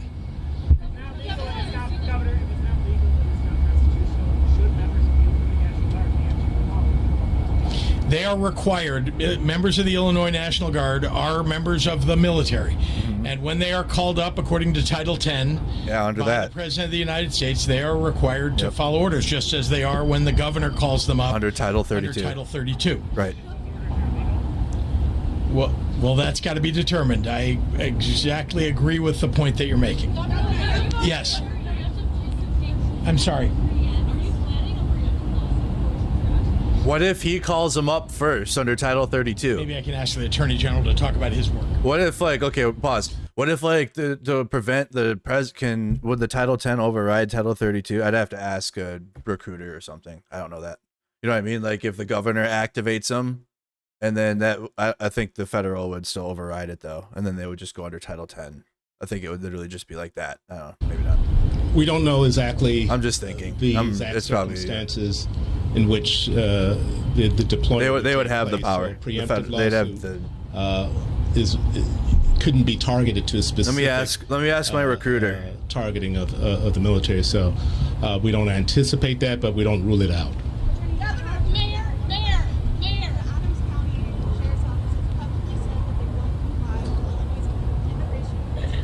I don't have a comment on that right now. Thank you. That's what I would ask him, though. If I was there at the press conference, that would be my question. No comment on that right now, Isabel.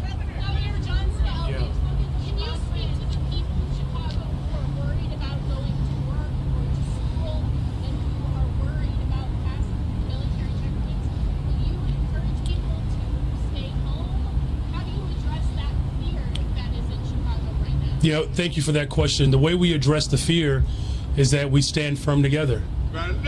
That's why you have this full display today, that we are going to have the backs of working people across this city, and that any attempt to intimidate our people from being able to live their lives, that is the quintessential example of terrorism. And we will not bend, break, or bow to that type of tyranny. So we're going to continue to make sure that the people of Chicago know their rights, and business, philanthropic, labor, elected leaders, faith leaders, we're all going to put our arms around every single resident of this city to ensure that our way of life is not disrupted.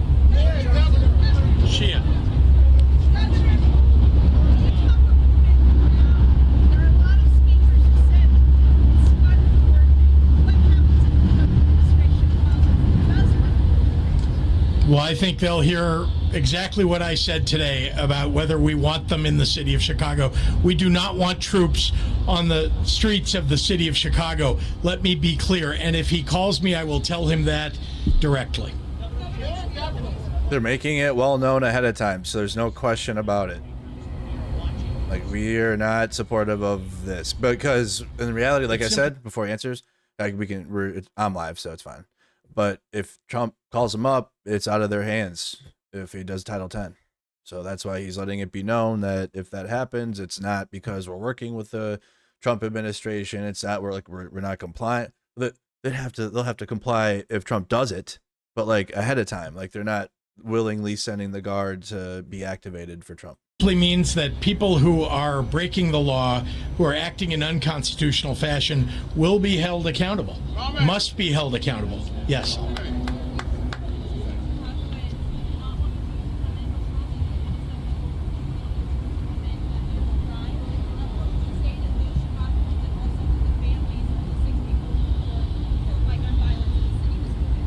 Look, every single person that is the victim of violence in any city across the entire United States is worthy of our sympathy and also worthy of having law enforcement go after the perpetrators. That is what we do in the city of Chicago. That is what we do in the state of Illinois. We will not give up on that. And we will stand up for the people of the state of Illinois and the city of Chicago by following the law. Thank you. I got you. I can speak for Chicagoans. Look, Chicagoans bring are up not the Epstein. Yeah, say the Epstein files for again. a militarized force to occupy our city. They're not asking for that. I can tell you what Chicagoans are asking for. They want us to build more affordable housing. They want us to invest more in young people. They want us to ensure that we're creating mental and behavioral health care services. And do you know how I know that's what they want? It's because that's what's working. There's a 32% reduction in homicides. That's not an easy feat to accomplish. And we're doing that collectively. Chicagoans, here's what Chicagoans want. We want a reimbursement from our tax dollars that we send to the federal government, to send it right back to the city of Chicago to ensure that we build safe and affordable communities. That's exactly what they want. Go ahead. Why the fake backdrop of public safety when not Inglewood? Why not Inglewood? Why not being the Inglewood area where the violence and the crime is at? Can you answer that? Look, as we've said before, protecting our First Amendment is the top priority of our democracy. And so, of course, we want people to raise and elevate their voices, but they have to do it in a very peaceful way. Let me be very clear here. The Trump administration, they are trying to incite and provoke violence. And so that's why you're seeing a very coordinated, disciplined response in this moment. Look, there's no secret that the city of Chicago has been on the front line fighting for justice, not just for Chicago, but for folks across this country. This is the city that said, keep hope alive. This is the city that birthed, yes, we can. And so we know how to resist. We know how to raise our voices. We know how to do that in a constitutional way. And that's what we're calling for. Thank you. He answered that one really well, actually. Well, of course, like in any major city, there's always room for like especially in big cities with lots of people in them.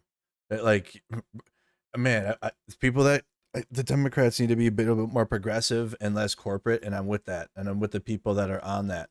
But boy, is the alternative, like if you had a right winger right now running a major city, you are like going to be Cyberpunk City.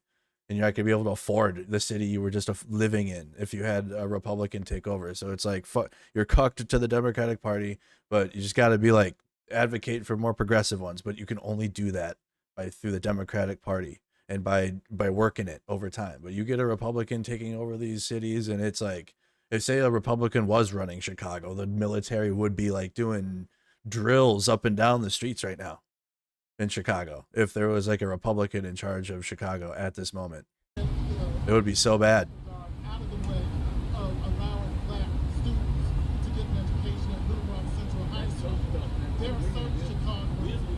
Yeah, we could repeat, but they're adding more. They're adding more to it though. You got Palantir Systems firing up now. Patriot Act about to be on steroids, if not already. China, going to be like China around here. So what do you have to offer besides rosy statistics that don't jive with the statistics? There is not an emergency in the city of Chicago. There is nothing that calls for having troops on the streets of the city of Chicago. Exactly. We have crime like other cities do, but let's be clear. We are actually in better shape than the 30 biggest cities across the United States. We're in better shape on average, and it is important to recognize that the President of the United States is doing this for theatrics. This is not because we've asked for it. It is not because there is some justice that he is going to seek. It is because he wants to create chaos. That is all this is about. Right, I know the governor is in control of the National Guard under Title 32. My question earlier was, can a governor, to prevent Trump from taking them under Title 10, can they call them up under Title 32? And like that is like a preventative measure, or is it like even if they did that, will Trump still be able to Title 10 them and then just pull them off of 32 and then they're under Title 10, which means they're federalized, and then Trump can send them wherever the hell he wants, like he has been? That's my question. But yes, you're correct. The governor is in charge of the National Guard, and more often than not, they're used for disaster relief, or they're sent, or like our guard is sent down in hurricane relief or whatever. That's like what they're used for a lot, for like when they're activated in the United States. But now times are different. Now we got them used to patrol the streets and shit. I'm sorry, I need to call it on somebody new. Yeah.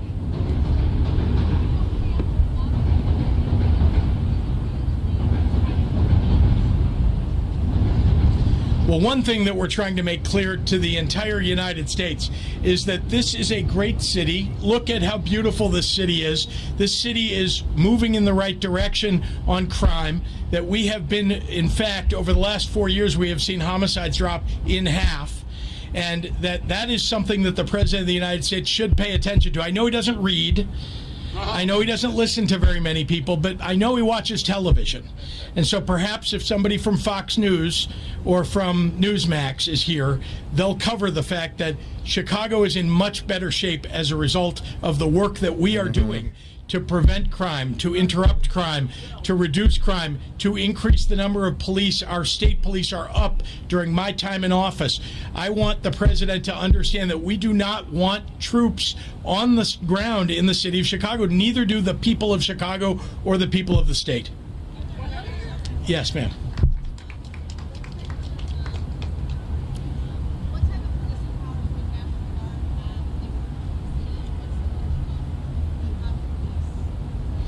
Well, the Chicago Police Department has its job to do. The troops, if they are federalized, will be limited by what federal troops can do. So those are the rules. They're not supposed to be doing crime fighting. They're not supposed to be involved in anything other than what federal troops are supposed to do.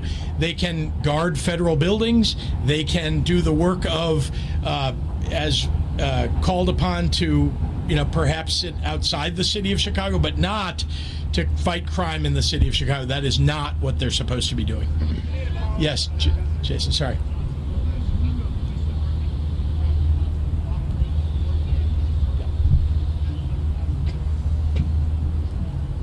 So the police department is under the direction of my leadership, my Superintendent Snelling. We have our own autonomy in terms of how we protect this city. As the governor has articulated, federal troops are not police officers. They don't have that authority or that power. So the very thing in which the president is claiming he wants them to do, they don't have the authority to do that. Look, here's the other thing that's important. Our local law enforcement cooperates with federal agents on a host of things, one of which is getting illegal guns off the streets of Chicago. Just a couple of weeks ago, we seized over 150 guns that were trafficked in from Mississippi and Indiana. That's the type of coordination that we have to continue to do to drive safe and affordable neighborhoods. Thank you all very much. Sure. I'm sorry. I know you were looking to ask a question.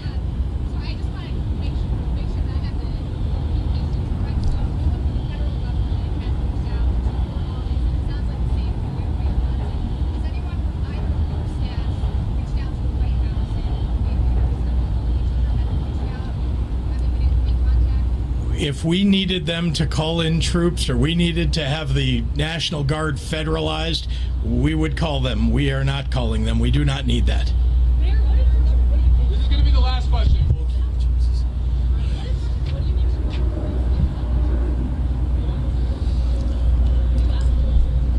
Well, look, we're going to use every single tool at our disposal. Here's the most important thing to note today, is that you have complete alignment across the entire city of Chicago that the city of Chicago firmly rejects militarized forces occupying our city. It is uncoordinated, uncalled for, and unsound. The best way to build safe and affordable communities, not just in Chicago, but across this country, is to invest in them. The safest cities in America invest in people. And that's exactly what we're doing. Thank you all very much. Have a great day. Interesting. All right. So good press conference. I'd say a good message at the Trump administration. Made a clear message that, hey, the guard, Trump, we don't want it here. It ain't coming here. Or at least they don't want it there. If Trump decides to send it there, that's what's going to happen. But the city of Chicago made a unified message. You got political leaders, religious leaders, community leaders that were all standing there. Many of them spoke, including the governor of Illinois, Pritzker. And yeah, the message was unified that we're not with that. We are not with that at all. Okay. It's happening. He's in his Hitler era or what? Did I catch your eye? Boy. Oh boy. Has he said anything about sending the guy? I don't think he said anything about flag burning, whether it's America or Israel is protected by the First Amendment to the United States Constitution, either Congress or the president. Oh dang, dude, base Thomas Massey again. Burning your own American flag is nenarded, but it's not illegal. This word is terrible. No one should want a federal government so powerful that it can block you for burning your own shit. Well, I once again find myself agreeing with Thomas Massey. It's been a tough year. He seems to find his way on the correct side of issues, but not all of them, definitely. Wild card, MAGA wild card. So it's like still covered in shit. Thank you for the follow on the Twitch. Appreciate that. Thank you, Dishap. I like how he added the Israeli flag on there. I like that. I got pushback already. I already told people I'm gonna get the flag and burn it, and I got people in their feelings really bad, like super bad. Do a pride flag, immediately thinks of gay people. Again, what's up with conservatives? Straight to, how can I think of like the gayest thing possible immediately? Right? You know what I mean? Isn't it like 90% of their politics? It's like you hit them with like something, and then they're like, "Oh yeah, well, trans people. Let's talk about that." I'm like, bro, like, just, it's wild. Would love to participate. Oh, I got like, you should have seen this one dude was responding to me. He was like super sad. I think he privated his account though, so I couldn't read it on stream. We were busy though, so I couldn't. But you know, I'm interested to see the responses to this, because it's constitutionally protected and people are going to put their feelings over it. And I don't care. I mean, me 5 years ago or 6 years ago probably would have felt differently. I wouldn't have been cringe about it though. I would have like been like, yeah, I can't do that or whatever. But now it's just, I see it so differently, because brother, it is a piece of fabric. I mean, you know what I mean? As long as you buy your own flag and burn your own, like burning your own shit is, no, people are going to be like, why the fuck are you burning your own shit? But like, at the same time, you bought it. What did you spend your money on and burn? It's your freedom to do that. If you bought it, and that's it. You can't burn someone else's. Don't do that. Then you can go to jail for sure. You want to burn your own though? I mean, if you wanted to take a $20, because you can get this shit for like $20. So if you wanted to take a $20 bill and light that on fire, you can do that. But you want to buy $20 and spend it on an American flag and burn it? I mean, yeah, people have their feelings though. They're like, you can't do that because the flag means so much to me. Man, I'm responding to something. I gotta post some up on my Facebook because I just like, you guys gotta see this. You guys gotta see this. Sometimes you just need to poke the bear and see what happens. You need to ruffle some feathers. Are you gonna play Metal Gear Solid Delta? Is a bear shit in the woods? There's a bear shit in the woods.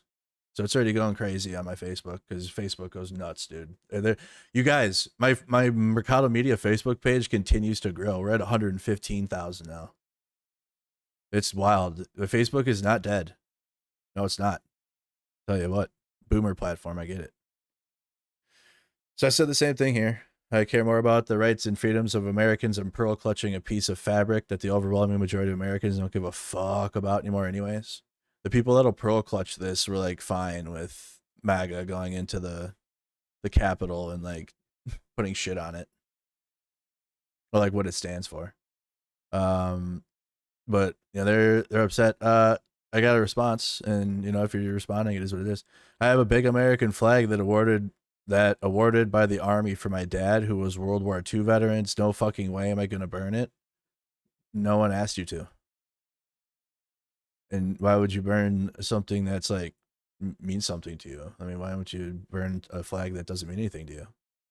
So is it it's a specific memory that flag's attached to, or is it the flag? Because you could get a cheap ass China American flag that like is just a piece of shit, and I don't think you would care if you burned that, or if that was on fire. Yeah, you would. I wouldn't. I mean, duh. Or if you got a baseball from your dad, or something, or whatever. It's a piece of like history or like memory that you have attached. So of course you're not going to burn that. So get a different one. That's what I said. They're like $20 on Amazon. You know, or get one of the little ones. They're like $5. The little ones you can get that put in the yard, the little yardstick American flags that you can wave. Don't do that, you'll get arrested. No, I won't. I will if I do it in a place that could cause arson, but it wouldn't be in a place that could cause arson. So there's like, you know, or it would be my own. So I got this response. Have you ever served in a unit that lost someone? I'll never forget putting someone in a body bag, loading them into the aluminum travel casket, then being at the funeral and the presentation to the families of the flag. You to you, of course, but this vet would never feel comfortable with someone burning a flag. That's just my personal feelings and the first thing I think about when someone does it. Okay? And definitely you can have some empathy there. And I just said, I respect your feelings. However, I care more for constitutionally protected rights over feelings. And that's what matters to me. Okay? You have the freedom to feel that way and feel personally upset that the flag is burning. But you don't have the right to take their freedom of speech to do that away. Okay? And I don't care how hard you feel about it. I don't. Okay, it is what it is. I've never burned a flag in my life. Never, not any flag. Just not something I don't. The last thing I burned is this joint. Let's go 420 friendly stream. That's the only thing I burn these days. It's fucking, but like, I mean, it's still protected under free speech. He only cares for likes and comments. Mm-hmm. I did not think about this. Too many horrors have been done under this flag, and many incidents are draped under this flag. I'll be oh wow, that's not how I was reading like, you know, like civil rights violations and slavery and shit. But they see how people read things differently. So the way I read it, okay, I would be conflicted. Also, war is such a waste, but people, that's feelings. That has nothing to do with constitutionally protected rights that have been enforced twice and been challenged twice in the Supreme Court. What did the flag do to you? Oof. Oh boy. You're such a scumbag, and I hope you catch yourself on fire. Facebook is savage, chat. It's savage over there. I'm telling you what. Tell him to cry. Only 3.75 years left until he changes the term limits. LOL, cry face. They're hoping for it. Because I have absolute psycho MAGA that follow me on my Facebook. That's why if you ever feel like, why do I talk about MAGA all the time? It's because they bring themselves to me. So I see what they say all the time. And I have insight on what's going on because they comment shit on my stuff. And they say things like he's going to change the term limits and they're excited. Or they're like trolling, but they're serious. What the fuck? Do it on camera, dumbass. The post literally says, I will do it on camera. Do it on camera then. You're so tough. Okay. Can you read? You know that's a year in jail? Fucking weekend warriors, man. When are you doing this? I would love to watch. You know that's a year in jail? You're in prison for that. You're a traitor. Traitor. Cry more. Lou said, shame on all of you. That flag represents the blood of soldiers who fought for your freedom and the Constitution, which would have never been if it weren't for those soldiers. Because of the people like you, that's why this world is now a piece of shit. Thank you very much. No respect for now, one, or anything. You all suck. All lives matter. So I'm gonna go straight to hell with that. It says go straight to hell with that one. Holy. Oh my god, Pearl clutch. Clutch my flag. My flag. Dude, it's crazy over here though.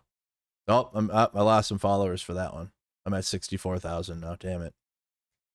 Shit. I was at 65K before that post. That one upset him.